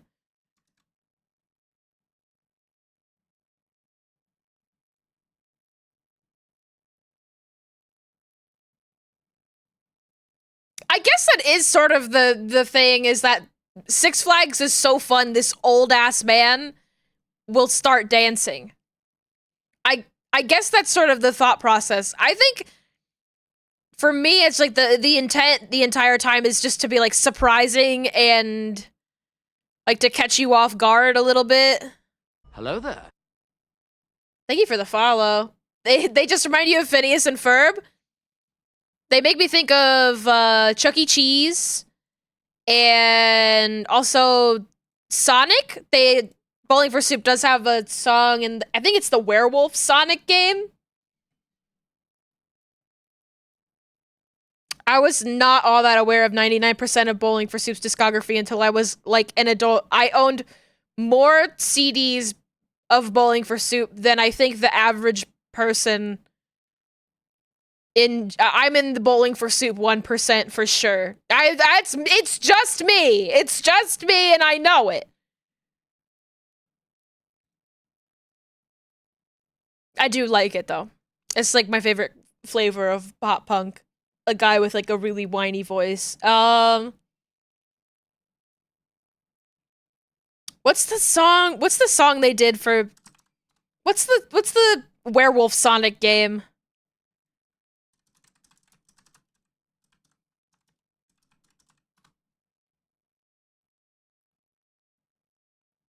Endless possibility. Oh my, Sonic Unleashed. We're listening to this.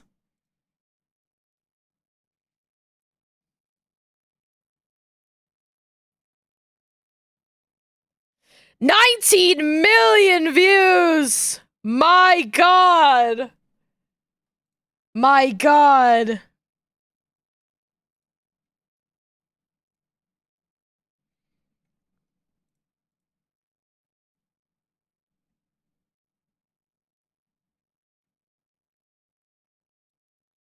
I think this band informed a lot about me as a person.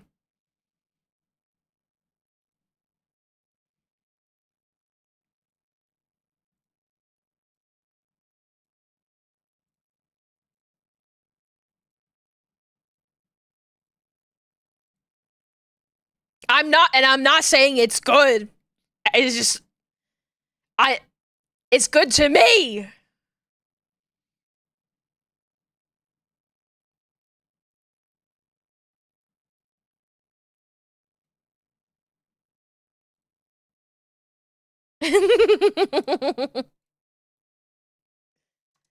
I see it.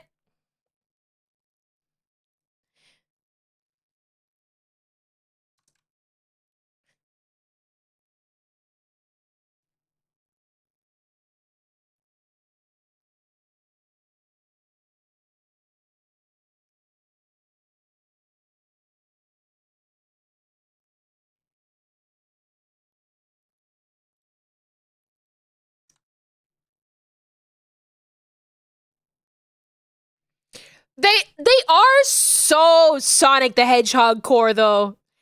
They are so Sonic the Hedgehog core. I just had to think about that for more than 1 second. Like, of course! Of course! How have they not done more for them?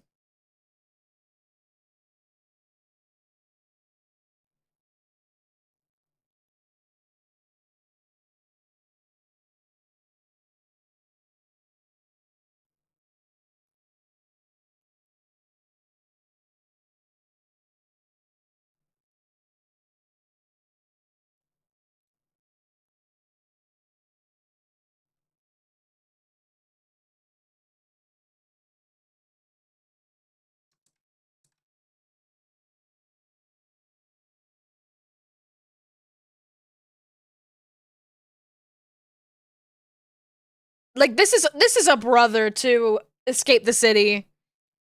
Escape from the City? Ah! Sorry.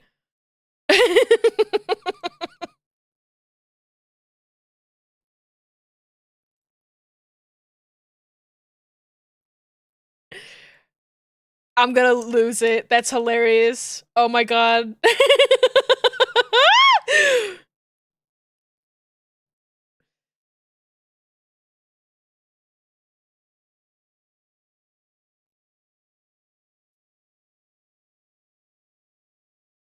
Sonic as a game franchise is funny as hell.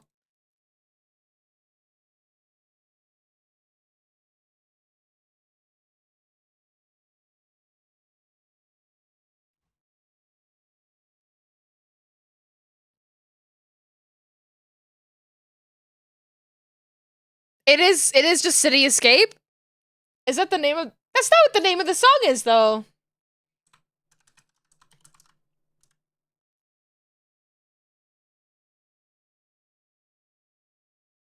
The song is called Escape from the City. The level is called City Escape. Actually.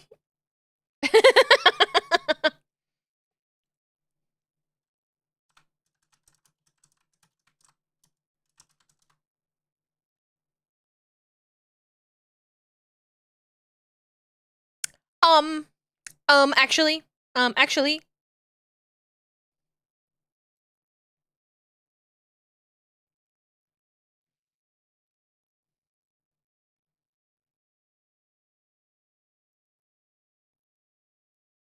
They're brothers. They're brothers.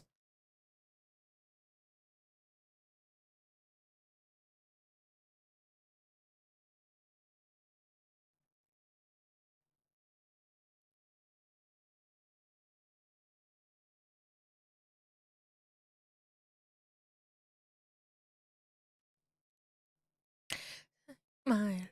I'll set you free. Follow me. Set me free.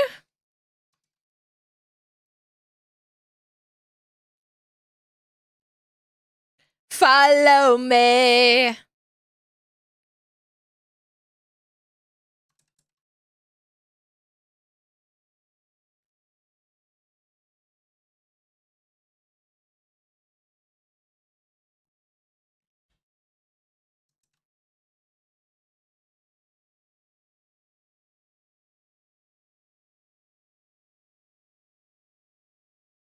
Live and learn. Very Sonic heavy BZ stream. Uncommon.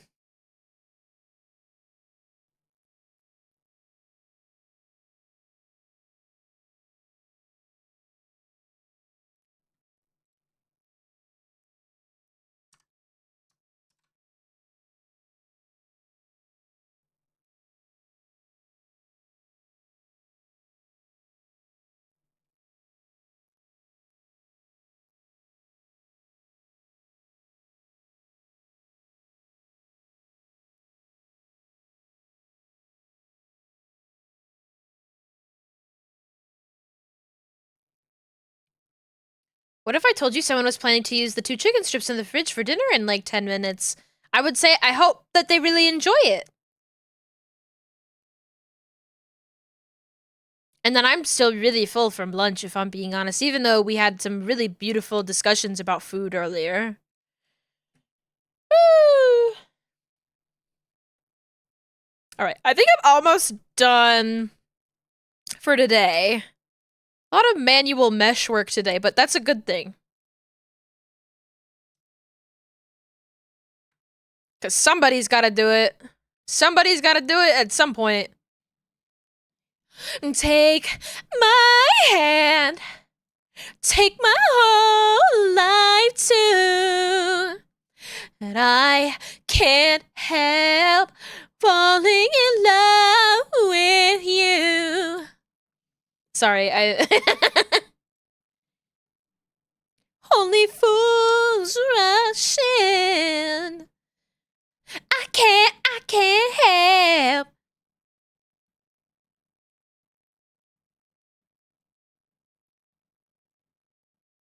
To the sea, so it goes. Some things are meant to be. Take my hand. Take my whole life too. I can't help falling in love with you. My hand. Take my whole life too. Can't help falling in love with you. Can't help falling in love with you. That's the way it goes. Can't help falling in love with you. The song is so girly pop. I don't think it gets like more girly pop than this particular like era of music.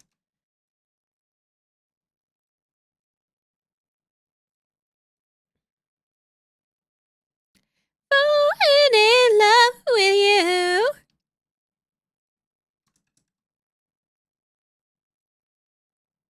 Oh, another one. My god.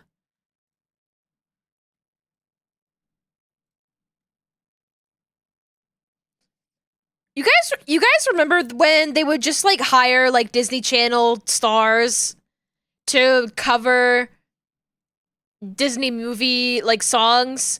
I think that's basically the same as what like Hollow Live does. Prove me wrong?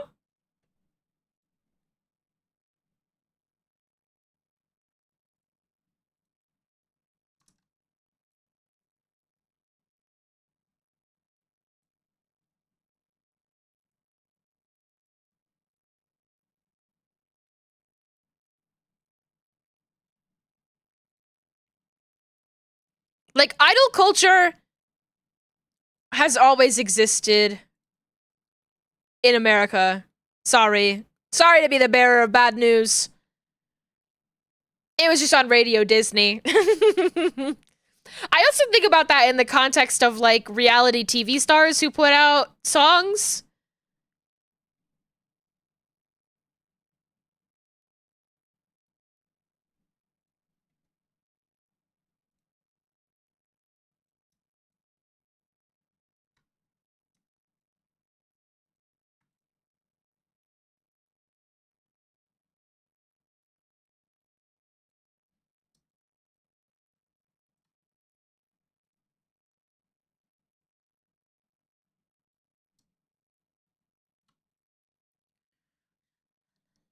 My, it's like the boy's too shy. You gotta kiss the girl.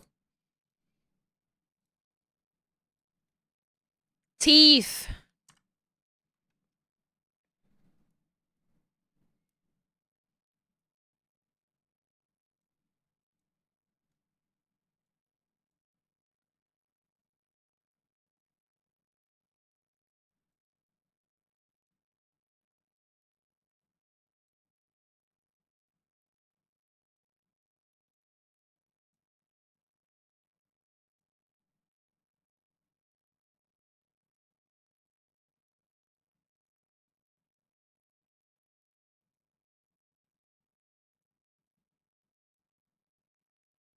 Not familiar with the whole Disney thing, so I've got no frame of reference. Maybe it was just my family who were freaks.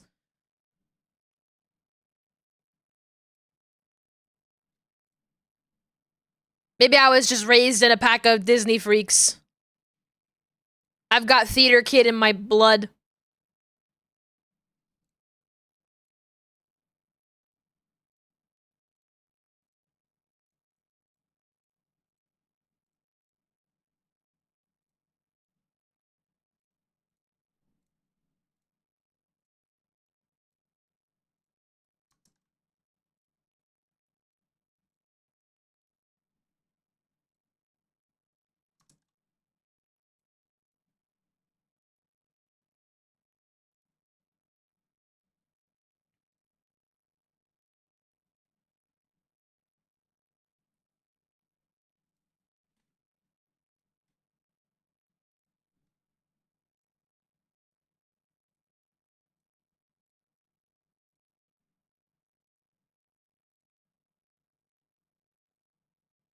You gotta listen to your heart when he's calling for you.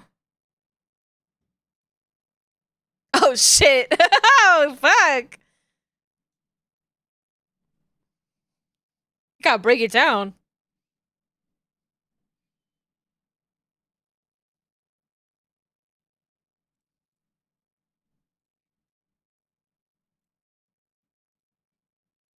This is making me want to listen to Simple and Clean in a way that I can't articulate.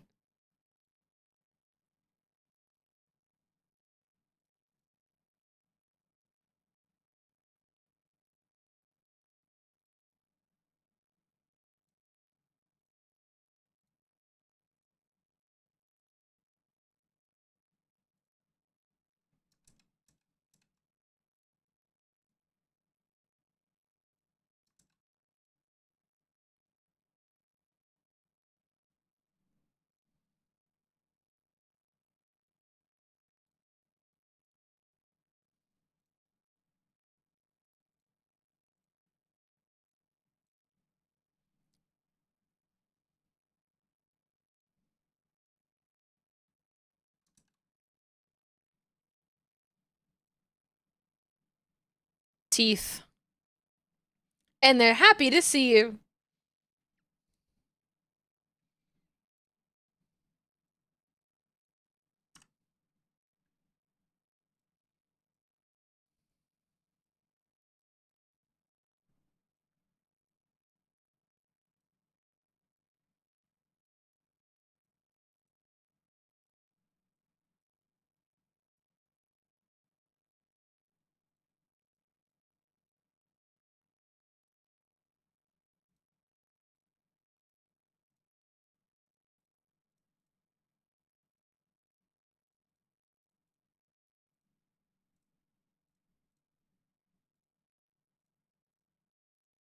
Got that there.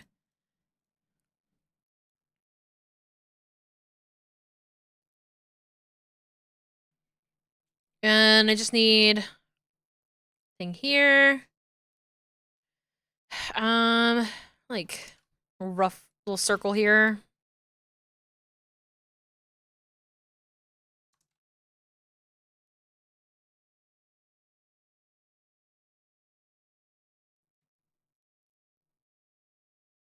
Honestly, maybe it would be better to just copy this interior segment.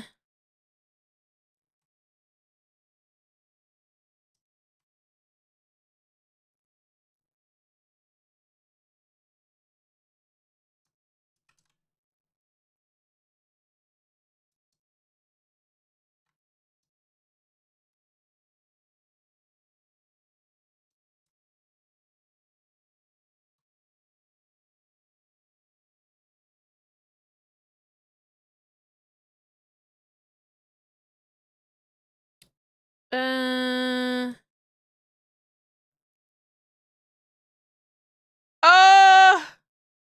I love the song.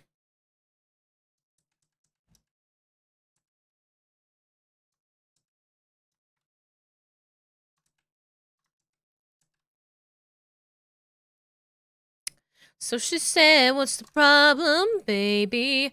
What's the problem? I don't know. Well, maybe I'm in love. Think about it every time I think about it. Can't stop thinking about it. How much longer will it take to cure this? Just to cure it, 'cause I can't ignore it. It's this love. Makes me wanna turn around and face me, but I don't know nothing about love. Ah. Come on, the world will follow after. He's after love. Okay, last thing I'm gonna mesh, and then we'll call stream. I'm excited to have a little bit of ice cream. I'm gonna have a little bit of ice cream. Or maybe I'll make a little mixed drink for myself, and I'm gonna play a bunch of the new Fantasy Life. I'm so excited. There's no escaping your love. These lines of lightning mean we're never alone, no, no.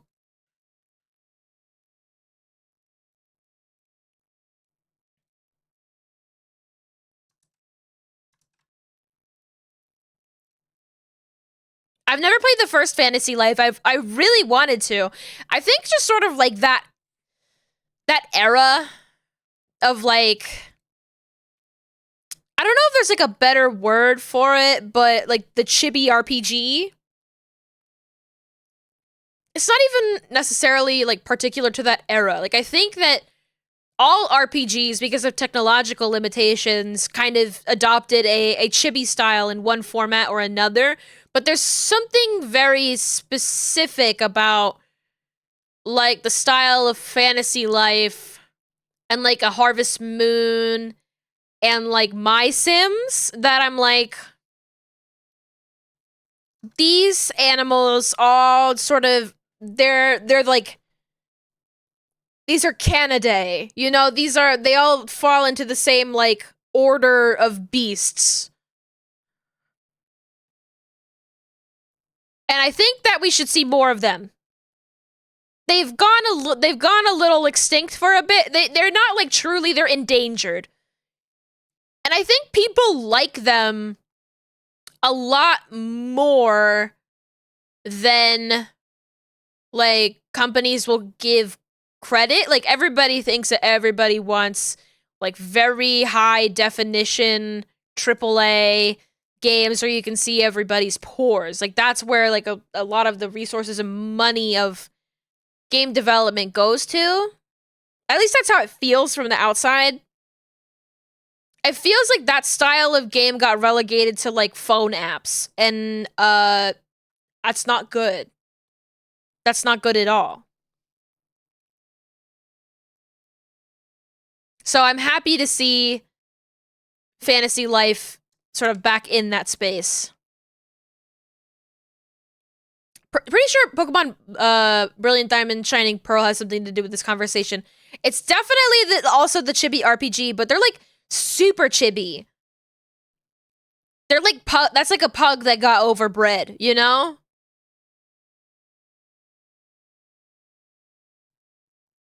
Like, I'm sorry, both Brilliant Diamond and Shining Pearl are, and also Pokemon Legends Arceus, those games are fucking ugly. I'm sorry. I'm a hater. Scarlet Violet, also ugly. The new Legends game, also ugly.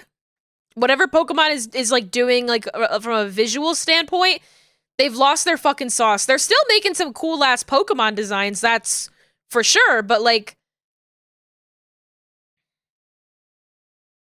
they just don't really know color theory anymore. I'll go to bat for Legends Arceus. I love Legends Arceus. It's a great fucking game and I'm obsessed with it. It looks ugly. I hate to say it to her face, because I love her, but I'm not gonna lie to her. Like, it's busted. And part of that just has to do with the state of the fucking glitches and shit in that game. It is just genuinely, I should not have been shipped. There are some like technical issues going into like caves in that game that create despicable rendering issues. Tech-wise, yes, but I remember the visuals doing nice things design-wise. I think that any Pokemon game prior still clears. I think that of the like, if we're comparing Brilliant Diamond Shining Pearl and we're comparing excuse me, and we're comparing Scarlet Violet, yes, Pokemon Legends Arceus is definitely doing a better job. The water tiling is atrocious. I will admit they tried, you know? Like, there are moments where I'm like, they've deliberately chosen to do a sunset here. But I think that a lot of the times the colors are kind of washed out, and that, like, visually speaking, I think like an earlier Pokemon game would clear it. I want to hold on. I need to prove myself. I need to prove something to myself. Pokemon.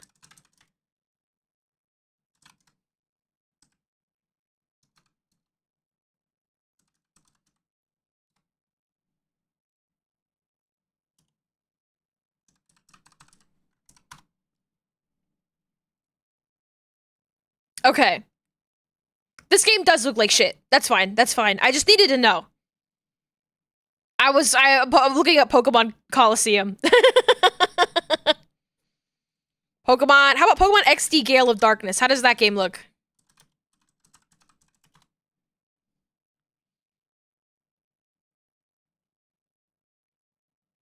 It looks bad. Why the hell is this game so fucking dark?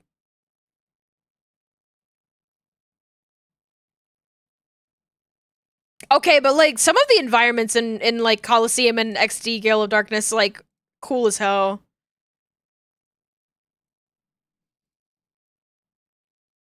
Anyways, I'm looking at it myself. I don't even need to show the class. What I do need to do is I need to listen to the song that plays in Pokemon Coliseum. Who is the guy with the afro?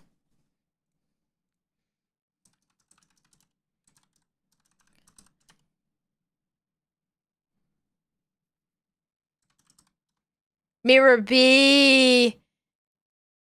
What the hell? His name isn't... It's not Mirror B. It's Mirror.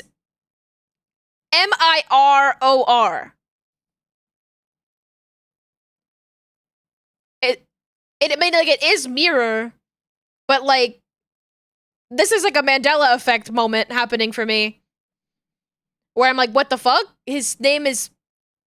Well, I can't imagine it being pronounced any other way other than, like, Mirror. Even if it's spelled with one less R.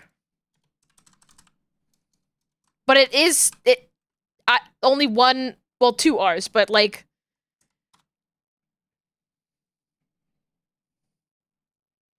This song is fucking iconic to me.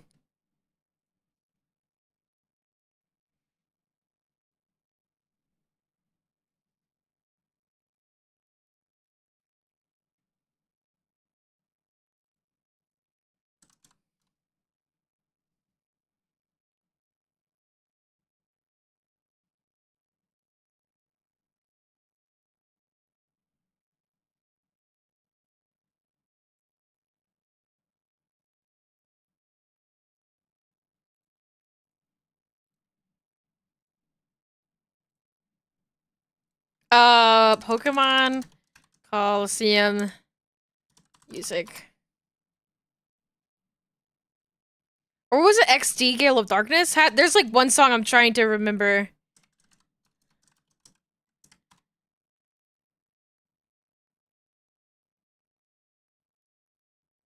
There was... Is it this Mirror B battle? Was it this other Mirror B song? Hold on, I need to check this. Oh, yes! Oh, fuck!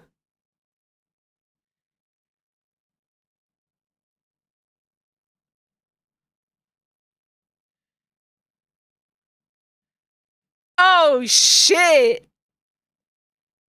Oh!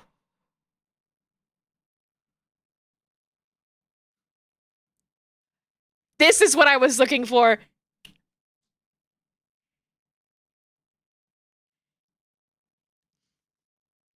Oh, this fucks.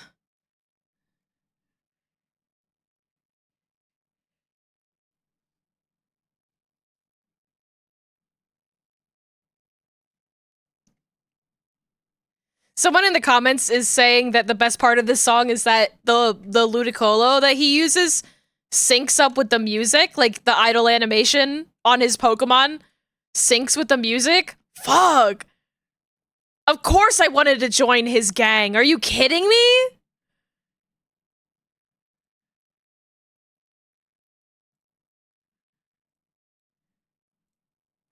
I love in that game where they're like, you want to join? And they're like, you're like, yes. And they're like, ha, nice try, kid. I know you're lying. And I'm like, no, please. Please, no. Let me in.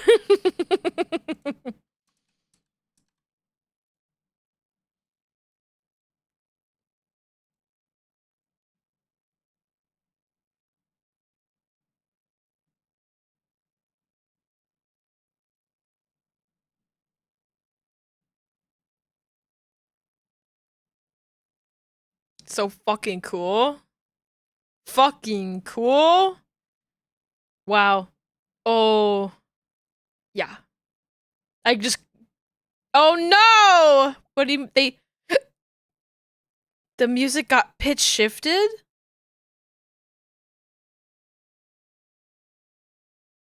What the hell? That's so sad. I love... You know what?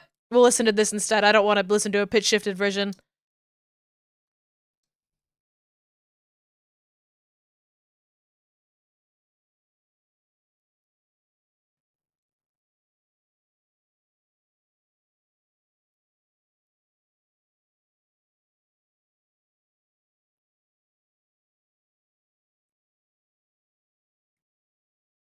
This is on my short list of songs I would like to cover, but specifically this version. Which has, like, Love Live and Life is a Highway. I love it.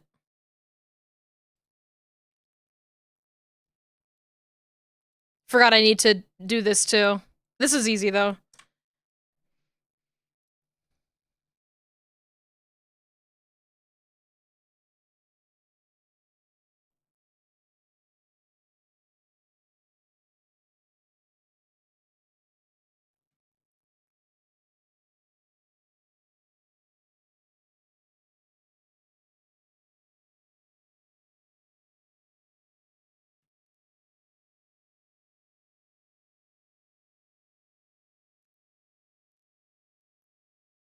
Da-da-da.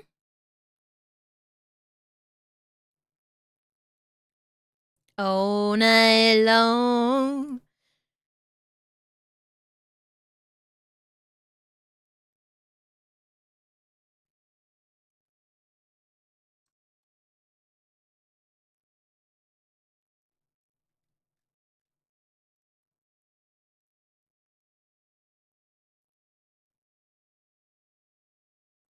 There we go.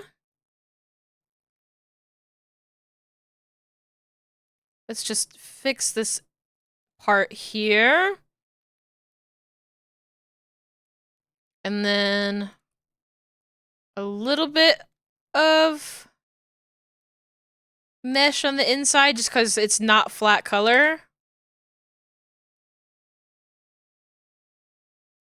So this I know. That goes in. Tell me where survivor.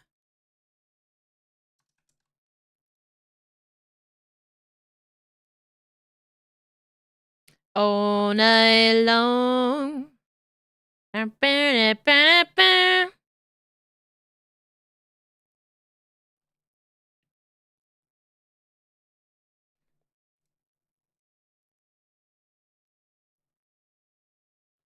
There was a distance between you and I.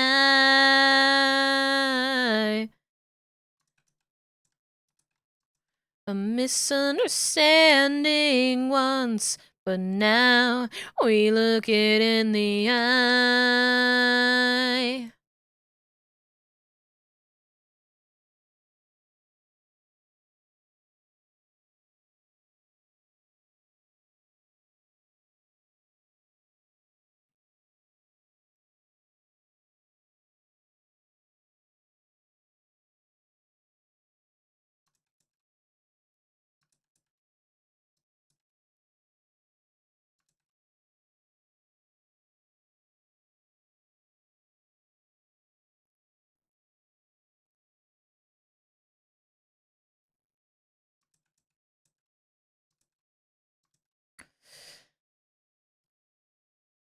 Making a very nice little line here is not working as well as I wanted to. Life is a highway. Ooh, yeah. If you're going my way, hello, yeah. Come on, gimme, gimme, gimme, gimme, gimme, gimme, yeah. La la la la, na, na, na, na, na. All night long, baby.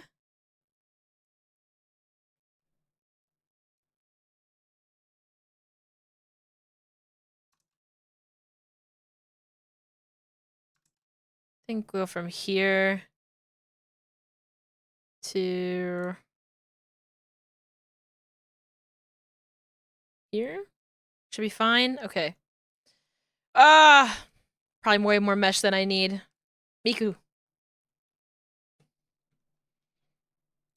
All right. Woo! Okay. Not a lot of, like, rigging, but getting a lot of the manual meshing done on the face, or really just all of the manual meshing done on the face. Minus the head. Like, the head itself. And, like, oh, this model has human ears. So I'm gonna have to manually mesh those later too. But we don't have to worry about those until we're doing like the head angles. So we don't have to worry about those today. Instead, we will go and find somebody to raid.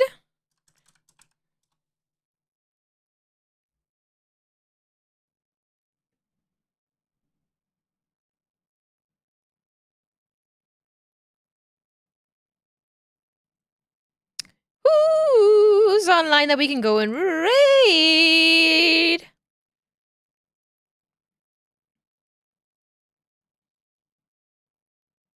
Let's go and raid. Ooh. I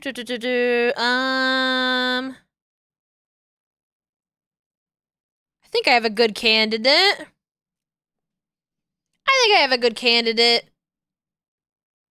For raid. Maybe. I don't want to raid somebody that's in the middle of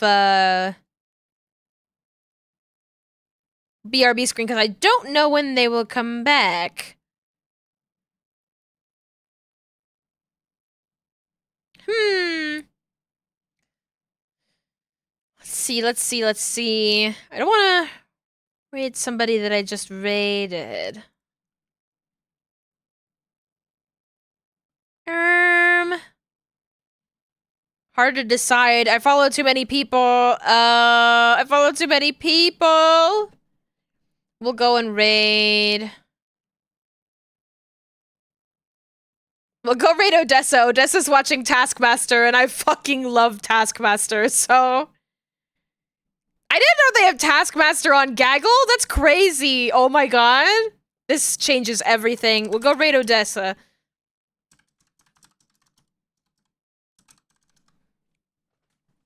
We'll make our raid message Taskmaster related. I wonder if there's a new episode with Jason Mantzoukas. It's all on YouTube. Oh, I know that. I just mean Gaggle is a game.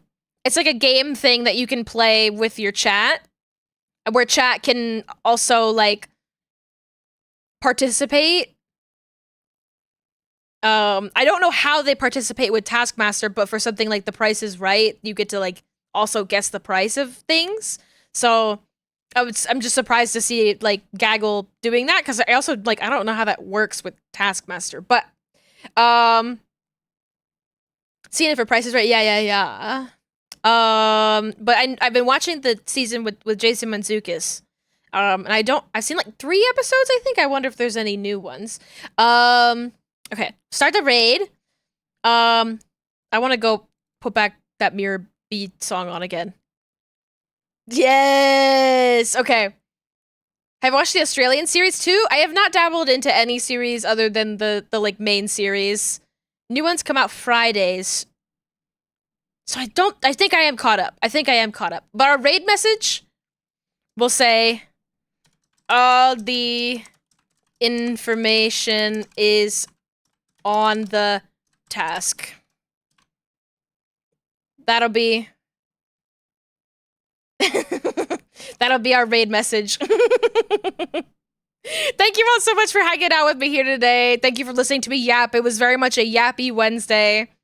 Saturday we'll get more done. Or at least we'll try. We'll see if Twitch pisses me off for another reason. Maybe Twitch will give me another reason to yell for another 3 hours. We'll see. But fingers crossed that things will be fine. Please be sure to take care of yourselves. It's getting hot out there. It's a hot one, like 7 inches from the midday sun. Please stay hydrated. Please be feeding yourselves good food. Kiss the homies good night, and most importantly, stay sexy out there. Goodbye!